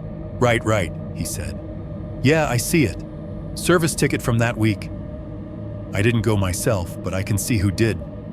Why don't I patch him in? He's on shift today. A click, a brief hold with tinny music. Then another voice, older this time, came on the line. "This is Mike." "Hey, Mike," Ron said. "Got a homeowner on the line, used to be your Morse Road job. There was some police involvement after your visit. He had a couple of questions." "Okay," Mike said slowly. "Put him through." I heard another click, and then we were somehow alone on the line. "Hi," I said. "I don't know if you remember, but a while back you left a note saying you couldn't access my meter, basement meter, a couple days before a trespassing incident." There was a pause, then a soft, dry chuckle. "Yeah," he said. "I remember that house. Little one off Morse White siding carport on the right side if you're facing it." "Yeah," I said, cold, prickling the back of my neck. "That's the one. Can't say I remember every place he went on, but that one stuck with me for some reason. Weird feeling, you know." I gripped the phone tighter. "What kind of weird feeling?" He exhaled the sound, whistling faintly through his teeth. "I got the ticket like usual. Went out midday, parked out front, knocked. No answer. Lights were off upstairs, far as I could tell. I walked around back to see if there was an outside meter, no dice. Only access was through that basement." He paused again, as if replaying it. "I remember standing at the top of the basement steps," he said. "Door was open a crack. Light was on down there. Bright one, too. Not just that little bulb over the stairs. Whole space lit up. Thought, okay, somebody's home. Didn't want to just go barging down there and scare the hell out of whoever was doing laundry. There was a dog barking next door, too. Not a big deal, just whole thing felt watched, I guess." My heart thudded. "So you didn't go down?" I asked. "Nah," he said. I knocked again, called out, "Columbia Gas." Nobody answered. Stood there for a minute just listening. Thought I heard something, but could have been the furnace. Could have been the neighbor's TV. Could have been anything. I get a lot of house noises in this job. Another small, humorless laugh. Figured if somebody was down there, they'd holler if they wanted me in their space. If they didn't answer, they probably weren't interested in having some old gas guy tromping through their basement. So I left the note, marked it "unable to access meter," and moved on. He said it like it was the most reasonable thing in the world. And from his angle it was. From mine, it painted a different picture. "Just so I'm clear," I said, "you saw the light on? You didn't see anyone go down there? You didn't see anyone come up? You just decided not to go down?" "I decided not to barge into somebody's lit basement uninvited," he corrected gently. "We're not cops. We don't have that kind of authority. Besides, after 30 years, you learn to trust your gut. Sometimes the job can wait." "Was there a car in the driveway?" I asked. He thought for a second. "Don't remember. Could have been. Doesn't mean much nowadays. People Uber, people carpool. Look, kid." His tone softened. "I heard there was trouble at that place afterward. If I'd walked in on something, I'd have called it in. But all I had was a light and a dog barking. If I stopped working every time a house gave me the creeps, I'd never get through my route." We talked a little longer.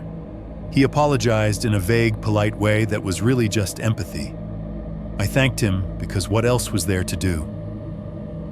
After we hung up, I sat in the quiet of my rental and stared at the wall. The previous owner had heard things and told himself it was just the furnace.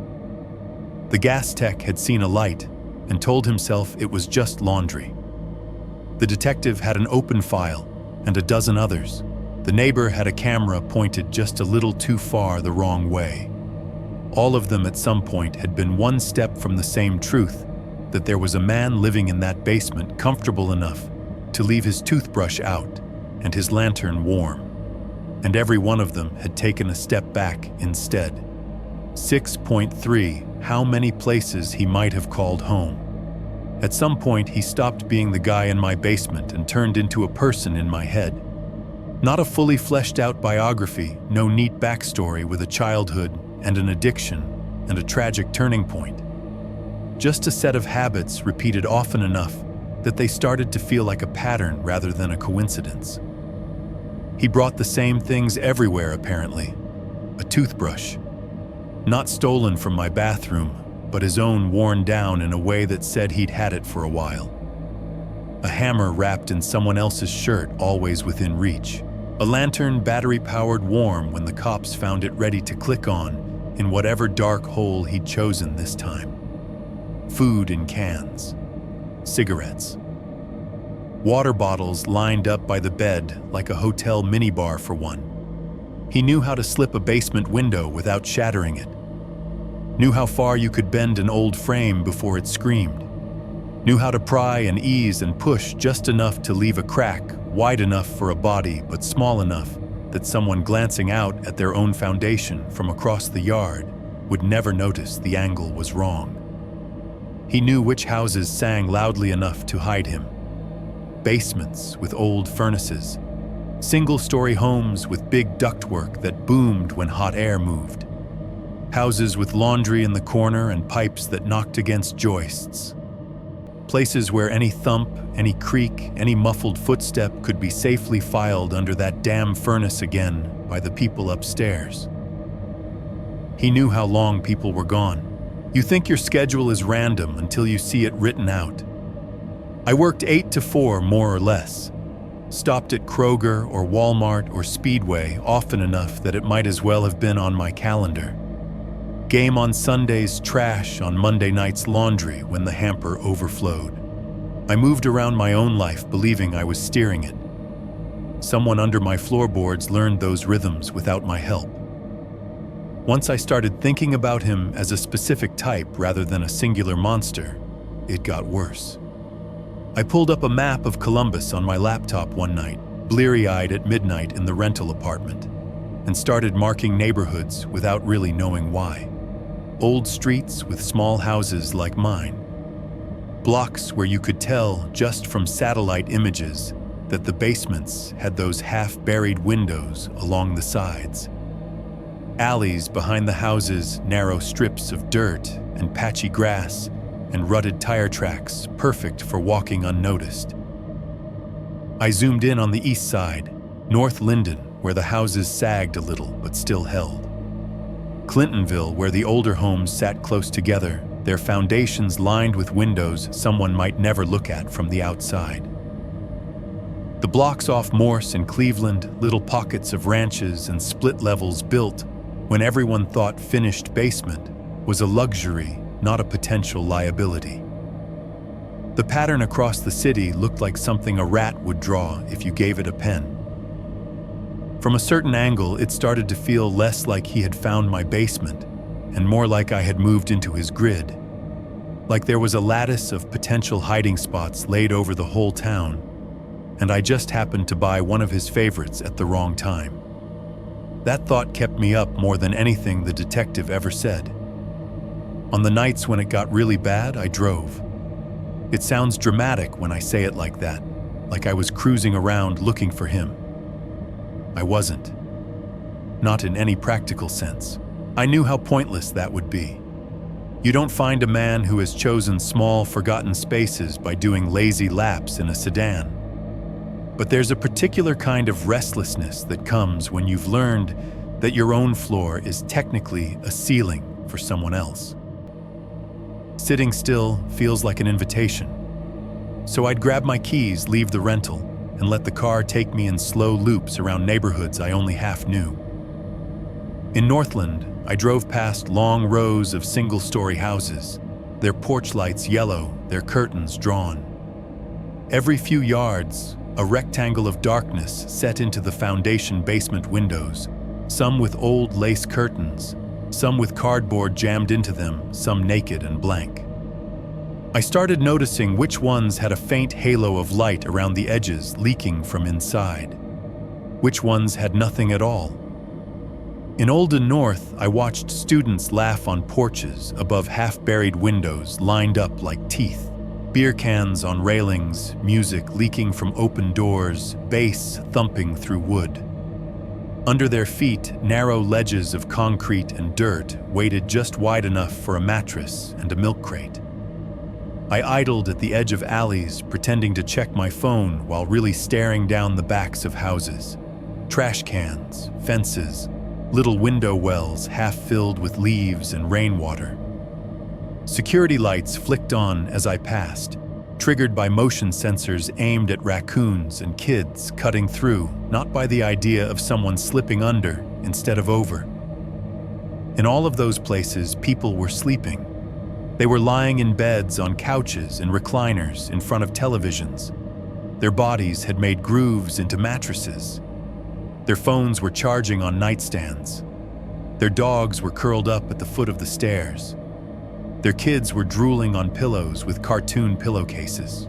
And under some percentage of them, some number I didn't want to know, there were spaces big enough for a man with a toothbrush and a lantern to stretch out and listen. Sitting in my car watching breath fog the windshield, I found myself wondering the same thing over and over. How many people in this city had someone under their feet right now and didn't know it? I pictured them hearing a thump at night and rolling over, telling themselves it was just the house. Hearing a faint cough in the vents and blaming the neighbor's TV. Smelling smoke and assuming it was somebody grilling late even in the dead of winter. I was not special. I was just the one who got grabbed. That realization should have made the whole thing feel smaller, more manageable, statistically normal.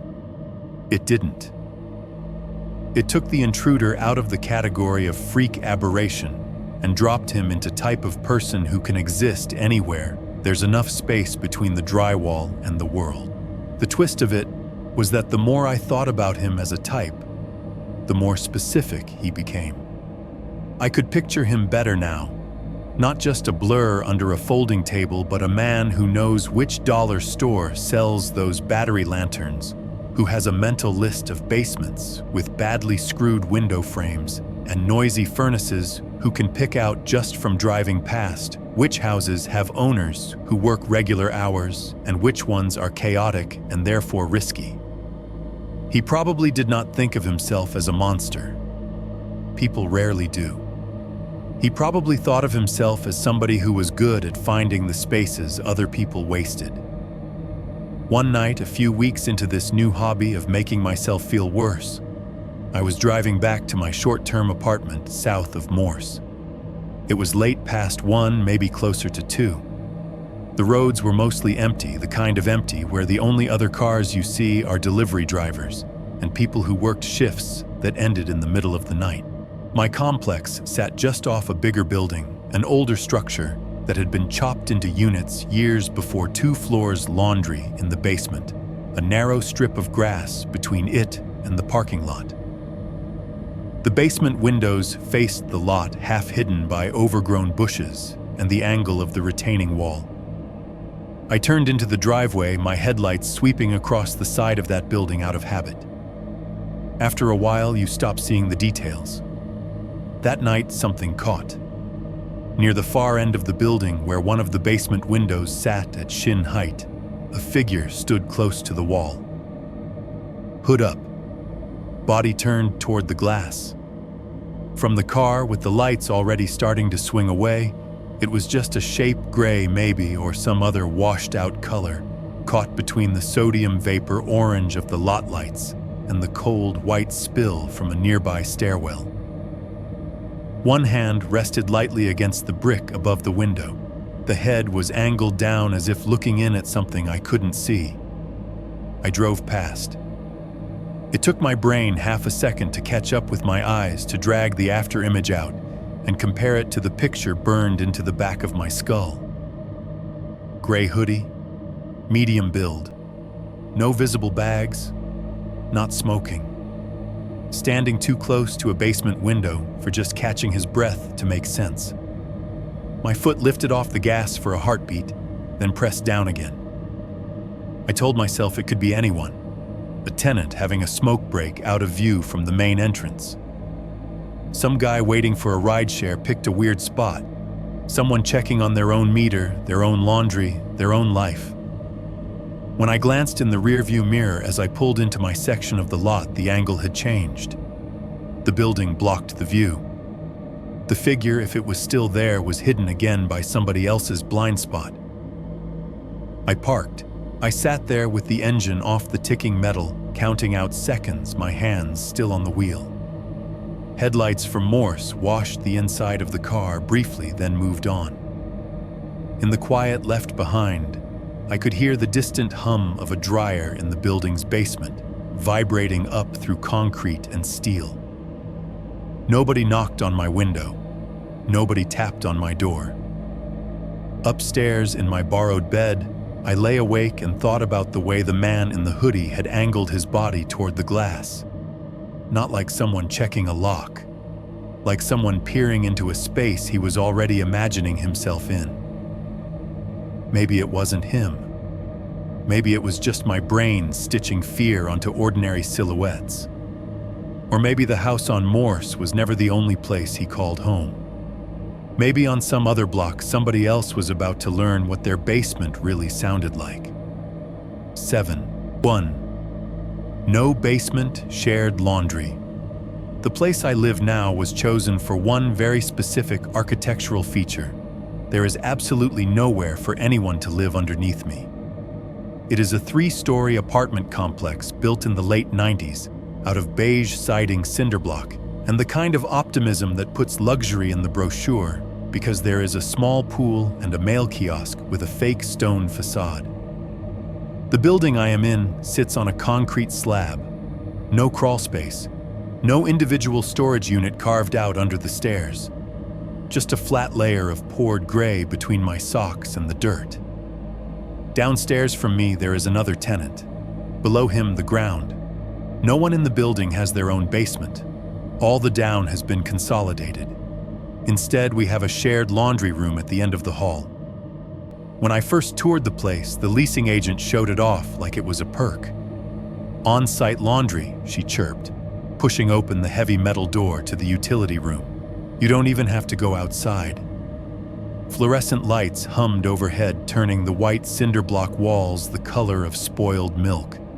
2 washers, 2 dryers, all coin-op despite the sales pitch about modern convenience. A folding table bolted to the wall under a breaker panel. A gray plastic trash can in the corner lined with a bag that always looked one load away from ripping. I remember nodding, pretending to care about the price per load, when what I was really doing was counting escape routes. The door to the hallway. The emergency exit at the far end, with its red-lit exit sign and push bar. The breaker panel metal and solid humming faintly. No windows down here, but also nowhere for a person to disappear inside the walls. This is fine, I told myself. This is better than fine. This is safe. If anything weird happens in here, someone will see it on that camera. I looked up. A black dome camera stared back at me from the ceiling, its smoked plastic eye giving away nothing. The leasing agent noticed the direction of my gaze and smiled. "Security," she said. "We've never had any issues, but you know, people like to feel looked after." I signed the lease a week later. On paper, it was a downgrade from owning a house. No yard, no carport, no equity. In the ways that mattered to me, it was an upgrade. No personal basement, no hidden rooms, no doors in my own kitchen that opened onto spaces I could not monitor without rehearsing trauma. Of course, fear doesn't read floor plans. About 3 months after I moved in, I found myself standing in that hallway at 11 o'clock on a Tuesday night, holding a plastic laundry basket and making bargains with myself. If you go now, I thought you'll have the room to yourself. No awkward small talk over someone else's underwear. Get it done, come back, go to bed. It was one of those early spring nights in Ohio where the air can't decide what season it is. Too warm for the heavy coat, too cold for just a t-shirt. The building's heating system had not gotten the memo, so the hallway held a stale, overheated kind of air that smelled like a mix of carpet cleaner and whatever people cooked for dinner 3 hours ago. The hallway itself is not long, but at that hour it feels like forever. Gray carpet, the kind that manages to be both thin and spongy, running in a straight line, past a series of identical beige doors. One overhead light out near the middle, so there is a stretch where things go dim and then brighten again as you pass under the next fixture. The exit signs at either end glow red, casting weird little blood-colored halos on the ceiling. With every step, my basket creaked. The detergent bottle clanked against the side. The sound seemed too loud in the quiet, like walking alone through an empty office after hours. I passed my neighbor's door, the guy with the cough. I could hear his TV through the wall, a game show audience laughter muffled by plaster. It was comforting in a thin, artificial way, like recorded laughter always is. The laundry room door sat at the very end of the hall, a heavy metal slab with a little wired glass window at eye level. The light behind it was on. It always was on a timer, I think, or maybe wired to the building somehow. Shared spaces are never allowed to go fully dark. The handle was cold under my hand as I pushed it down. The laundry room is not big. 2 industrial washers line one wall, 2 dryers the opposite. The folding table takes up the far end, its fake wood laminate scarred with scratches from years of baskets and keys. Above it, the breaker panel squats like a metal reliquary, screwheads catching the light. The floor is bare concrete, painted with something that was once glossy, but now just looks tired. The moment I stepped through the door, a smell hit me that almost sent me back out into the hallway. Not strongly, not like someone had just lit a cigarette in front of me. More like the ghost of it clinging to the air above everything else. Stale smoke. Old. The kind that soaks into fabrics and hides there for days, then comes back out in little exhalations when the air warms up. It cut right through the other smells, the sour, sweet scent of cheap detergent, the damp cotton tang from a washer mid-cycle, the faint bleach from the trash can where someone had tossed a rag earlier. I stood there, hands still on the door, and for a second I wasn't in a shared laundry room in a building with cameras. I was on the basement stairs again. Same cheap fluorescent hum, same concrete under my feet, same invisible weight in the air pressing down from above and leaking up from below. The part of my brain that catalogs smells started overlaying them. The gas tech's description of the light being on, the way the furnace back then had blown warm air heavier than it had any right to be, always carrying that trace of cigarette and sweat and something else. I looked around the room. Both washers were empty, lids up. One dryer had a lone sock stuck to the glass, spinning slowly in the last few minutes of someone else's cycle. The other machines were silent, doors closed. No one stood in the corner smoking. No burning ember glowed under the folding table. I took one step in, then another, the door swinging shut behind me with a soft, hydraulic hiss that sounded too much like a sigh, somebody's coat. I told myself a little too loud in the tiny room. Somebody came in from outside, they smoked, it stuck. That's all. It was almost certainly true. People step outside at this complex all the time to get their nicotine fix. They lean against railings, flick ash into the mulch, exhale into their scarves, and then walk back in, trailing their habits behind them. The laundry room is a crossroads for smells like that. It would have been stranger if the air only ever smelled like Tide. Still, I found myself glancing up at the dome camera in the corner. Its dark lens gave nothing away. For all I knew, it was a dead eye disconnected months ago when the management company changed hands. Or maybe it was live, beaming my image to a hard drive in an office somewhere, one man alone at 11:03 p.m., standing in the doorway of the laundry room and not moving. I forced myself into motion. Coins into the slot. Detergent cap measured and poured. clothes tipped from basket to drum in a soft avalanche of jeans and t-shirts and socks. The washer lid came down with a hollow thump that echoed more than it should have. As the machine filled, I leaned back against the folding table and listened. The pipes in the wall rattled. Water rushed through hoses. The drum began its first slow churn, sloshing cloth. Somewhere behind the breakers, electricity hummed like faraway bees. No footsteps, no cough, no voice telling me not to scream. The stale smoke smell thinned as the detergent scent got stronger, or maybe my nose just adapted. Still, every few breaths I caught it again, faint and teasing, like someone had exhaled near my ear a long time ago, and the air hadn't quite gotten over it. I stayed there until the washer hit, spin the drum, ramping up into a high mechanical whine. The sound was loud enough to drown out anything subtle. If someone had been standing right outside the door, I wouldn't have heard them. That thought made my shoulders tense. I turned toward the hallway, suddenly sure that when I opened the door, there'd be someone on the other side with their ear pressed to the wired glass. There wasn't. Just the empty corridor lit by the two bright ceiling fixtures. The exit sign glowed its red reassurance. The carpet stretched ahead, scuffed where hundreds of feet had walked the same path. My apartment door waited halfway down, deadbolt and knob, both locked metal, shining under the intermittent light. I walked back each step, a small defiance against the part of me that wanted to run. This place was supposed to be the compromise.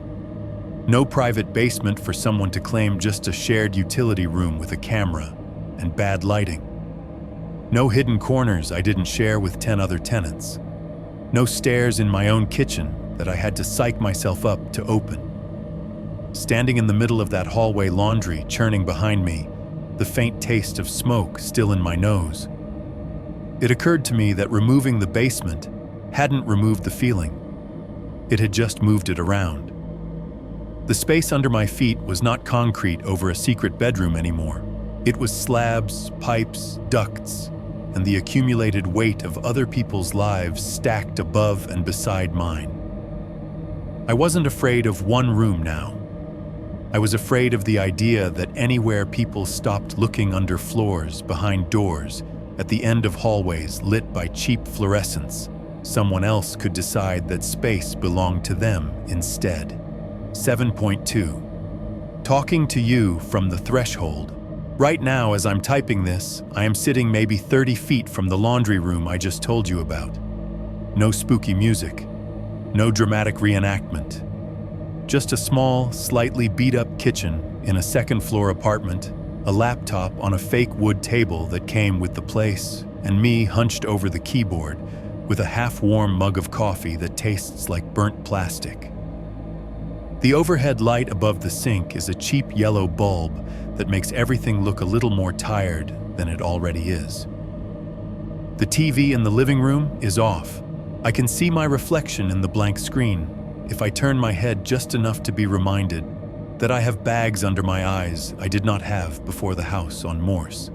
Out in the hallway, the building's AC unit cycles on with a low industrial hum, pushing lukewarm air into spaces that never really get to the temperature on the thermostat. Every few minutes, a car rolls down Cleveland Avenue in the distance, tires hissing on worn asphalt.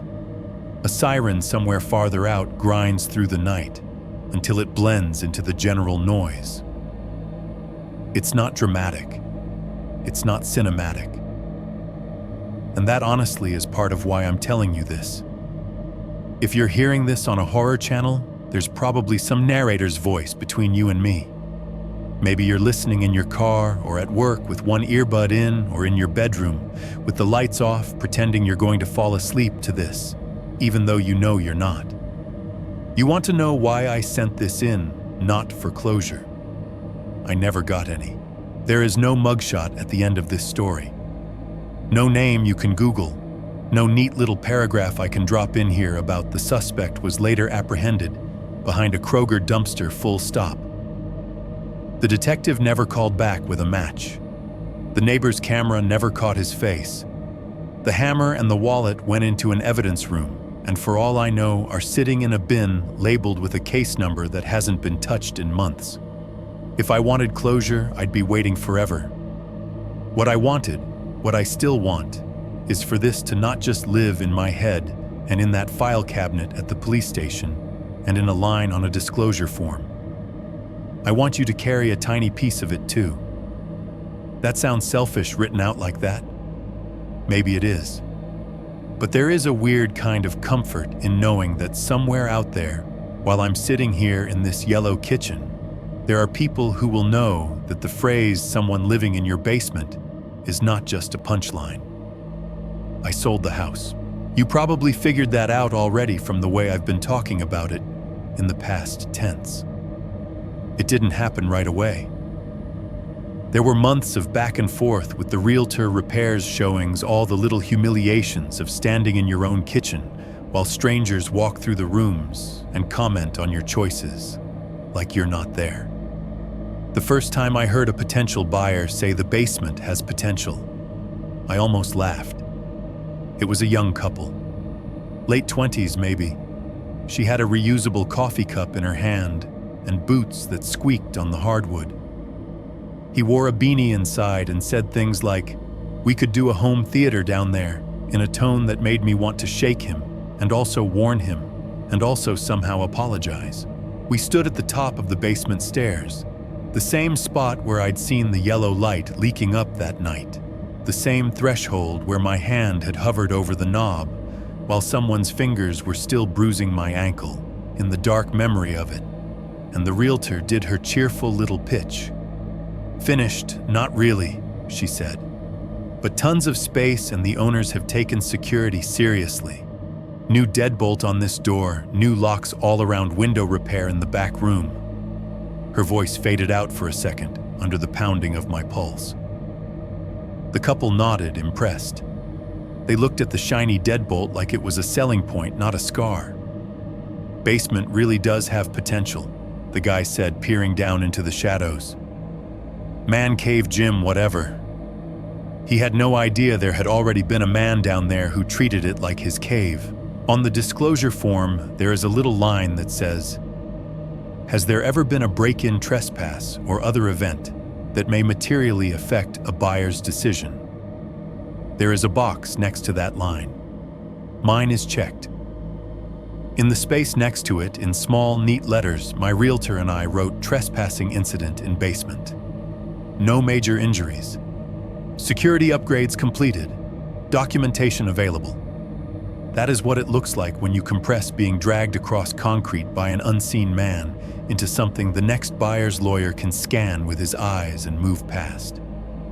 I watched the couple sign paper after paper, their hands steady, their faces lit by that specific mix of stress and excitement people get when they think they are stepping into the next chapter of their lives. I shook their hands at the end. I smiled. I said the things you are supposed to say. "Congratulations, you'll love it here, great neighborhood." I did not say there was someone else who loved that basement too. The guilt is a weird, sour thing. On one hand, I told the truth. I checked the box. I answered every question their inspector asked. I cooperated with my realtor. I did not hide anything. On the other hand, I watched them walk down those stairs for the first time with the realtor behind them, heard them say, "Wow," at the size of the space, and all I could see in my mind was a mattress on the floor, milk crates, a toothbrush in a cup, and a hammer wrapped in a shirt. You asked for horror. This is what it looks like when it keeps going after the episode ends. Down the hall right now, the laundry room starts up. You can tell from here when someone feeds quarters into the machines.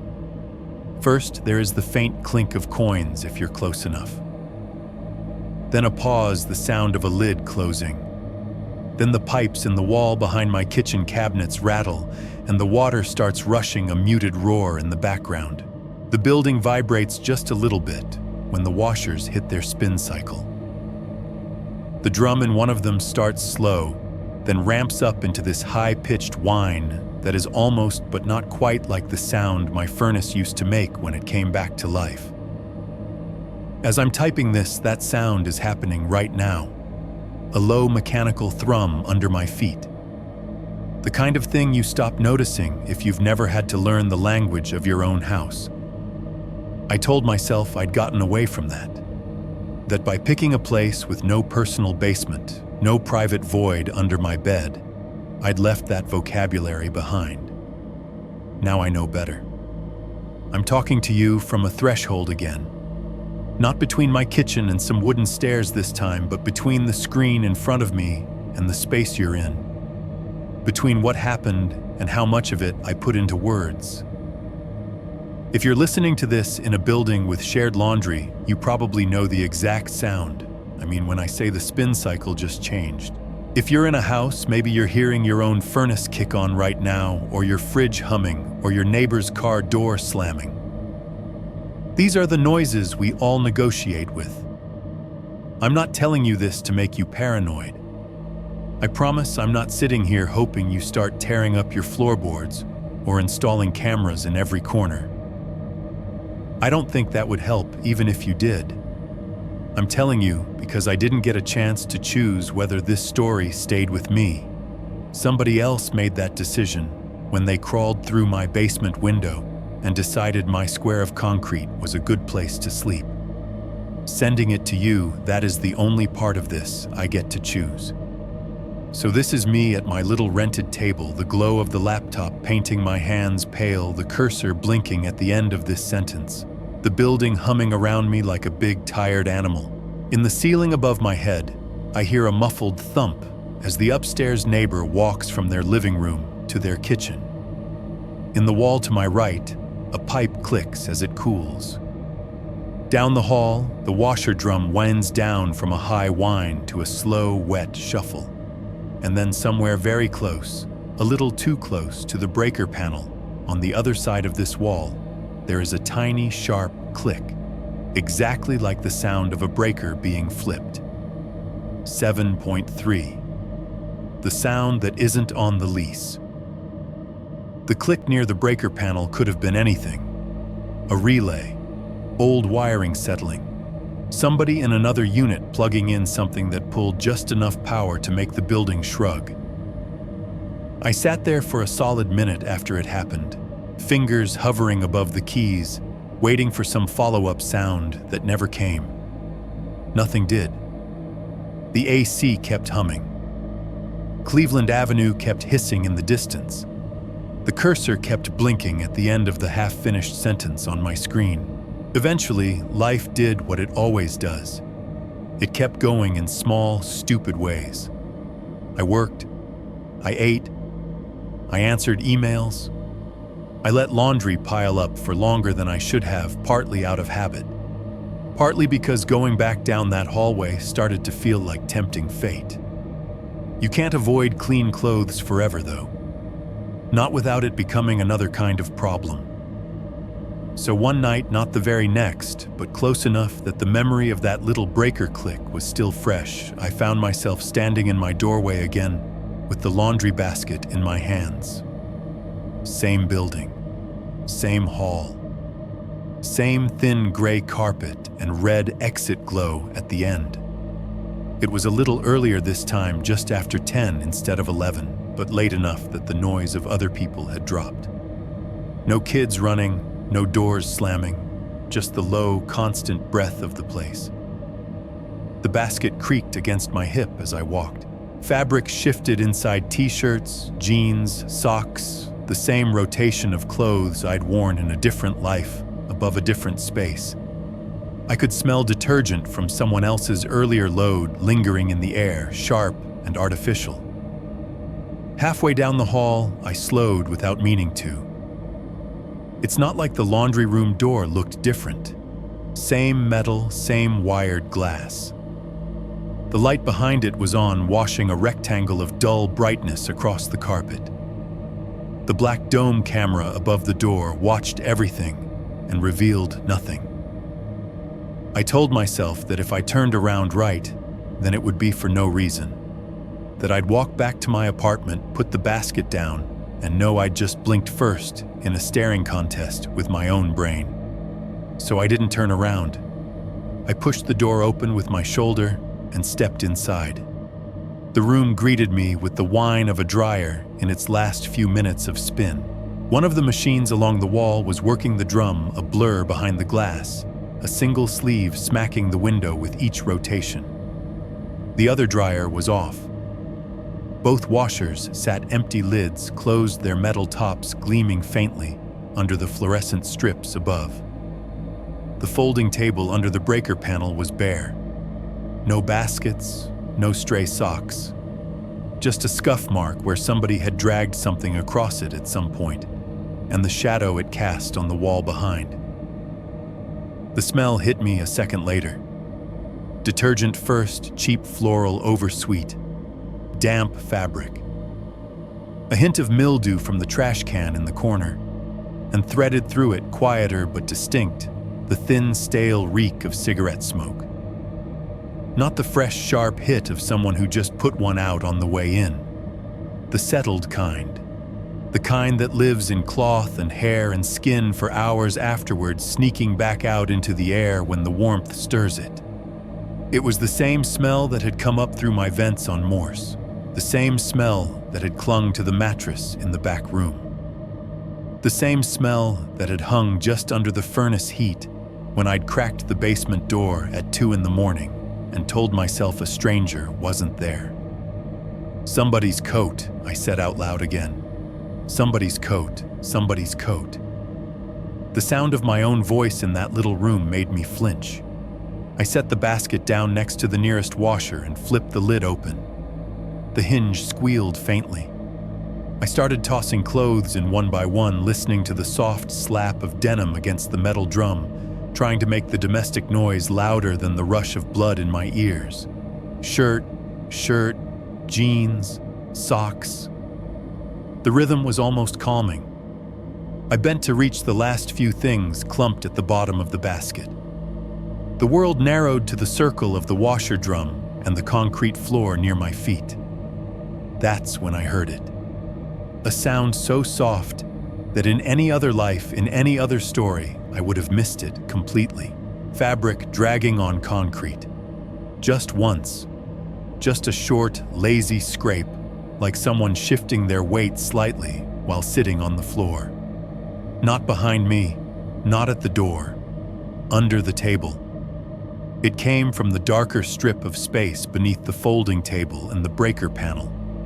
The spot where the overhead light doesn't quite reach, leaving a low, horizontal cave of shadow between the edge of the table and the floor. My body froze before my mind caught up. The shirt in my hand hung there halfway to the washer, every muscle locked. My breath paused somewhere between my chest and my throat. For a second, I could hear nothing but the dryer's mechanical thump, thump, thump behind me and the high electrical buzz of the light. Then very distinctly, the soft whisper of cloth against concrete again. Shift, pause, settle. If you've never heard a sound like that when you thought you were alone, there's no way to explain how loud it is, how it slices through everything else. I did not look right away. Some old survival reflex told me that as long as my eyes stayed on the washer drum, as long as I didn't confirm what my ears were saying, I was still in plausible deniability territory. Eventually, though, you have to move.